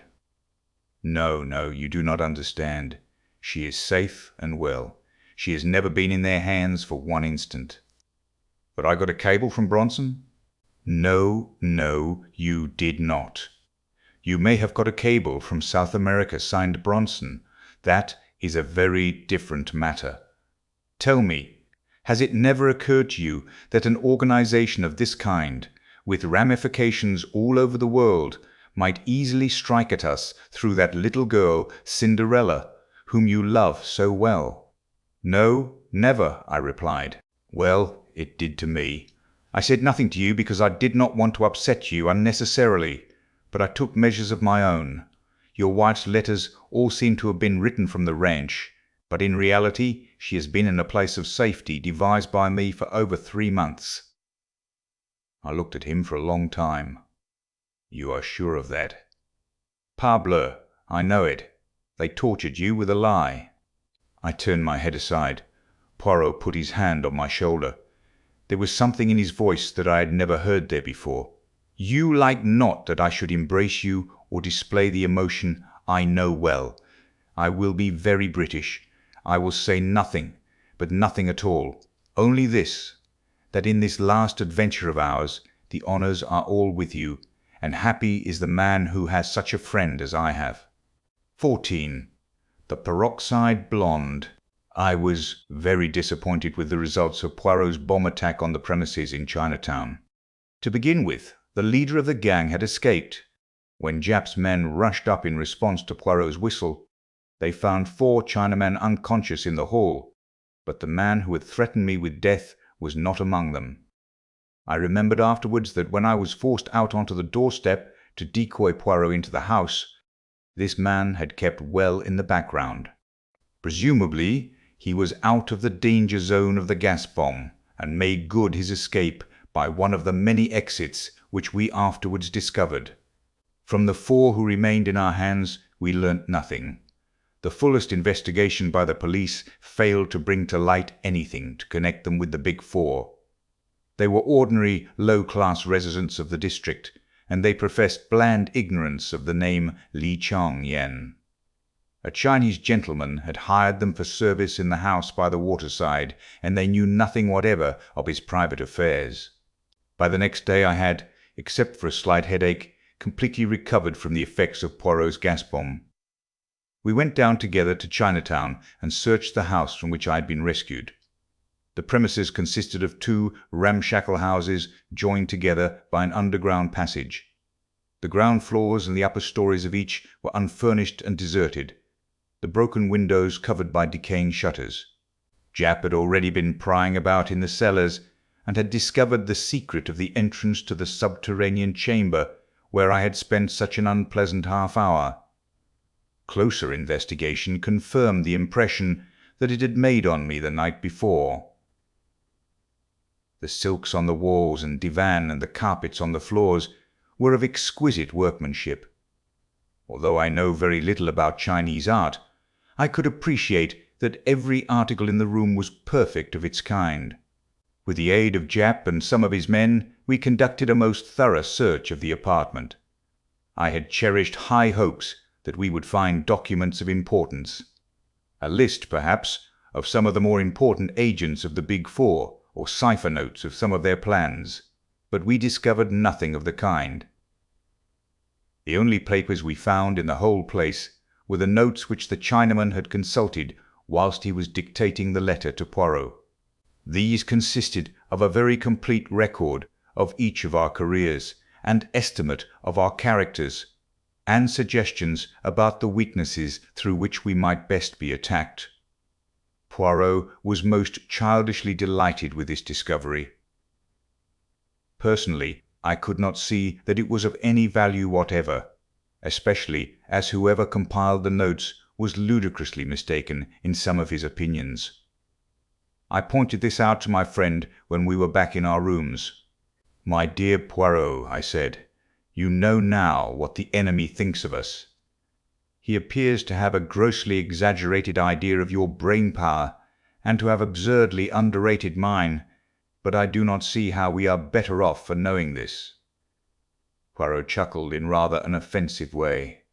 "You do not see, Hastings, no? But surely now we can prepare ourselves for some of their methods of attack, now that we are warned of some of our faults. For instance, my friend, we know that you should think before you act. Again, if you meet a red-haired young woman in trouble, you should eye her. What you say, askance, is it not?" Their notes had contained some absurd references to my supposed impulsiveness, and had suggested that I was susceptible to the charms of young women with hair of a certain shade. I thought Poirot's reference to be in the worst of taste, but fortunately I was able to counter him. "And what about you?" I demanded. "Are you going to try to cure your overweening vanity, your finicky tidiness?" I was quoting, and I could see that he was not pleased with my retort. "Oh, without doubt, Hastings, in some things they deceive themselves. Tant mieux. They will learn in due time. Meanwhile we have learnt something, and to know is to be prepared." This last was a favourite axiom of his lately, so much so that I had begun to hate the sound of it. "We know something, Hastings," he continued. "Yes, we know something, and that is to the good, but we do not know nearly enough. We must know more." "In what way?" Poirot settled himself back in his chair, straightened a box of matches which I had thrown carelessly down on the table, and assumed an attitude that I knew only too well. I saw that he was prepared to hold forth at some length. "See you, Hastings, we have to contend against 4 adversaries, that is, against 4 different personalities. With number 1, we have never come into personal contact. We know him, as it were, only by the impress of his mind. And in passing, Hastings, I will tell you that I begin to understand that mind very well. A mind most subtle and oriental. Every scheme and plot that we have encountered have emanated from the brain of Li Chang-yen. Number 2 and number 3 are so powerful, so high up, that they are for the present immune from our attacks. Nevertheless, what is their safeguard is, by a perverse chance, our safeguard also. They are so much in the limelight that their movements must be carefully ordered. And so we come to the last member of the gang. We come to the man known as number 4. Poirot's voice altered a little, as it always did when speaking of this particular individual. Number 2 and number 3 are able to succeed, to go on their way unscathed, owing to their notoriety and their assured position. Number 4 succeeds for the opposite reason. He succeeds by the way of obscurity. Who is he? Nobody knows. What does he look like? Again, nobody knows. How many times have we seen him, you and I? 5 times, is it not? And could either of us say truthfully that we could be sure of recognizing him again? I was forced to shake my head, as I ran back in my mind over those 5 different people who, incredible as it seemed, were one and the same man. The burly lunatic asylum keeper, the man in the buttoned-up overcoat in Paris, James the footman, the quiet young medical man in the yellow jasmine case, and the Russian professor. In no way did any 2 of these people resemble each other. "No," I said hopelessly. "We've nothing to go by whatsoever." Poirot smiled. "Do not, I pray of you, give way to such enthusiastic despair. We know 1 or 2 things." "What kind of things?" I asked sceptically. "We know that he is a man of medium height and of medium or fair colouring. If he were a tall man of swarthy complexion, he could never have passed himself off as the fair, stocky doctor. It is child's play, of course, to put on an additional inch or so for the part of James or the professor. In the same way, he must have a short, straight nose. Additions can be built on to a nose by skillful make-up, but a large nose cannot be successfully reduced at a moment's notice. Then again, he must be a fairly young man, certainly not over 35. You see, we are getting somewhere." A man between 30 and 35, of medium height and colouring, an adept in the art of make-up, and with very few or any teeth of his own. What? Surely, Hastings. As the keeper, his teeth were broken and discoloured. In Paris they were even and white. As the doctor they protruded slightly, and as Savaronoff they had unusually long canines. Nothing alters the face so completely as a different set of teeth. You see where all this is leading us. Not exactly, I said cautiously. A man carries his profession written in his face, they say. He's a criminal, I cried. He is an adept in the art of making up. It's the same thing. Rather a sweeping statement, Hastings, and one which would hardly be appreciated by the theatrical world. Do you not see that the man is, or has been, at one time or another, an actor? An actor? But certainly. He has the whole technique at his fingertips. Now there are two classes of actors, the one who sinks himself in his part, and the one who manages to impress his personality upon it. It is from the latter class that actor managers usually spring. They seize a part and mould it to their own personality. The former class is quite likely to spend its days doing Mr. Lloyd George at different music halls, or impersonating old men with beards in repertory plays. It is among that former class that we must look for our number 4. He is a supreme artist in the way he sinks himself in each part he plays. I was growing interested. So you fancy you may be able to trace his identity through his connection with the stage?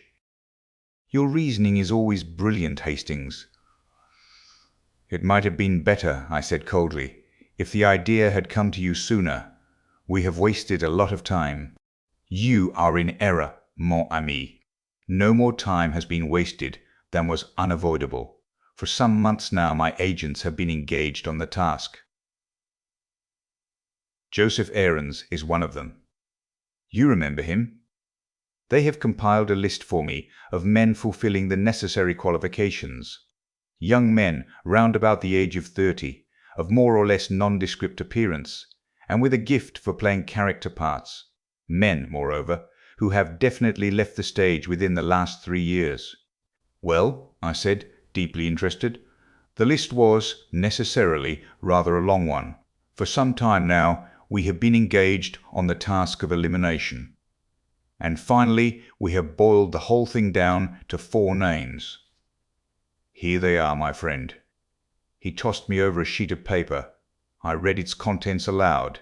Ernest Luttrell, son of a North Country parson, always had a kink of some kind in his moral make-up, was expelled from his public school, went on the stage at the age of 23. There followed a list of parts he had played, with dates and places. Addicted to drugs. Supposed to have gone to Australia 4 years ago. Cannot be traced after leaving England. Age 32. Height 5 aft.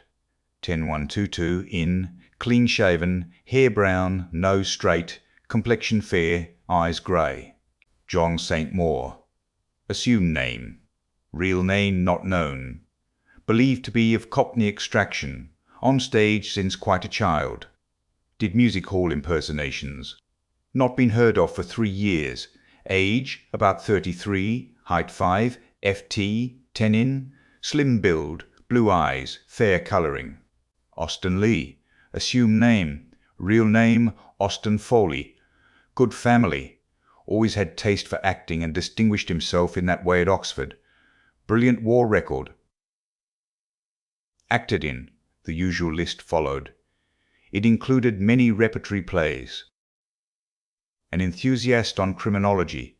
Had bad nervous breakdown as the result of a motor accident 3.5 years ago, and has not appeared on the stage since. No clue to his present whereabouts. Age 35, height 5 fet. 91.2 in. Complexion fair, eyes blue, hair brown. Claude Darrell. Supposed to be real name. Some mystery about his origin. Played at music halls and also in repertory plays. Seems to have had no intimate friends. Was in China in 1919. Returned by way of America. Played a few parts in New York. Did not appear on the stage one night and has never been heard of since. New York police say most mysterious disappearance. Age about 33, hair brown, fair complexion, grey eyes. Height 5, fit 10'1" in. Most interesting, I said, as I laid down the paper. And so this is the result of the investigation of months? These 4 names. Which of them are you inclined to suspect? Poirot made an eloquent gesture. Mon ami, for the moment it is an open question. I would just point out to you that Claude Darrell has been in China and America. A fact not without significance perhaps, but we must not allow ourselves to be unduly biased by that point. It may be a mere coincidence. And the next step? I asked eagerly. Affairs are already in train. Every day cautiously worded advertisements will appear. Friends and relatives of one or the other will be asked to communicate with my solicitor at his office. Even today we might. Aha, the telephone! Probably it is, as usual, the wrong number, and they will regret to have troubled us. But it may be, yes, it may be, that something has arisen. I crossed the room and picked up the receiver. Yes, yes. Poirot's rooms. Yes, Captain Hastings speaking. Oh, it's you, Mr. McNeil. McNeil and Hodgson were Poirot's solicitors. I'll tell him. Yes, we'll come round at once. I replaced the receiver and turned to Poirot, my eyes dancing with excitement. I say, Poirot, there's a woman there. Friend of Claude Darrell's. Miss Flossie Monroe. McNeil wants you to come round. At the instant, cried Poirot, disappearing into his bedroom and reappearing with a hat. A taxi soon took us to our destination, and we were ushered into Mr. McNeil's private office. Sitting in the armchair facing the solicitor was a somewhat lurid-looking lady, no longer in her first youth. Her hair was of an impossible yellow, and was prolific in curls over each ear. Her eyelids were heavily blackened, and she had by no means forgotten the rouge and the lip salve. "Ah, here is M. Poirot," said Mr. McNeil. "M. Poirot, this is Miss Monroe, who has very kindly called to give us some information." "Ah, but that is most kind," cried Poirot. He came forward with great empressement, and shook the lady warmly by the hand. "Mademoiselle blooms like a flower in this dry-as-dust old office," he added, careless of the feelings of Mr. McNeil. This outrageous flattery was not without effect. Miss Monroe blushed and simpered. "Oh, go on now, Mr. Poirot," she exclaimed. "I know what you Frenchmen are like. Mademoiselle, we are not mute like Englishmen before beauty. Not that I am a Frenchman, I am a Belgian, you see." "I've been to Ostend myself," said Miss Monroe. The whole affair, as Poirot would have said, was marching splendidly. "And so you can tell us something about Mr. Claude Darrell," continued Poirot. "I knew Mr. Darrell very well at one time," explained the lady, "and I saw your advertisement. Being out of a shop for the moment, and my time being my own, I said to myself, there, they want to know about poor old Claudie lawyers too. Maybe it's a fortune looking for the rightful heir. I'd better go round at once." Mr. McNeil rose. "Well, Monsieur Poirot, shall I leave you for a little conversation with Miss Monroe?" "You are too amiable. But stay, a little idea presents itself to me. The hour of the déjeuner approaches. Mademoiselle will perhaps honour me by coming out to luncheon with me?" Miss Monroe's eyes glistened. It struck me that she was in exceedingly low water, and that the chance of a square meal was not to be despised. A few minutes later saw us all in a taxi, bound for one of London's most expensive restaurants. Once arrived there, Poirot ordered a most delectable lunch, and then turned to his guest. "And for wine, mademoiselle, what do you say to champagne?" Miss Monroe said nothing, or everything. The meal started pleasantly. Poirot replenished the lady's glass with thoughtful assiduity, and gradually slid on to the topic nearest his heart. "The poor Mr. Darrell. What a pity he is not with us." "Yes, indeed," sighed Miss Monroe. "Poor boy, I do wonder what's become of him." "It is a long time since you've seen him, yes?" "Oh, simply ages. Not since the war. He was a funny boy, Claudie. very close about things, never told you a word about himself. But of course that all fits in if he's a missing heir. Is it a title, Mr. Poirot?" "Alas, a mere heritage," said Poirot unblushingly. "But you see, it may be a question of identification. That is why it is necessary for us to find someone who knew him very well indeed." "You knew him very well, did you not, mademoiselle?" "I don't mind telling you, Mr. Poirot. You're a gentleman. You know how to order a lunch for a lady, which is more than some of these young whippersnappers do nowadays. Downright mean, I call it. As I was saying, you being a Frenchman won't be shocked." "Ah, you Frenchmen! Naughty, naughty!" She wagged her finger at him in an excess of archness. "Well, there it was, me and Cloudy, two young things. What else could you expect? And I've still a kindly feeling for him. Though, mind you, he didn't treat me well. No, he didn't. He didn't treat me well at all. Not as a lady should be treated. They're all the same when it comes to a question of money." "No, no, mademoiselle, do not say that," protested Poirot, filling up her glass once more. "Could you now describe this Mr. Darrow to me?" "He wasn't anything so very much to look at," said Flossie Munro dreamily. "Neither tall nor short, you know, but quite well set up. Spruce looking. Eyes a sort of blue-grey, and more or less fair-haired, I suppose. But oh, what an artist! I never saw anyone to touch him in the profession. He'd have made his name before now, if it hadn't been for jealousy." "Ah, Mr. Poirot, jealousy. You wouldn't believe it, you really wouldn't, what we artists have to suffer through jealousy. Why, I remember once at Manchester, we displayed what patience we could in listening to a long, complicated story about a pantomime and the infamous conduct of the principal boy." Then Poirot led her gently back to the subject of Claude Darrell. "It is very interesting, all this, that you are able to tell us, mademoiselle, about Mr. Darrell. Women are such wonderful observers. They see everything. They notice the little detail that escapes the mere man. I have seen a woman identify one man out of a dozen others. And why, do you think? She had observed that he had a trick of stroking his nose when he was agitated. Now would a man ever have thought of noticing a thing like that?" "Did you ever?" cried Miss Monro. "I suppose we do notice things. I remember Claudy, now I come to think of it, always fiddling with his bread at table. He'd get a little piece between his fingers and then dab it round to pick up crumbs. I've seen him do it 100 times. Why, I'd know him anywhere by that one trick of his. Is not that just what I say? The marvellous observation of a woman." "And did you ever speak to him about this little habit of his, mademoiselle?" "No, I didn't, Mr. Poirot. You know what men are. They don't like you to notice things, especially if it should seem you were telling them off about it. I never said a word, but many's the time I smiled to myself. Bless you, he never knew he was doing it even." Poirot nodded gently. I noticed that his own hand was shaking a little as he stretched it out to his glass. "Then there is always handwriting as a means of establishing identity," he remarked. "Without doubt you have preserved a letter written by Mr. Darrell." Flossie Munro shook her head regretfully. "He was never one for writing. Never wrote me a line in his life."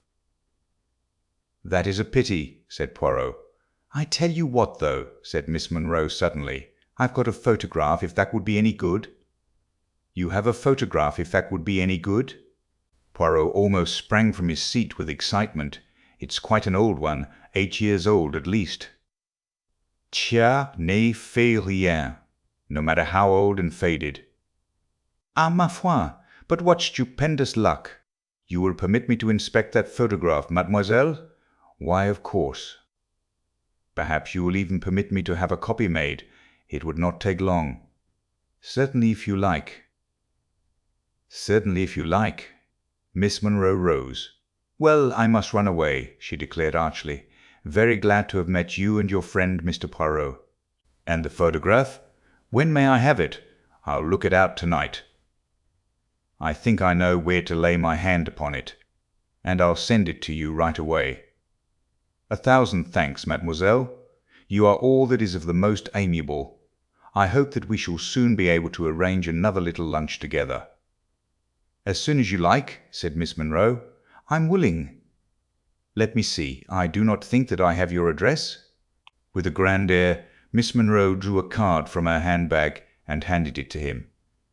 It was a somewhat dirty card, and the original address had been scratched out and another substituted in pencil. Then, with a good many bows and gesticulations on Poirot's part, we bade farewell to the lady and got away. "Do you really think this photograph so important?" I asked Poirot. "Yes, mon ami. The camera does not lie. One can magnify a photograph, seize salient points that otherwise would remain unnoticed. And then there are 1,000 details, such as the structure of the ears, which no one could ever describe to you in words. Oh yes, it is a great chance, this which has come our way. That is why I propose to take precautions." He went across to the telephone as he finished speaking, and gave a number which I knew to be that of a private detective agency which he sometimes employed. His instructions were clear and definite. 2 men were to go to the address he gave, and, in general terms, were to watch over the safety of Miss Monroe. They were to follow her wherever she went. Poirot hung up the receiver and came back to me. "Do you really think that necessary, Poirot?" I asked. "It may be. There is no doubt that we are watched, you and I, and since that is so, they will soon know with whom we were lunching today. And it is possible that number 4 will scent danger." About 20 minutes later the telephone bell rang. I answered it. A curt voice spoke into the phone. "Is that Mr. Poirot?" "St. James Hospital speaking. A young woman was brought in 10 minutes ago. Street accident. Miss Flossie Monroe. She is asking very urgently for Mr. Poirot, but he must come at once. She can't possibly last long." I repeated the words to Poirot. His face went white. "Quick, Hastings. We must go like the wind." A taxi took us to the hospital in less than 10 minutes. We asked for Miss Monroe and were taken immediately to the accident ward. But a white-capped sister met us in the doorway. Poirot read the news in her face. "It is over, eh?" "She died 6 minutes ago." Poirot stood as though stunned. The nurse, mistaking his emotion, began speaking gently. "She did not suffer, and she was unconscious towards the last. She was run over by a motor, you know, and the driver of the car did not even stop. Wicked, isn't it? I hope someone took the number." "The stars fight against us," said Poirot in a low voice. "You would like to see her?" The nurse led the way, and we followed. Poor Flossie Monroe, with her rouge and her dyed hair. She lay there very peacefully, with a little smile on her lips.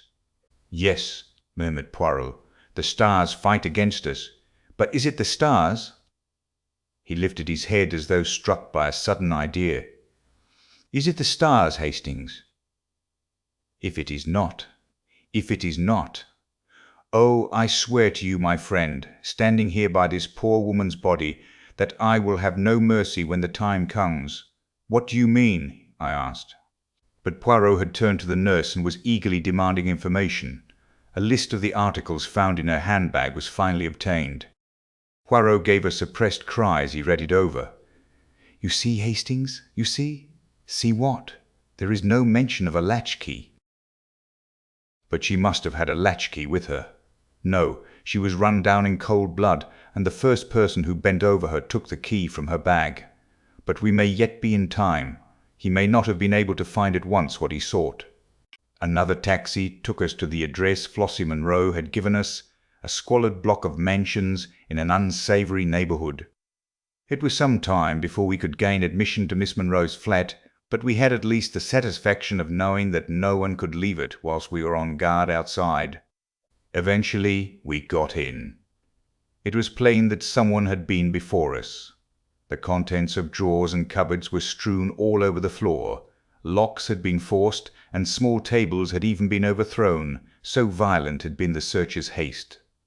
Poirot began to hunt through the debris. Suddenly he stood erect with a cry, holding out something. It was an old-fashioned photograph frame. Empty. He turned it slowly over. Affixed to the back was a small round label, a price label. "It cost 4 shillings," I commented. "Mon Dieu! Hastings, use your eyes. That is a new, clean label." It was stuck there by the man who took out the photograph, the man who was here before us, but knew that we should come, and so left this for us. Claude Darrell. Alias, number 4. 15. The terrible catastrophe. It was after the tragic death of Miss Flossie Monroe that I began to be aware of a change in Poirot. Up to now, his invincible confidence in himself had stood the test. But it seemed as though, at last, the long strain was beginning to tell. His manner was grave and brooding, and his nerves were on edge. In these days he was as jumpy as a cat. He avoided all discussion of the Big Four as far as possible, and seemed to throw himself into his ordinary work with almost his old ardour. Nevertheless, I knew that he was secretly active in the big matter.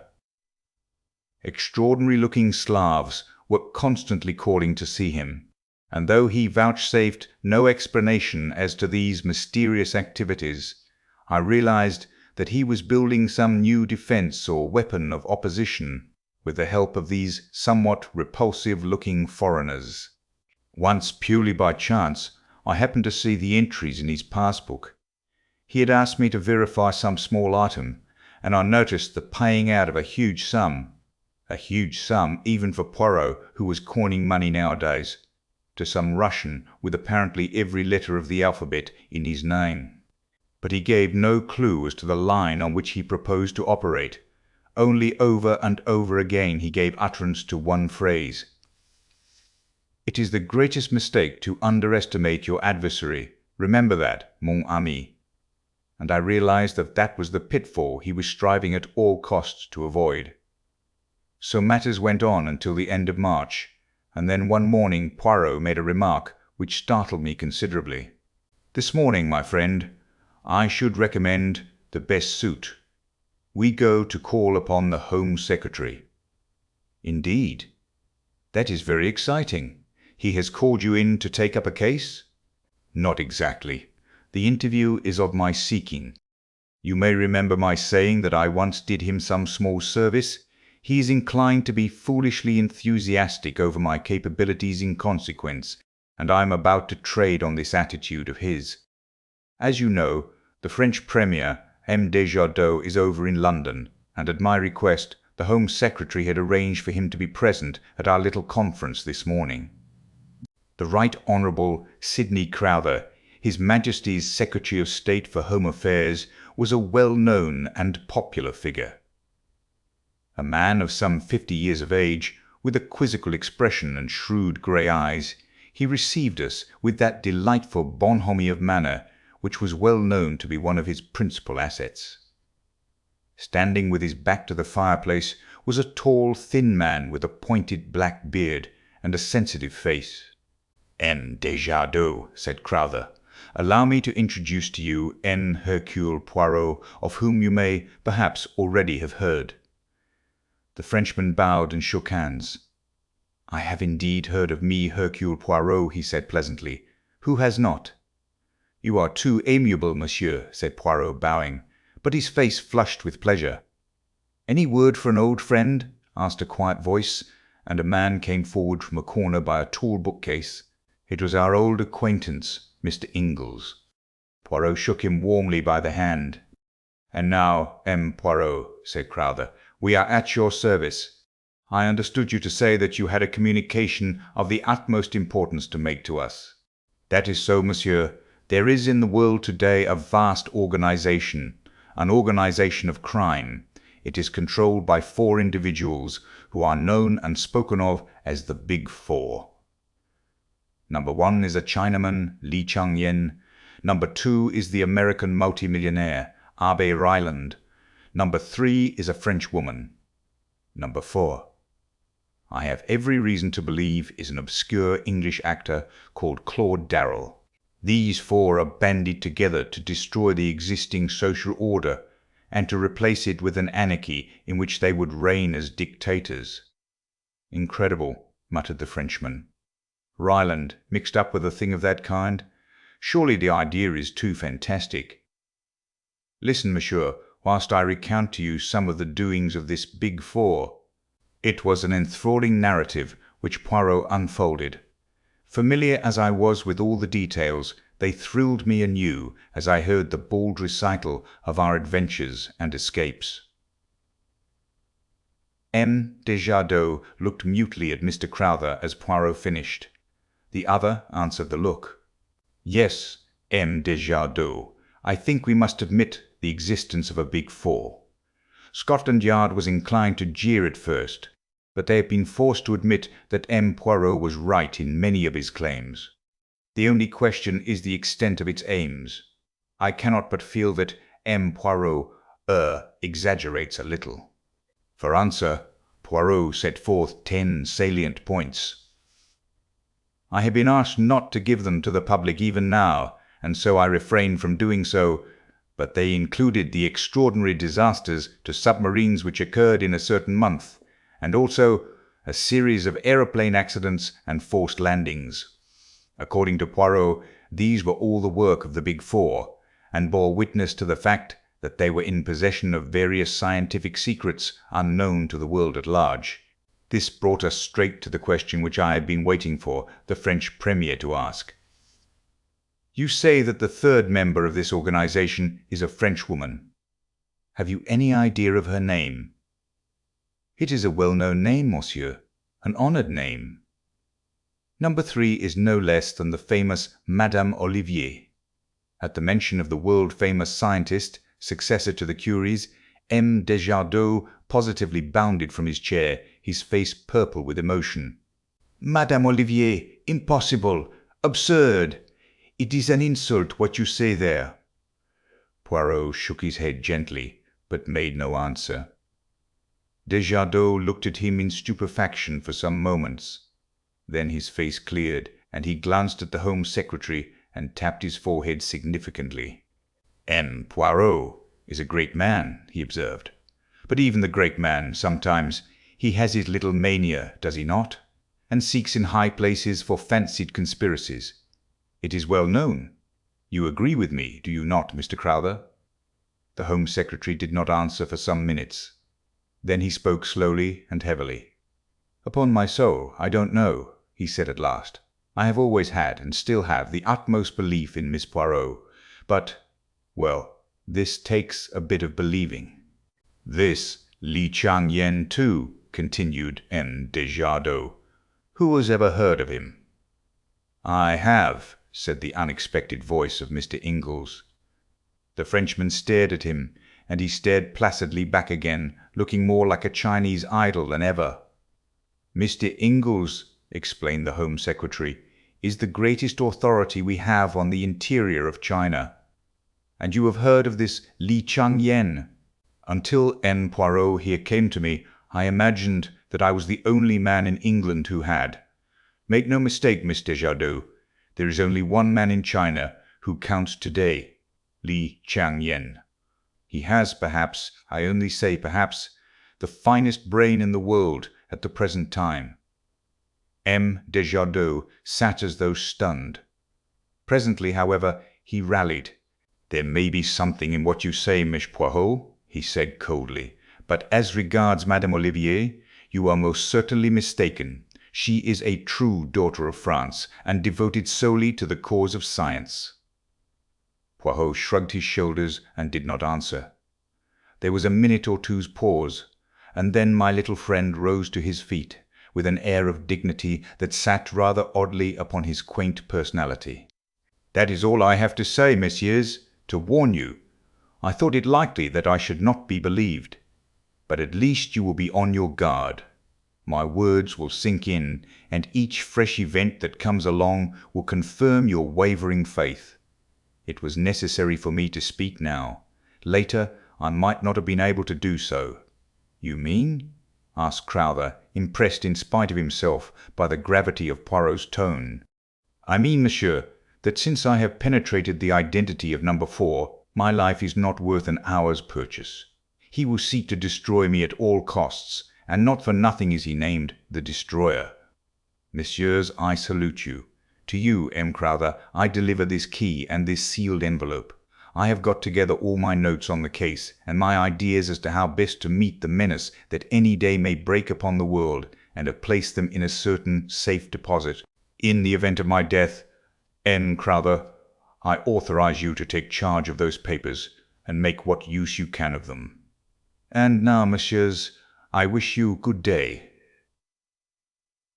Desjardins merely bowed coldly, but Crowther sprang up and held out his hand. "You have converted me, Miss Poirot. Fantastic as the whole thing seems, I believe utterly in the truth of what you have told us." Ingalls left at the same time as we did. "I am not disappointed with the interview," said Poirot as we walked along. "I did not expect to convince Desjardins, but I have at least ensured that, if I die, my knowledge does not die with me. And I have made 1 or 2 converts. Pas si mal." "I'm with you, as you know," said Ingalls. "By the way, I'm going out to China as soon as I can get off. Is that wise?" "No," said Ingalls dryly, "but it's necessary. One must do what one can." "Ah, you are a brave man," cried Poirot with emotion. "If we were not in the street, I would embrace you." I fancied that Ingalls looked rather relieved. "I don't suppose that I shall be in any more danger in China than you are in London," he growled. "That is possibly true enough," admitted Poirot. "I hope that they will not succeed in massacring Hastings also, that is all. That would annoy me greatly." I interrupted this cheerful conversation to remark that I had no intention of letting myself be massacred, and shortly afterwards Ingalls parted from us. For some time we went along in silence, which Poirot at length broke by uttering a totally unexpected remark. I really think that I shall have to bring my brother into this." "Your brother?" I cried, astonished. "I never knew you had a brother." "You surprise me, Hastings. Do you not know that all celebrated detectives have brothers who would be even more celebrated than they are were it not for constitutional indolence? Poirot employs a peculiar manner sometimes, which makes it well nigh impossible to know whether he is jesting or in earnest. That manner was very evident at the moment. "What is your brother's name?" I asked, trying to adjust myself to this new idea. "Achille Poirot," replied Poirot gravely. "He lives near Spa in Belgium." "What does he do?" I asked with some curiosity, putting aside a half-formed wonder as to the character and disposition of the late Madame Poirot and her classical taste in Christian names. "He does nothing. He is, as I tell, of a singularly indolent disposition. But his abilities are hardly less than my own, which is saying a great deal. Is he like you to look at? Not unlike, but not nearly so handsome. And he wears no moustaches. Is he older than you, or younger? He happens to have been born on the same day." "A twin?" I cried. "Exactly, Hastings. You jumped to the right conclusion with unfailing accuracy. But here we are at home again. Let us at once get to work on that little affair of the Duchess's necklace." But the Duchess's necklace was doomed to wait a while. A case of quite another description was waiting for us. Our landlady, Mrs. Pearson, at once informed us that a hospital nurse had called and was waiting to see Poirot. We found her sitting in the big armchair facing the window, a pleasant-faced woman of middle age in a dark blue uniform. She was a little reluctant to come to the point, but Poirot soon put her at her ease, and she embarked upon her story. "You see, Miss Poirot, I've never come across anything of the kind before. I was sent for from the Lark Sisterhood to go down to a case in Hertfordshire. An old gentleman it is, Mr. Templeton. Quite a pleasant house, and quite pleasant people.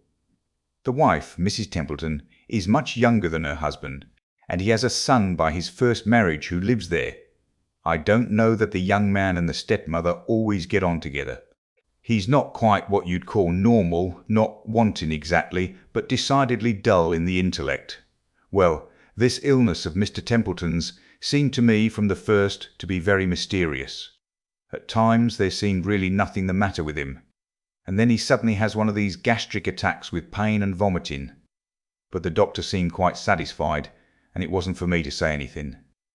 But I couldn't help thinking about it. And then she paused and became rather red. "Something happened which aroused your suspicions?" suggested Poirot. "Yes."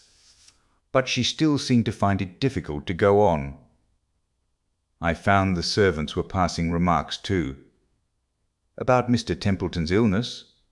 "Oh, no. About this other thing. Mrs. Templeton?" "Yes." "Mrs. Templeton and the doctor, perhaps." Poirot had an uncanny flair in these things. The nurse threw him a grateful glance and went on. "They were passing remarks. And then one day I happened to see them together myself in the garden. It was left at that." Our client was in such an agony of outraged propriety that no one could feel it necessary to ask exactly what she had seen in the garden. She had evidently seen quite enough to make up her own mind on the situation. The attacks got worse and worse. Dr. Treves said it was all perfectly natural and to be expected, and that Mr. Templeton could not possibly live long, but I've never seen anything like it before myself, not in all my long experience of nursing. It seemed to me much more like some form of— She paused, hesitating.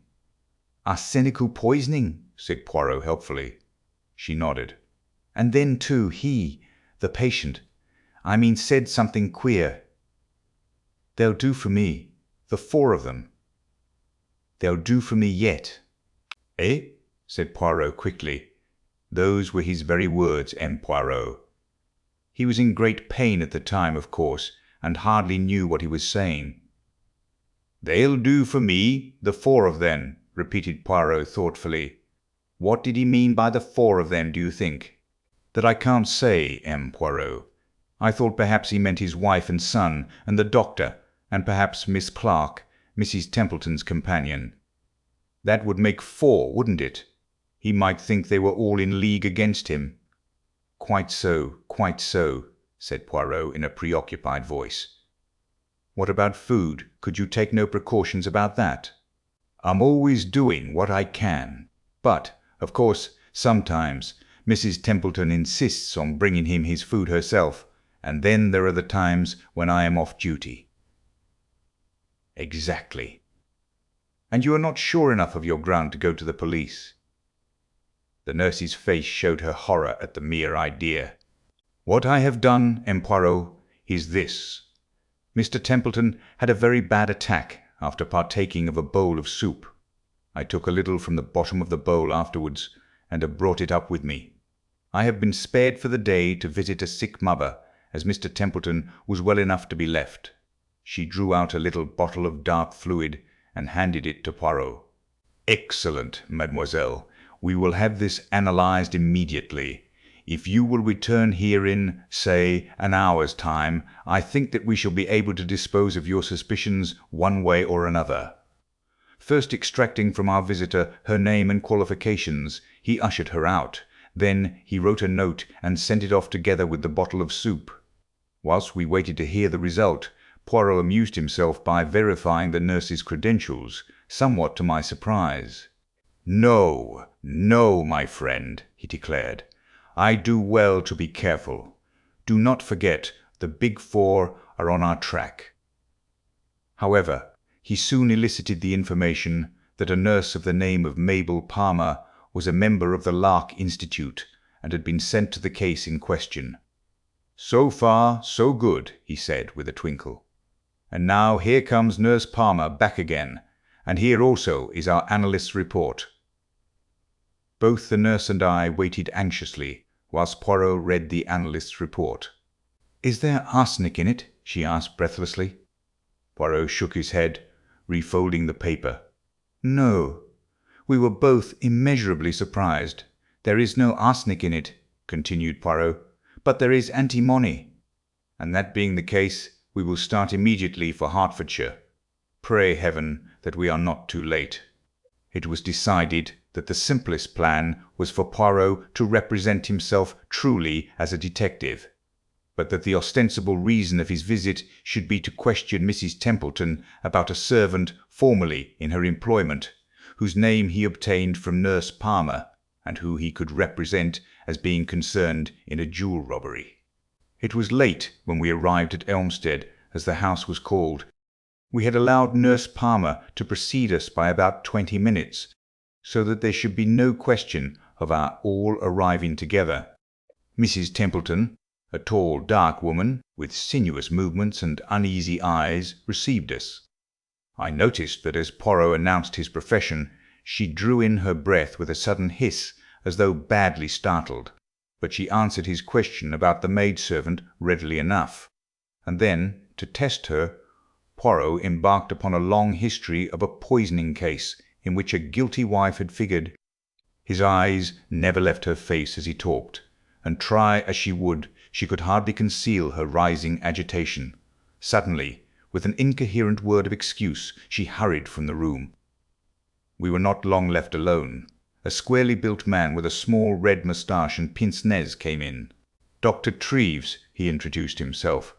"Mrs. Templeton asked me to make her excuses to you. She's in a very bad state, you know.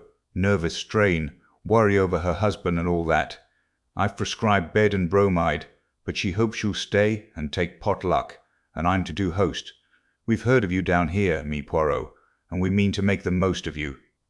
Ah, here's Mickey." A shambling young man entered the room. He had a very round face, and foolish-looking eyebrows raised as though in perpetual surprise. He grinned awkwardly as he shook hands. This was clearly the wanting son. Presently we all went in to dinner. Dr. Treves left the room to open some wine, I think, and suddenly the boy's physiognomy underwent a startling change. He leant forward, staring at Poirot. "You've come about, father," he said, nodding his head. I know lots of things, but nobody thinks I do. Mother will be glad when father's dead and she can marry Dr. Treves." "She isn't my own mother, you know. I don't like her. She wants father to die." It was all rather horrible. Luckily, before Poirot had time to reply, the doctor came back, and we had to carry on a forced conversation. And then suddenly Poirot lay back in his chair with a hollow groan. His face was contorted with pain. "My dear sir, what's the matter?" cried the doctor. A sudden spasm. "I am used to them." No, I require no assistance from you, doctor. If I might lie down upstairs." His request was instantly acceded to, and I accompanied him upstairs, where he collapsed on the bed, groaning heavily. For the first minute or two I had been taken in, but I had quickly realized that Poirot was, as he would have put it, playing the comedy, and that his object was to be left alone upstairs near the patient's room. Hence I was quite prepared when, the instant we were alone, he sprang up. "Quick, Hastings, the window. There is ivy outside. We can climb down before they begin to suspect." "Climb down?" "Yes, we must get out of this house at once." "You saw him at dinner?" "The doctor?" "No, young Templeton. His trick with his bread. Do you remember what Flossie Monroe told us before she died? That Claude Darrell had a habit of dabbing his bread on the table to pick up crumbs. Hastings, this is a vast plot, and that vacant-looking young man is our arch-enemy. Number 4. Hurry." I did not wait to argue. Incredible as the whole thing seemed, it was wiser not to delay. We scrambled down the ivy as quietly as we could, and made a bee-line for the small town and the railway station. We were just able to catch the last train, the 8:34, which would land us in town about 11 o'clock. "A plot," said Poirot thoughtfully. "How many of them were in it, I wonder? I suspect that the whole Templeton family are just so many agents of the Big Four. Did they simply want to decoy us down there? Or was it more subtle than that? Did they intend to play the comedy down there and keep me interested until they had had time to do what? I wonder now." He remained very thoughtful. Arrived at our lodgings, he restrained me at the door of the sitting-room. "Attention, Hastings! I have my suspicions. Let me enter first." He did so, and, to my slight amusement, took the precaution to press on the electric switch with an old galoche. Then he went round the room like a strange cat, cautiously, delicately, on the alert for danger. I watched him for some time, remaining obediently where I had been put by the wall. "It's all right, Poirot," I said impatiently. "It seems so, mon ami, it seems so. "But let us make sure." "Rot," I said.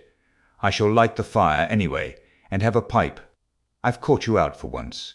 You had the matches last, and you didn't put them back in the holder as usual, the very thing you're always cursing me for doing." I stretched out my hand. I heard Poirot's warning cry, saw him leaping towards me. My hand touched the matchbox. Then a flash of blue flame, an ear-rending crash, and darkness. I came to myself to find the familiar face of our old friend Dr. Ridgway bending over me. An expression of relief passed over his features. "Keep still," he said soothingly. "You're all right. There's been an accident, you know." "Poirot," I murmured, "you're in my digs. Everything's quite all right." A cold fear clutched at my heart. His evasion woke a horrible fear. "Poirot?" I reiterated. "What of Poirot?" I reiterated. "What of Poirot?" He saw that I had to know, and that further evasions were useless. "By a miracle you escaped." "Poirot did not." A cry burst from my lips. "Not dead? Not dead?" Ridgway bowed his head, his features working with emotion. With desperate energy I pulled myself to a sitting position. "Poirot may be dead," I said weakly, "but his spirit lives on. I will carry on his work. Death to the Big Four." Then I fell back, fainting. 16. The Dying Chinaman. Even now I can hardly bear to write of those days in March. Poirot, the unique, the inimitable Hercule Poirot, dead. There was a particularly diabolical touch in the disarranged matchbox, which was certain to catch his eye, and which he would hasten to rearrange, and thereby touch off the explosion. That, as a matter of fact, it was I who actually precipitated the catastrophe, never ceased to fill me with unavailing remorse. It was, as Dr. Ridgway said, a perfect miracle that I had not been killed, but had escaped with a slight concussion. Although it had seemed to me as though I regained consciousness almost immediately, it was in reality over 24 hours before I came back to life. It was not until the evening of the day following that I was able to stagger feebly into an adjoining room and view with deep emotion the plain elm coffin which held the remains of one of the most marvelous men this world has ever known. From the very first moment of regaining consciousness, I had only one purpose in mind: to avenge Poirot's death and to hunt down the Big Four remorselessly. I had thought that Ridgway would have been of one mind with me about this, but to my surprise the good doctor seemed unaccountably lukewarm. "Get back to South America," was his advice, tendered on every occasion. Why attempt the impossible? Put as delicately as possible, his opinion amounted to this: if Poirot, the unique Poirot, had failed, was it likely that I should succeed? But I was obstinate, putting aside any question as to whether I had the necessary qualifications for the task, and I may say in passing that I did not entirely agree with his views on this point. I had worked so long with Poirot that I knew his methods by heart, and felt fully capable of taking up the work where he had laid it down. It was, with me, a question of feeling. My friend had been foully murdered. Was I to go tamely back to South America without an effort to bring his murderers to justice? I said all this and more to Ridgway, who listened attentively enough. "All the same," he said when I had finished, "my advice does not vary. I am earnestly convinced that Poirot himself, if he were here, would urge you to return. In his name, I beg of you, Hastings, abandon these wild ideas and go back to your ranch." To that only one answer was possible, and, shaking his head sadly, he said no more. It was a month before I was fully restored to health. Towards the end of April, I sought and obtained an interview with the Home Secretary. Mr. Crowther's manner was reminiscent of that of Dr. Ridgway. It was soothing and negative. Whilst appreciating the offer of my services, he gently and considerately declined them. The papers referred to by Poirot had passed into his keeping, and he assured me that all possible steps were being taken to deal with the approaching menace. With that cold comfort, I was forced to be satisfied. Mr. Crowther ended the interview by urging me to return to South America. I found the whole thing profoundly unsatisfactory. I should, I suppose, in its proper place, have described Poirot's funeral. It was a solemn and moving ceremony, and the extraordinary number of floral tributes passed belief. They came from high and low alike, and bore striking testimony to the place my friend had made for himself in the country of his adoption. For myself, I was frankly overcome by emotion as I stood by the graveside and thought of all our varied experiences and the happy days we had passed together. By the beginning of May, I had mapped out a plan of campaign. I felt that I could not do better than keep Poirot's scheme of advertising for any information respecting Claude Darrow. I had an advertisement to this effect inserted in a number of morning newspapers, and I was sitting in a small restaurant in Soho and judging of the effect of the advertisement, when a small paragraph in another part of the paper gave me a nasty shock.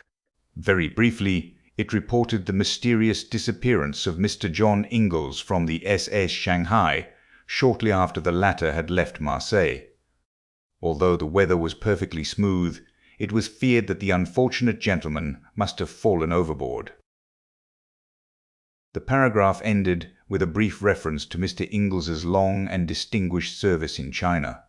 The news was unpleasant. I read into Ingles's death a sinister motive. Not for one moment did I believe the theory of an accident.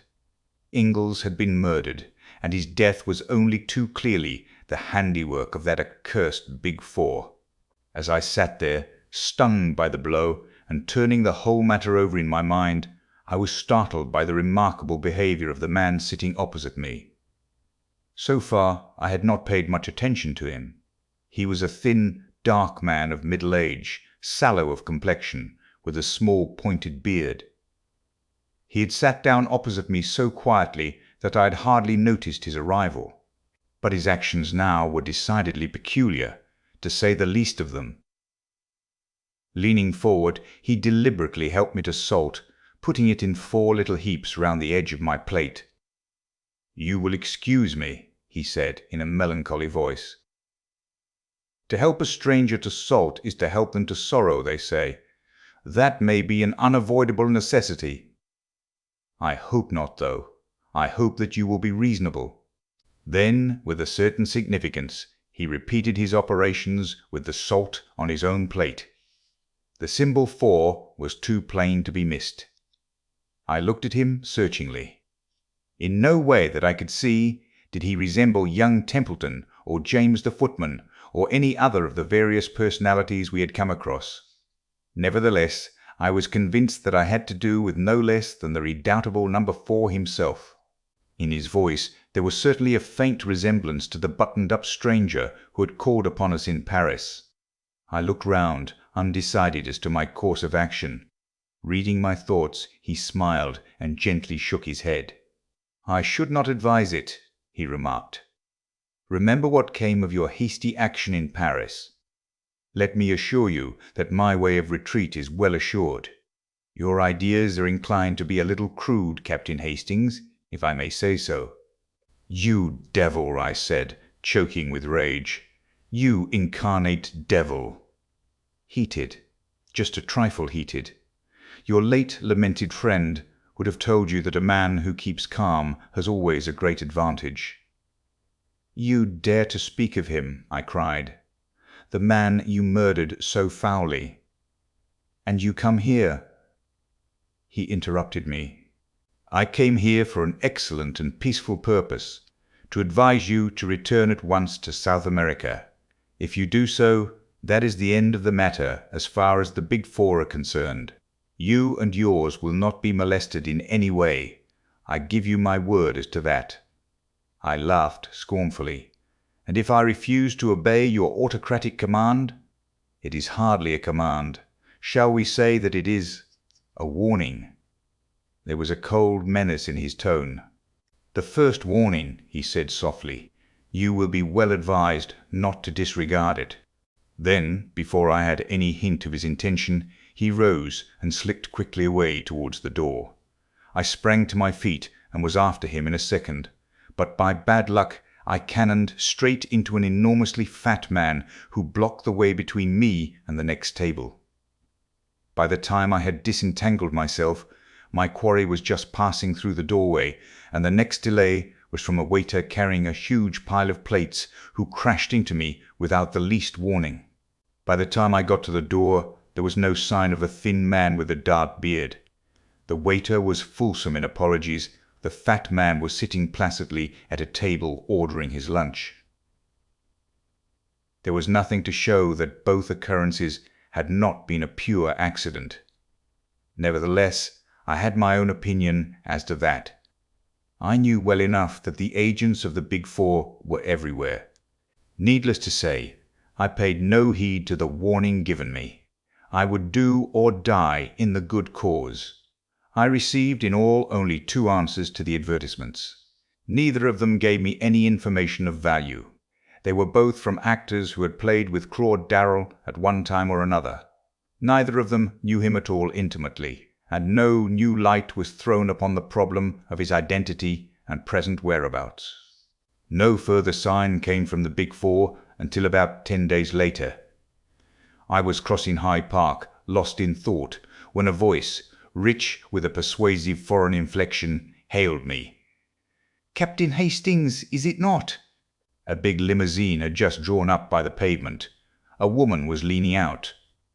Exquisitely dressed in black, with wonderful pearls, I recognized the lady first known to us as Countess Vera Rossakoff, and afterwards, under a different alias, as an agent of the Big Four. Poirot, for some reason or other, had always had a sneaking fondness for the Countess. Something in her very flamboyance attracted the little man. She was, he was wont to declare in moments of enthusiasm, a woman in 1,000. That she was arrayed against us on the side of our bitterest enemies never seemed to weigh in his judgment. "Ah, do not pass on," said the Countess. "I have something most important to say to you. And do not try to have me arrested either, for that would be stupid. You were always a little stupid. Yes, yes, it is so. You are stupid now when you persist in disregarding the warning we sent you. It is the second warning I bring you. Leave England at once. You can do no good here. I tell you that frankly. You will never accomplish anything."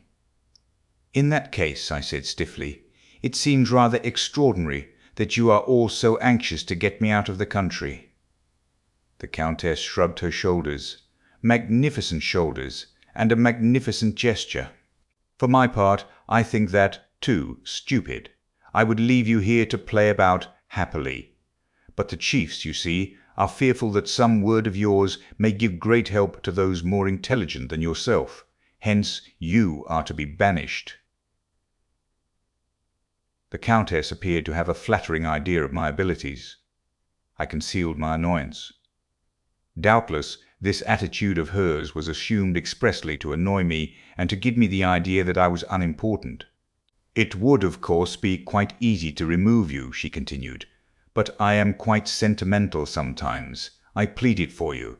You have a nice little wife somewhere, have you not? And it would please the poor little man who is dead to know that you were not to be killed. I always liked him, you know. He was clever. But clever. Had it not been a case of 4 against 1, I honestly believe he might have been too much for us. I confess it frankly. He was my master. I sent a wreath to the funeral as a token of my admiration, an enormous one of crimson roses. Crimson roses express my temperament." I listened in silence and a growing distaste. "You have the look of a mule when it puts its ears back and kicks. Well, I have delivered my warning. Remember this. The third warning will come by the hand of the destroyer." She made a sign, and the car whirled away rapidly. I noted the number mechanically, but without the hope that it would lead to anything. The Big Four were not apt to be careless in details. I went home a little sobered. One fact had emerged from the Countess's flood of volubility. I was in real danger of my life. Though I had no intention of abandoning the struggle, I saw that it behoved me to walk warily and adopt every possible precaution. Whilst I was reviewing all these facts and seeking for the best line of action, the telephone bell rang. I crossed the room and picked up the receiver. Yes. Hello? Who's speaking? A crisp voice answered me. This is St. Giles's Hospital. We have a Chinaman here, knifed in the street and brought in. He can't last long. We rang you up because we found in his pocket a piece of paper with your name and address on it. I was very much astonished. Nevertheless, after a moment's reflection, I said that I would come down at once. St. Giles's Hospital was, I knew, down by the docks, and it occurred to me that the Chinaman might have just come off some ship. It was on my way down there that a sudden suspicion shot into my mind. Was the whole thing a trap? Wherever a Chinaman was, there might be the hand of Li Chang-yen. I remembered the adventure of the baited trap. Was the whole thing a ruse on the part of my enemies? A little reflection convinced me that at any rate a visit to the hospital would do no harm. It was probable that the thing was not so much a plot as what is vulgarly known as a plant. The dying Chinaman would make some revelation to me upon which I should act, and which would have the result of leading me into the hands of the Big Four. The thing to do was to preserve an open mind, and whilst feigning credulity, be secretly on my guard. On arriving at St. Giles's Hospital and making my business known, I was taken at once to the accident ward, to the bedside of the man in question. He lay absolutely still, his eyelids closed, and only a very faint movement of the chest showed that he still breathed. A doctor stood by the bed, his fingers on the Chinaman's pulse. "He's almost gone," he whispered to me. "You know him, eh?" I shook my head. "I've never seen him before." "Then what was he doing with your name and address in his pocket?" "You are Captain Hastings, aren't you?" "Yes, but I can't explain it any more than you can." "Curious thing. From his papers he seems to have been the servant of a man called Ingalls, a retired civil servant." "Ah, you know him, do you?" he added quickly, as I started at the name. Ingalls' servant. Then I had seen him before. Not that I had ever succeeded in being able to distinguish one Chinaman from another. He must have been with Ingalls on his way to China, and after the catastrophe he had returned to England with a message, possibly for me. It was vital, imperative, that I should hear that message.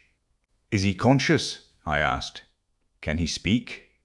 Mr. Ingalls was an old friend of mine, and I think it possible that this poor fellow has brought me a message from him. Mr. Ingalls is believed to have gone overboard about 10 days ago. He's just conscious, but I doubt if he has the force to speak. He lost a terrible lot of blood, you know. I can administer a stimulant, of course, but we've already done all that is possible in that direction. Nevertheless, he administered a hypodermic injection, and I stayed by the bed, hoping against hope for a word, a sign that might be of the utmost value to me in my work. But the minutes sped on, and no sign came, and suddenly a baleful idea shot across my mind. Was I not already falling into the trap? Suppose that this Chinaman had merely assumed the part of Ingalls' servant, that he was in reality an agent of the Big Four. Had I not once read that certain Chinese priests were capable of simulating death? Or, to go further still, Li Chang-yen might command a little band of fanatics who would welcome death itself if it came at the command of their master. I must be on my guard. Even as these thoughts flashed across my mind, the man in the bed stirred. His eyes opened. He murmured something incoherently. Then I saw his glance fasten upon me. He made no sign of recognition, but I was at once aware that he was trying to speak to me. Be he friend or foe, I must hear what he had to say. I leaned over the bed, but the broken sounds conveyed no sort of meaning to me. I thought I caught the word hand, but in what connection it was used I could not tell. Then it came again, and this time I heard another word, the word largo. I stared in amazement as the possible juxtaposition of the two suggested itself to me. "Handel's largo?" I queried. The Chinaman's eyelids flickered rapidly, as though in assent, and he added another Italian word, the word carrozza. 2 or 3 more words of murmured Italian came to my ears, and then he fell back abruptly. The doctor pushed me aside. It was all over. The man was dead. I went out into the air again, thoroughly bewildered. Handel's largo and a carrozza. If I remembered rightly, a carrozza was a carriage. What possible meaning could lie behind those simple words? The man was a Chinaman, not an Italian. Why should he speak in Italian? Surely, if he were indeed Ingles's servant, he must know English's servant, he must know English. The whole thing was profoundly mystifying. I puzzled over it all the way home. Oh, if only Poirot had been there to solve the problem with his lightning ingenuity. I let myself in with my latchkey and went slowly up to my room. A letter was lying on the table, and I tore it open carelessly enough. But in a minute I stood rooted to the ground whilst I read. It was a communication from a firm of solicitors. "Dear Sir," it ran, "as instructed by our late client, me Hercule Poirot, we forward you the enclosed letter.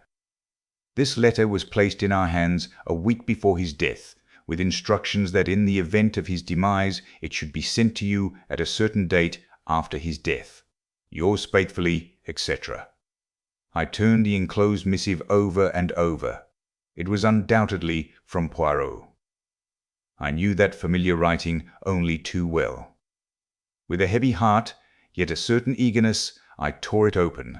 "Mon cher ami," it began, "when you receive this, I shall be no more. Do not shed tears about me, but follow my orders.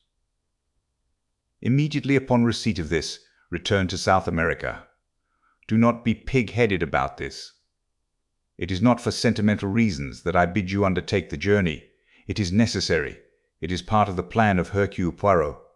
To say more is unnecessary to anyone who has the acute intelligence of my friend Hastings. Abas, the bigfour. I salute you, my friend, from beyond the grave.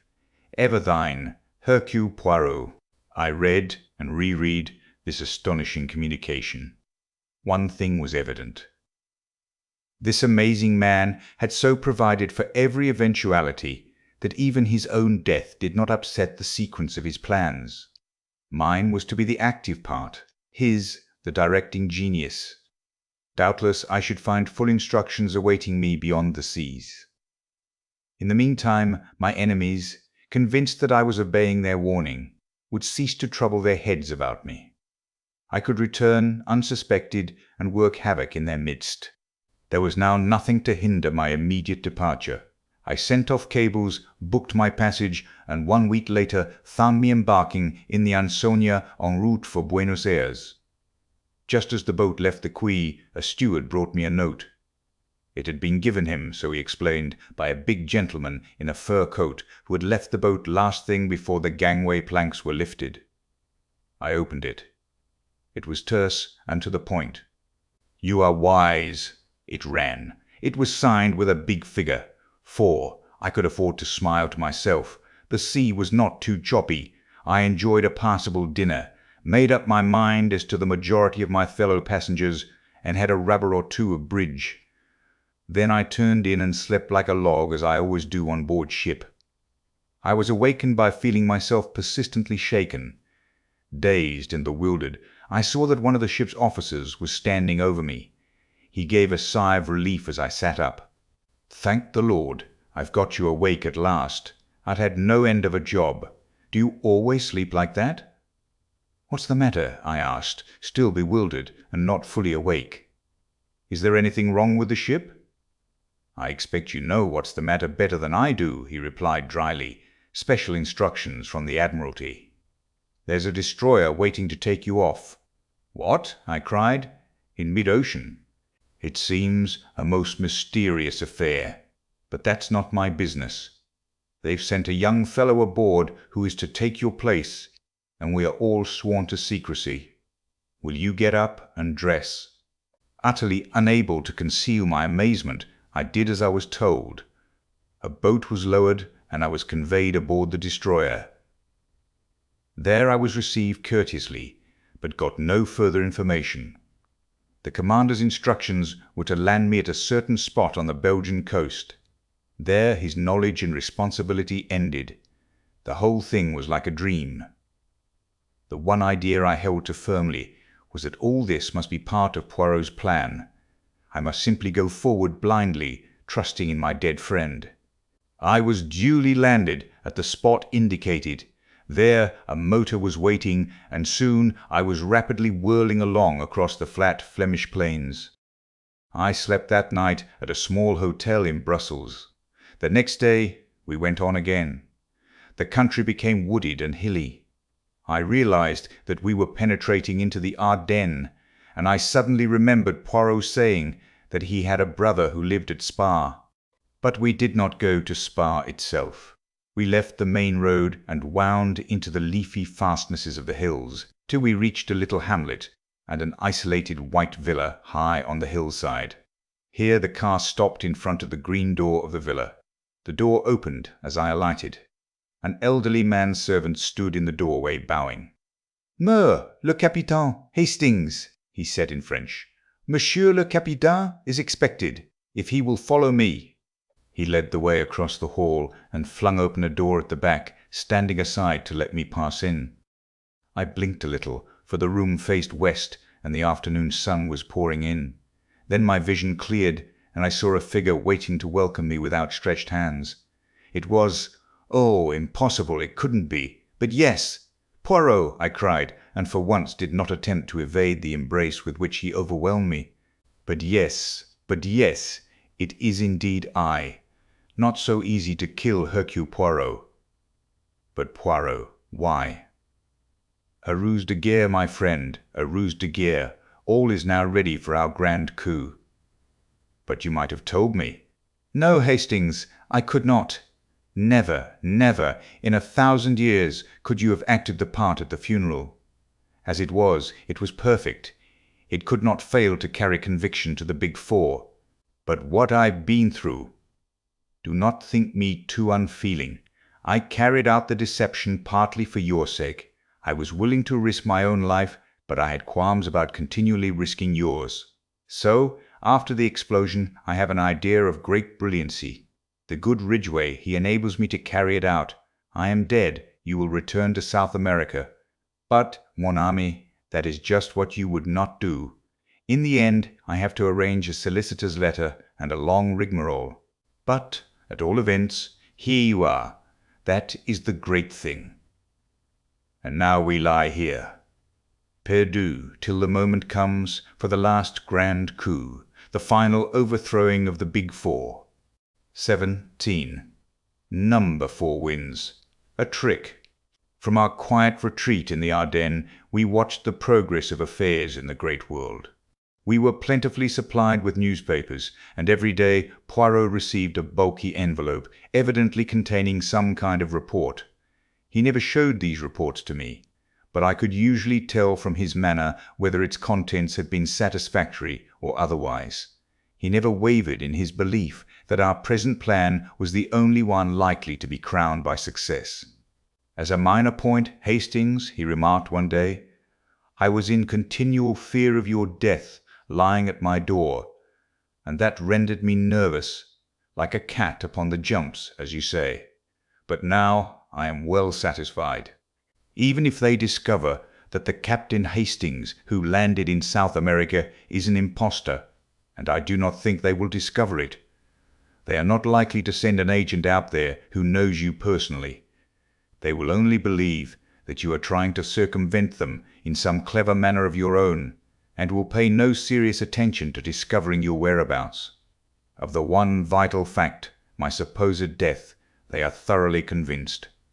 They will go ahead and mature their plans." "And then?" I asked eagerly. "And then, mon ami, grand resurrection of Hercule Poirot. At the 11th hour I reappear, throw all into confusion, and achieve the supreme victory in my own unique manner." I realized that Poirot's vanity was of the case, hardened variety which could withstand all attacks. I reminded him that once or twice the honors of the game had lain with our adversaries, but I might have known that it was impossible to diminish Hercule Poirot's enthusiasm for his own methods. "See you, Hastings, it is like the little trick that you play with the cards. You have seen it without doubt. You take the 4 knaves, you divide them, one on top of the pack, one underneath, and so on. You cut and you shuffle, and there they are all together again. That is my object. So far I have been contending now against one of the big 4, now against another. But let me get them all together, like the 4 knaves in the pack of cards, and then, with one coup, I destroy them all." "And how do you propose to get them all together?" I asked. "By awaiting the supreme moment, by lying perdu until they are ready to strike." "That may mean a long wait," I grumbled. "Always impatient, the good Hastings. But no, it will not be so long. The one man they were afraid of, myself, is out of the way. I give them 2 or 3 months at most." His speaking of someone being got out of the way reminded me of Ingalls and his tragic death, and I remembered that I had never told Poirot about the dying Chinaman in St. Giles's Hospital. He listened with keen attention to my story. "Ingalls' servant, eh?" And the few words he uttered were in Italian? Curious. That's why I suspected it might have been a plant on the part of the big 4. "Your reasoning is at fault, Hastings. Employ the little grey cells. If your enemies wished to deceive you, they would assuredly have seen to it that the Chinaman spoke in intelligible pidgin English. No, the message was genuine. Tell me again all that you heard." "First of all, he made a reference to handled lago, and then he said something that sounded like carrozzo. That's a carriage, isn't it?" "Nothing else?" "Well, just at the end he murmured something like Kara's, somebody or other, some woman's name. Zia, I think. But I don't suppose that had any bearing on the rest of it." "You would not suppose so, Hastings? Kara Zia is very important indeed." "I don't see." "My dear friend, you never see. And anyway, the English know no geography." "Geography?" I cried. "What has geography got to do with it?" "I dare say M. Thomas Cook would be more to the point." As usual, Poirot refused to say anything more, a most irritating trick of his. But I noticed that his manner became extremely cheerful, as though he had scored some point or other. The days went on, pleasant if a trifle monotonous. There were plenty of books in the villa, and delightful rambles all around. But I chafed sometimes at the forced inactivity of our life, and marvelled at Poirot's state of placid content. Nothing occurred to ruffle our quiet existence, and it was not until the end of June, well within the limit that Poirot had given them, that we had our news of the big 4. A car drove up to the villa early one morning, such an unusual event in our peaceful life that I hurried down to satisfy my curiosity. I found Poirot talking to a pleasant-faced young fellow of about my own age. He introduced me. "This is Captain Harvey, Hastings, one of the most famous members of your intelligence service." "Not famous at all, I'm afraid," said the young man, laughing pleasantly. "Not famous, except to those in the know, I should have said. Most of Captain Harvey's friends and acquaintances consider him an amiable but brainless young man, devoted only to the trot of the fox, or whatever the dance is called." We both laughed. "Well, well, to business," said Poirot. "You are of opinion the time has come, then?" "We are sure of it, sir. China was isolated politically yesterday. What is going on out there, nobody knows. No news of any kind, wireless or otherwise, has come through. Just a complete break and silence." Li Shang Yen has shown his hand. "And the others?" Abbe Ryland arrived in England a week ago and left for the continent yesterday. And Madame Olivier left Paris last night. For Italy? For Italy, sir. As far as we can judge, they are both making for the resort you indicated, though how you knew that. Ah, that is not the cap with the feather for me. That was the work of Hastings here. He conceals his intelligence, you comprehend, but it is profound for all that. Harvey looked at me with due appreciation, and I felt rather uncomfortable. All is in train, then, said Poirot. He was pale now and completely serious. The time has come.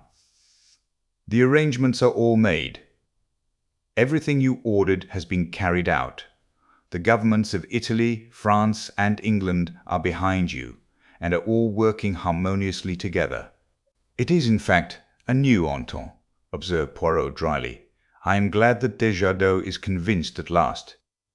Eh bien, then, we will start, or rather, I will start. You, Hastings, will remain here. Yes, I pray of you. In verity, my friend, I am serious. I believed him, but it was not likely that I should consent to being left behind in that fashion. Our argument was short but decisive. It was not until we were in the train, speeding towards Paris, that he admitted that he was secretly glad of my decision. For you have a part to play, Hastings, an important part. Without you, I might well fail. Nevertheless, I felt that it was my duty to urge you to remain behind. There is danger, then, mon ami. Where there is the Big Four, there is always danger.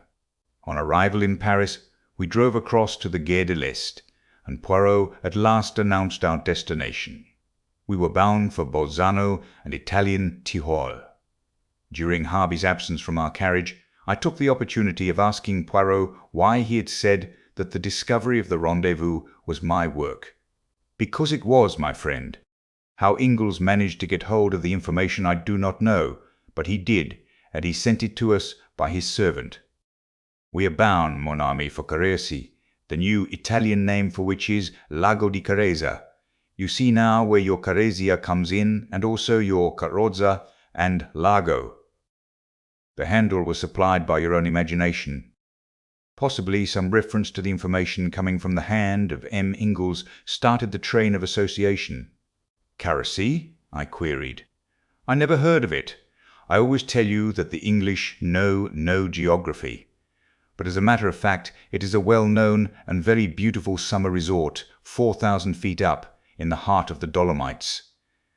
And it is in this out-of-the-way spot that the Big Four have their rendezvous. Say rather, their headquarters. The signal has been given, and it is their intention to disappear from the world and issue orders from their mountain fastness. I have made the inquiries. A lot of quarrying of stone and mineral deposits is done there, and the company, apparently a small Italian firm, is in reality controlled by Abe Ryland.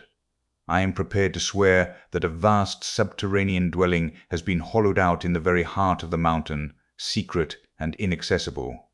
From there the leaders of the organization will issue by wireless their orders to their followers, who are numbered by thousands in every country. And from that crag in the Dolomites the dictators of the world will emerge. That is to say, they would emerge were it not for Hercule Poirot. Do you seriously believe all this, Poirot? What about the armies and general machinery of civilization? What about it in Russia, Hastings? This will be Russia on an infinitely larger scale, and with this additional menace, that Madame Olivier's experiments have proceeded further than she has ever given out. I believe that she has, to a certain extent, succeeded in liberating atomic energy and harnessing it to her purpose. Her experiments with the nitrogen of the air have been very remarkable, and she has also experimented in the concentration of wireless energy, so that a beam of great intensity can be focused upon some given spot. Exactly how far she has progressed, nobody knows, but it is certain that it is much farther than has ever been given out. She is a genius, that woman. The Curies were as nothing to her. Add to her genius the powers of Ryland's almost unlimited wealth, and, with the brain of Li Chang-yen, the finest criminal brain ever known, to direct and plan. Eh bien? It will not be, as you say, all jam for civilization. His words made me very thoughtful. Although Poirot was given at times to exaggeration of language, he was not really an alarmist. For the first time I realized what a desperate struggle it was upon which we were engaged. Harvey soon rejoined us, and the journey went on. We arrived at Bolzano about midday. From there the journey on was by motor. Several big blue motor cars were waiting in the central square of the town, and we three got into one of them. Poirot, notwithstanding the heat of the day, was muffled to the eyes in greatcoat and scarf. His eyes and the tips of his ears were all that could be seen of him. I did not know whether this was due to precaution, or merely his exaggerated fear of catching a chill. The motor journey took a couple of hours. It was a really wonderful drive. For the first part of the way, we wound in and out of huge cliffs, with a trickling waterfall on one hand. Then we emerged into a fertile valley, which continued for some miles, and then, still winding steadily upwards, the bare rocky peaks began to show with dense clustering pine woods at their base. The whole place was wild and lovely. Finally, a series of abrupt curves, with the road running through the pine woods on either side, and we came suddenly upon a big hotel and found that we had arrived. Our rooms had been reserved for us, and under Harvey's guidance we went straight up to them. They looked straight out over the rocky peaks and the long slopes of pine woods leading up to them. Poirot made a gesture towards them. "It is there?" he asked in a low voice. "Yes," replied Harvey. "There is a place called the Felsen Labyrinth, all big boulders piled about in a most fantastic way. A path winds through them. The quarrying is to the right of that, but we think that the entrance is probably in the Felsen Labyrinth." Poirot nodded. "Come, mon ami," he said to me. "Let us go down and sit upon the terrace, and enjoy the sunlight." "You think that wise?" I asked. He shrugged his shoulders. The sunlight was marvellous. In fact, the glare was almost too great for me. We had some creamy coffee instead of tea, then went upstairs and unpacked our few belongings. Poirot was in his most unapproachable mood, lost in a kind of reverie. Once or twice he shook his head and sighed. I had been rather intrigued by a man who had got out of our train at Bolzano and had been met by a private car. He was a small man, and the thing about him that had attracted my attention was that he was almost as much muffled up as Poirot had been. More so, indeed, for in addition to greatcoat and muffler, he was wearing huge blue spectacles. I was convinced that here we had an emissary of the Big Four. Poirot did not seem very impressed by my idea, but when, leaning out of my bedroom window, I reported that the man in question was strolling about in the vicinity of the hotel, he admitted that there might be something in it. I urged my friend not to go down to dinner, but he insisted on doing so. We entered the dining room rather late, and were shown to a table by the window. As we sat down, our attention was attracted by an exclamation and a crash of falling china. A dish of haricots had been upset over a man who was sitting at the table next to ours. The head waiter came up and was vociferous in apologies. Presently, when the offending waiter was serving us with soup, Poirot spoke to him. "An unfortunate accident that, but it was not your fault." "Monsieur saw that?" "No, indeed it was not my fault." The gentleman half sprung up from his chair. I thought he was going to have an attack of some kind. I could not save the catastrophe. I saw Poirot's eyes shining with the green light I knew so well, and as the waiter departed, he said to me in a low voice, "You see, Hastings, the effect of Hercule Poirot alive and in the flesh." "You think—" I had not time to continue. I felt Poirot's hand on my knee as he whispered excitedly, "Look, Hastings, look! His trick with the bread. Number 4. Sure enough, the man at the next table to ours, his face unusually pale, was dabbing a small piece of bread mechanically about the table. I studied him carefully. His face, clean-shaven and puffily fat, was of a pasty, unhealthy sallowness, with heavy pouches under the eyes and deep lines running from his nose to the corners of his mouth. His age might have been anything from 35 to 45. In no particular did he resemble any one of the characters which Number 4 had previously assumed. Indeed, had it not been for his little trick with the bread, of which he was evidently quite unaware, I would have sworn readily enough that the man sitting there was someone whom I had never seen before. "He has recognized you," I murmured. "You should not have come down." "My excellent Hastings, I have feigned death for 3 months for this one purpose: to startle Number 4, to startle him at a moment when he must act quickly or not at all. And we have this great advantage: he does not know that we recognize him. He thinks that he is safe in his new disguise." How I bless Frosty Monroe for telling us of that little habit of his. "What will happen now?" I asked. "What can happen?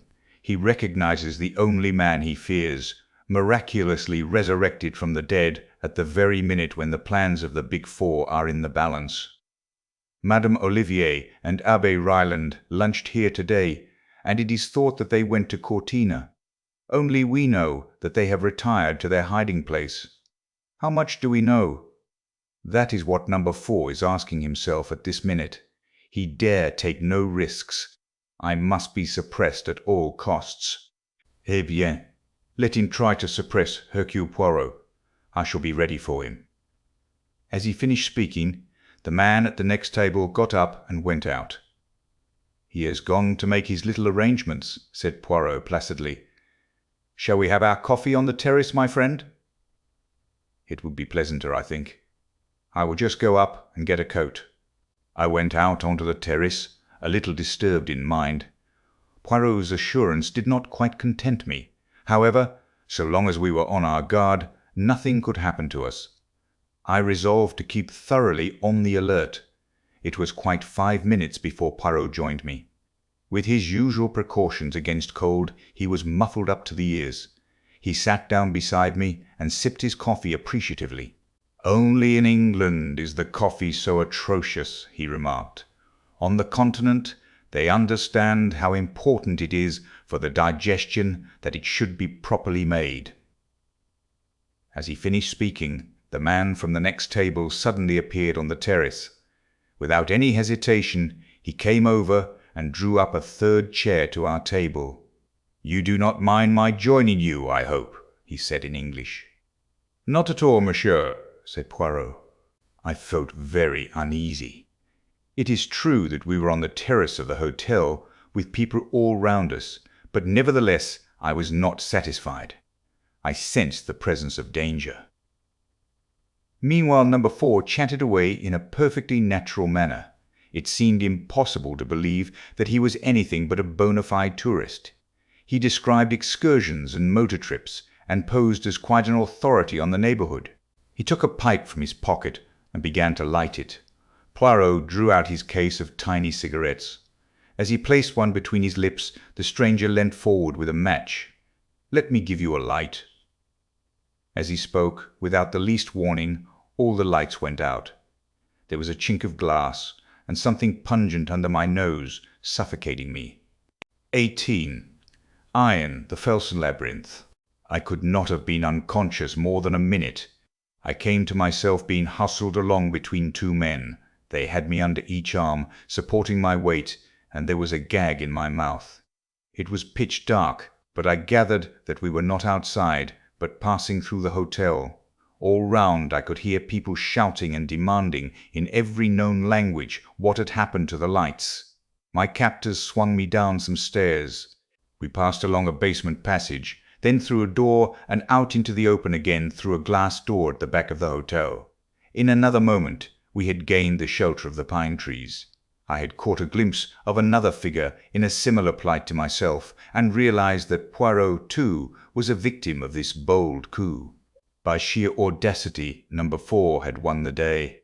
He had employed, I gathered, an instant aesthetic, probably ethyl chloride, breaking a small bulb of it under our noses.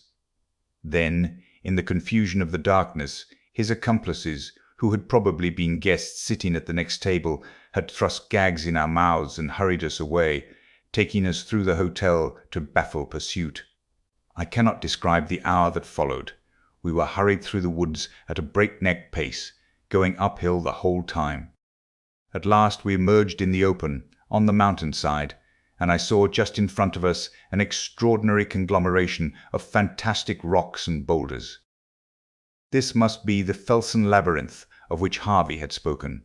Soon we were winding in and out of its recesses. The place was like a maze devised by some evil genie. Suddenly we stopped. An enormous rock barred our path. One of the men stooped and seemed to push on something when, without a sound, the huge mass of rock turned on itself and disclosed a small tunnel-like opening leading into the mountainside. Into this we were hurried. For some time the tunnel was narrow, but presently it widened, and before very long we came out into a wide rocky chamber lighted by electricity. There the gags were removed. At a sign from number 4, who stood facing us with mocking triumph in his face, we were searched, and every article was removed from our pockets, including Poirot's little automatic pistol. A pang smote me as it was tossed down on the table. We were defeated, hopelessly defeated and outnumbered. It was the end. "Welcome to the headquarters of the Big Four, M. Hercule Poirot," said number 4 in a mocking tone. "To meet you again is an unexpected pleasure. But was it worth while returning from the grave only for this?" Poirot did not reply. I dared not look at him. "Come this way," continued number 4. "Your arrival will be somewhat of a surprise to my colleagues." He indicated a narrow doorway in the wall. We passed through and found ourselves in another chamber. At the very end of it was a table behind which 4 chairs were placed. The end chair was empty, but was draped with a mandarin's cape. On the second, smoking a cigar, sat Mr. Abe Ryland. Leaning back in the third chair, with her burning eyes and her nun's face, was Madame Olivier. Number 4 took his seat on the 4th chair. We were in the presence of the Big Four. Never before had I felt so fully the reality and the presence of Li Chang-yen as I did now when confronting his empty seat.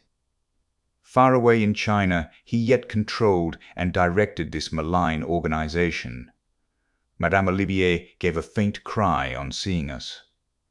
Ryland, more self-controlled, only shifted his cigar and raised his grizzled eyebrows. "M. Hercule Poirot," said Ryland slowly, "this is a pleasant surprise. You put it over on us all right. We thought you were good and buried. No matter, the game is up now." There was a ring as of steel in his voice. Madame Olivier said nothing, but her eyes burned, and I disliked the slow way she smiled. "Madame and messieurs, I wish you good." "Evening," said Poirot quietly. Something unexpected, something I had not been prepared to hear in his voice, made me look at him. He seemed quite composed, yet there was something about his whole appearance that was different. Then there was a stir of draperies behind us, and the Countess Vera Rossikoff came in. "Ah!" said number 4. "Our valued and trusted lieutenant. An old friend of yours is here, my dear lady." The Countess whirled round with her usual vehemence of movement. "God in heaven!" she cried. "It is the little man!" "Ah, but he has the 9 lives of a cat. Oh, little man, why did you mix yourself up in this?" "Madame," said Poirot with a bow, "me, like the great Napoleon, I am on the side of the big battalions." As he spoke, I saw a sudden suspicion flash into her eyes, and at the same moment I knew the truth which subconsciously I already sensed. The man beside me was not Hercule Poirot. He was very like him, extraordinarily like him. There was the same egg-shaped head, the same strutting figure, delicately plump.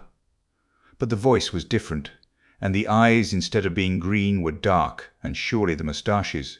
Those famous moustaches. My reflections were cut short by the Countess's voice. She stepped forward, her voice ringing with excitement. "You have been deceived. That man is not Hercule Poirot. Number 4 uttered an incredulous exclamation, but the Countess leant forward and snatched at Poirot's moustaches. They came off in her hand, and then, indeed, the truth was plain. For this man's upper lip was disfigured by a small scar which completely altered the expression of the face. "Not Hercule Poirot," muttered Number 4. "But who can he be then?" "I know," I cried suddenly, and then stopped dead, afraid I had ruined everything. But the man I will still refer to as Poirot had turned to me encouragingly. "Say it if you will. It makes no matter now. The trick has succeeded." "This is Achille Poirot," I said slowly. "Hercule Poirot's twin brother." "Impossible," said Ryland sharply, but he was shaken. "Hercule's plan has succeeded to a marvel," said Achille placidly. Number 4 leapt forward, his voice harsh and menacing. "Succeeded, has it?" he snarled. "Do you realize that before many minutes have passed, you will be dead, dead?" "Yes," said Achille Poirot gravely, "I realize that. It is you who do not realize that a man may be willing to purchase success by his life. There were men who laid down their lives for their country in the war. I am prepared to lay down mine in the same way for the world." It struck me just then that although perfectly willing to lay down my life, I might have been consulted in the matter. Then I remembered how Poirot had urged me to stay behind, and I felt appeased. "And in what way will your laying down your life benefit the world?" asked Ryland sardonically. "I see that you do not perceive the true inwardness of Hercule's plan. To begin with, your place of retreat was known some months ago, and practically all the visitors, hotel assistants, and others are detectives or Secret Service men. A cordon has been drawn round the mountain. You may have more than one means of egress, but even so, you cannot escape. Poirot himself is directing the operations outside. My boots were smeared with a preparation of aniseed tonight, before I came down to the terrace in my brother's place. Hounds are following the trail. It will lead them infallibly to the rock in the Felsen labyrinth where the entrance is situated. You see, do what you will to us, the net is drawn tightly round you. You cannot escape." Madame Olivier laughed suddenly. "You are wrong. There is one way we can escape, and, like Samson of old, destroy our enemies at the same time. What do you say, my friends?" Ryland was staring at Achille Poirot. "Suppose he's lying," he said hoarsely. The other shrugged his shoulders. "In an hour it will be dawn. Then you can see for yourself the truth of my words. Already they should have traced me to the entrance in the Felsen labyrinth." Even as he spoke, there was a far-off reverberation, and a man ran in shouting incoherently. Ryland sprang up and went out. Madame Olivier moved to the end of the room and opened a door that I had not noticed. Inside I caught a glimpse of a perfectly equipped laboratory which reminded me of the one in Paris. Number 4 also sprang up and went out. He returned with Poirot's revolver, which he gave to the Countess. "There is no danger of their escaping," he said grimly. "But still you had better have this." Then he went out again. The Countess came over to us and surveyed my companion attentively for some time. Suddenly she laughed. "You are very clever, Miss Achille Poirot," she said mockingly. "Madame, let us talk business. It is fortunate that they have left us alone together. What is your price?" "I do not understand. What price?" "Madame, you can aid us to escape. You know the secret ways out of this retreat. I ask you, what is your price?" She laughed again. "More than you could pay, little man. Why, all the money in the world would not buy me." "Madame, I did not speak of money. I am a man of intelligence. Nevertheless, this is a true fact. Everyone has his price. In exchange for life and liberty, I offer you your heart's desire. So you are a magician. You can call me so if you like." The Countess suddenly dropped her jesting manner. She spoke with passionate bitterness. Fool, my heart's desire, can you give me revenge upon my enemies? Can you give me back youth and beauty and a gay heart? Can you bring the dead to life again?" Achille Poirot was watching her very curiously. "Which of the three, madame? Make your choice." She laughed sardonically. "You will sell me the elixir of life, perhaps. Come, I will make a bargain with you. Once I had a child. Find my child for me, and you shall go free." "Madame, I agree. It is a bargain. Your child shall be restored to you." On the faith of Hercule Poirot himself." Again that strange woman laughed, this time long and unrestrainedly. "My dear M. Poirot, I am afraid I laid a little trap for you. It is very kind of you to promise to find my child for me, but, you see, I happen to know that you would not succeed, and so that would be a very one-sided bargain, would it not? Madame, I swear to you by the holy angels that I will restore your child to you. I asked you before, Miss Poirot, could you restore the dead to life? Then the child is dead. Yes." He stepped forward and took her wrist. "Madam, I who speak to you, swear once more.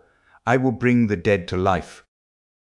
She stared at him as though fascinated. "You do not believe me. I will prove my words. Get my pocketbook, which they took from me." She went out of the room and returned with it in her hand. Throughout all she retained her grip on the revolver. I felt that Achille Poirot's chances of bluffing her were very slight. The Countess Vera Rosakoff was no fool. "Open it, madam. The flap on the left-hand side. That is right. Now take out that photograph and look at it." Wonderingly, she took out what seemed to be a small snapshot. No sooner had she looked at it than she uttered a cry and swayed as though about to fall. Then she almost flew at my companion. Where? You shall tell me. Where?" "Remember your bargain, madam." Yes, I will trust you. Quick, before they come back." Catching him by the hand, she drew him quickly and silently out of the room. I followed. From the outer room she led us into the tunnel by which we had first entered, but a short way along this forked, and she turned off to the right. Again and again the passage divided, but she led us on, never faltering or seeming to doubt her way, and with increasing speed. "If only we are in time," she panted. "We must be out in the open before the explosion occurs." Still we went on. I understood that this tunnel led right through the mountain, and that we should finally emerge on the other side, facing a different valley. The sweat streamed down my face, but I raced on. And then, far away, I saw a gleam of daylight. Nearer and nearer. I saw green bushes growing. We forced them aside, pushed our way through. We were in the open again, with the faint light of dawn making everything rosy. Poirot's cordon was a reality. Even as we emerged, 3 men fell upon us, but released us again with a cry of astonishment. "Quick!" cried my companion. "Quick! There is no time to lose." But he was not destined to finish. The earth shook and trembled under our feet. There was a terrific roar, and the whole mountain seemed to dissolve. We were flung headlong through the air. I came to myself at last. I was in a strange bed and a strange room. Someone was sitting by the window. He turned and came and stood by me. It was Achille Poirot, or Stay, was it? The well-known ironical voice dispelled any doubts I might have had. "But yes, my friend, it is I. Brother Achille has gone home again to the land of myths. It was I all the time. It is not only number 4 who can act a part. Belladonna in the eyes, the sacrifice of the moustaches, and a real scar, the inflicting of which caused me much pain 2 months ago. But I could not risk a fake beneath the eagle eyes of number 4. And the final touch, your own knowledge and belief that there was such a person as Achille Poirot. It was invaluable. The assistance you rendered me, half the success of the coup is due to you. The whole crux of the affair was to make them believe that Hercule Poirot was still at large directing operations. Otherwise, everything was true. the aniseed, the cordon, etc. But why not really send a substitute, and let you go into danger without me by your side? You have a pretty idea of me there. Besides, I always had a hope of finding a way out through the Countess. How on earth did you manage to convince her? It was a pretty thin story to make her swallow. All that about a dead child. The Countess has a great deal more perspicacity than you have, my dear Hastings. She was taken in at first by my disguise, but she soon saw through it. When she said, "You are very clever, Achille Poirot," I knew that she had guessed the truth. It was then or never to play my trump card. All that rigmarole about bringing the dead to life. Exactly. But then, you see, I had the child all along. What? But yes, you know my motto. Be prepared. As soon as I found that the Countess Rosikoff was mixed up with the Big Four, I had every possible inquiry made as to her antecedents. I learnt that she had had a child who was reported to have been killed, and I also found that there were discrepancies in the story which led me to wonder whether it might not, after all, be alive. In the end, I succeeded in tracing the boy, and by paying out a big sum, I obtained possession of the child's person. The poor little fellow was nearly dead of starvation. I placed him in a safe place, with kindly people, and took a snapshot of him in his new surroundings. And so, when the time came, I had my little coup de théâtre all ready. You are wonderful, Poirot, absolutely wonderful. I was glad to do it too, for I had admired the Countess. I should have been sorry if she had perished in the explosion. I've been half afraid to ask you, what of the Big Four? All the bodies have now been recovered. That of number 4 was quite unrecognizable, the head blown to pieces. I rather wish it had not been so. I should have liked to be sure, but no more of that. Look at this. He handed me a newspaper in which a paragraph was marked. It reported the death by suicide of Li Chang-yen, who had engineered the recent revolution which had failed so disastrously. My great opponent, said Poirot gravely. It was fated that he and I should never meet in the flesh. When he received the news of the disaster here, he took the simplest way out. A great brain, my friend, a great brain. But I wish I had seen the face of the man who was number 4. Supposing that, after all, but I romance. He is dead. Yes, mon ami, together we have faced and routed the Big Four, and now you will return to your charming wife, and I shall retire. The great case of my life is over. Anything else will seem tame after this. No, I shall retire.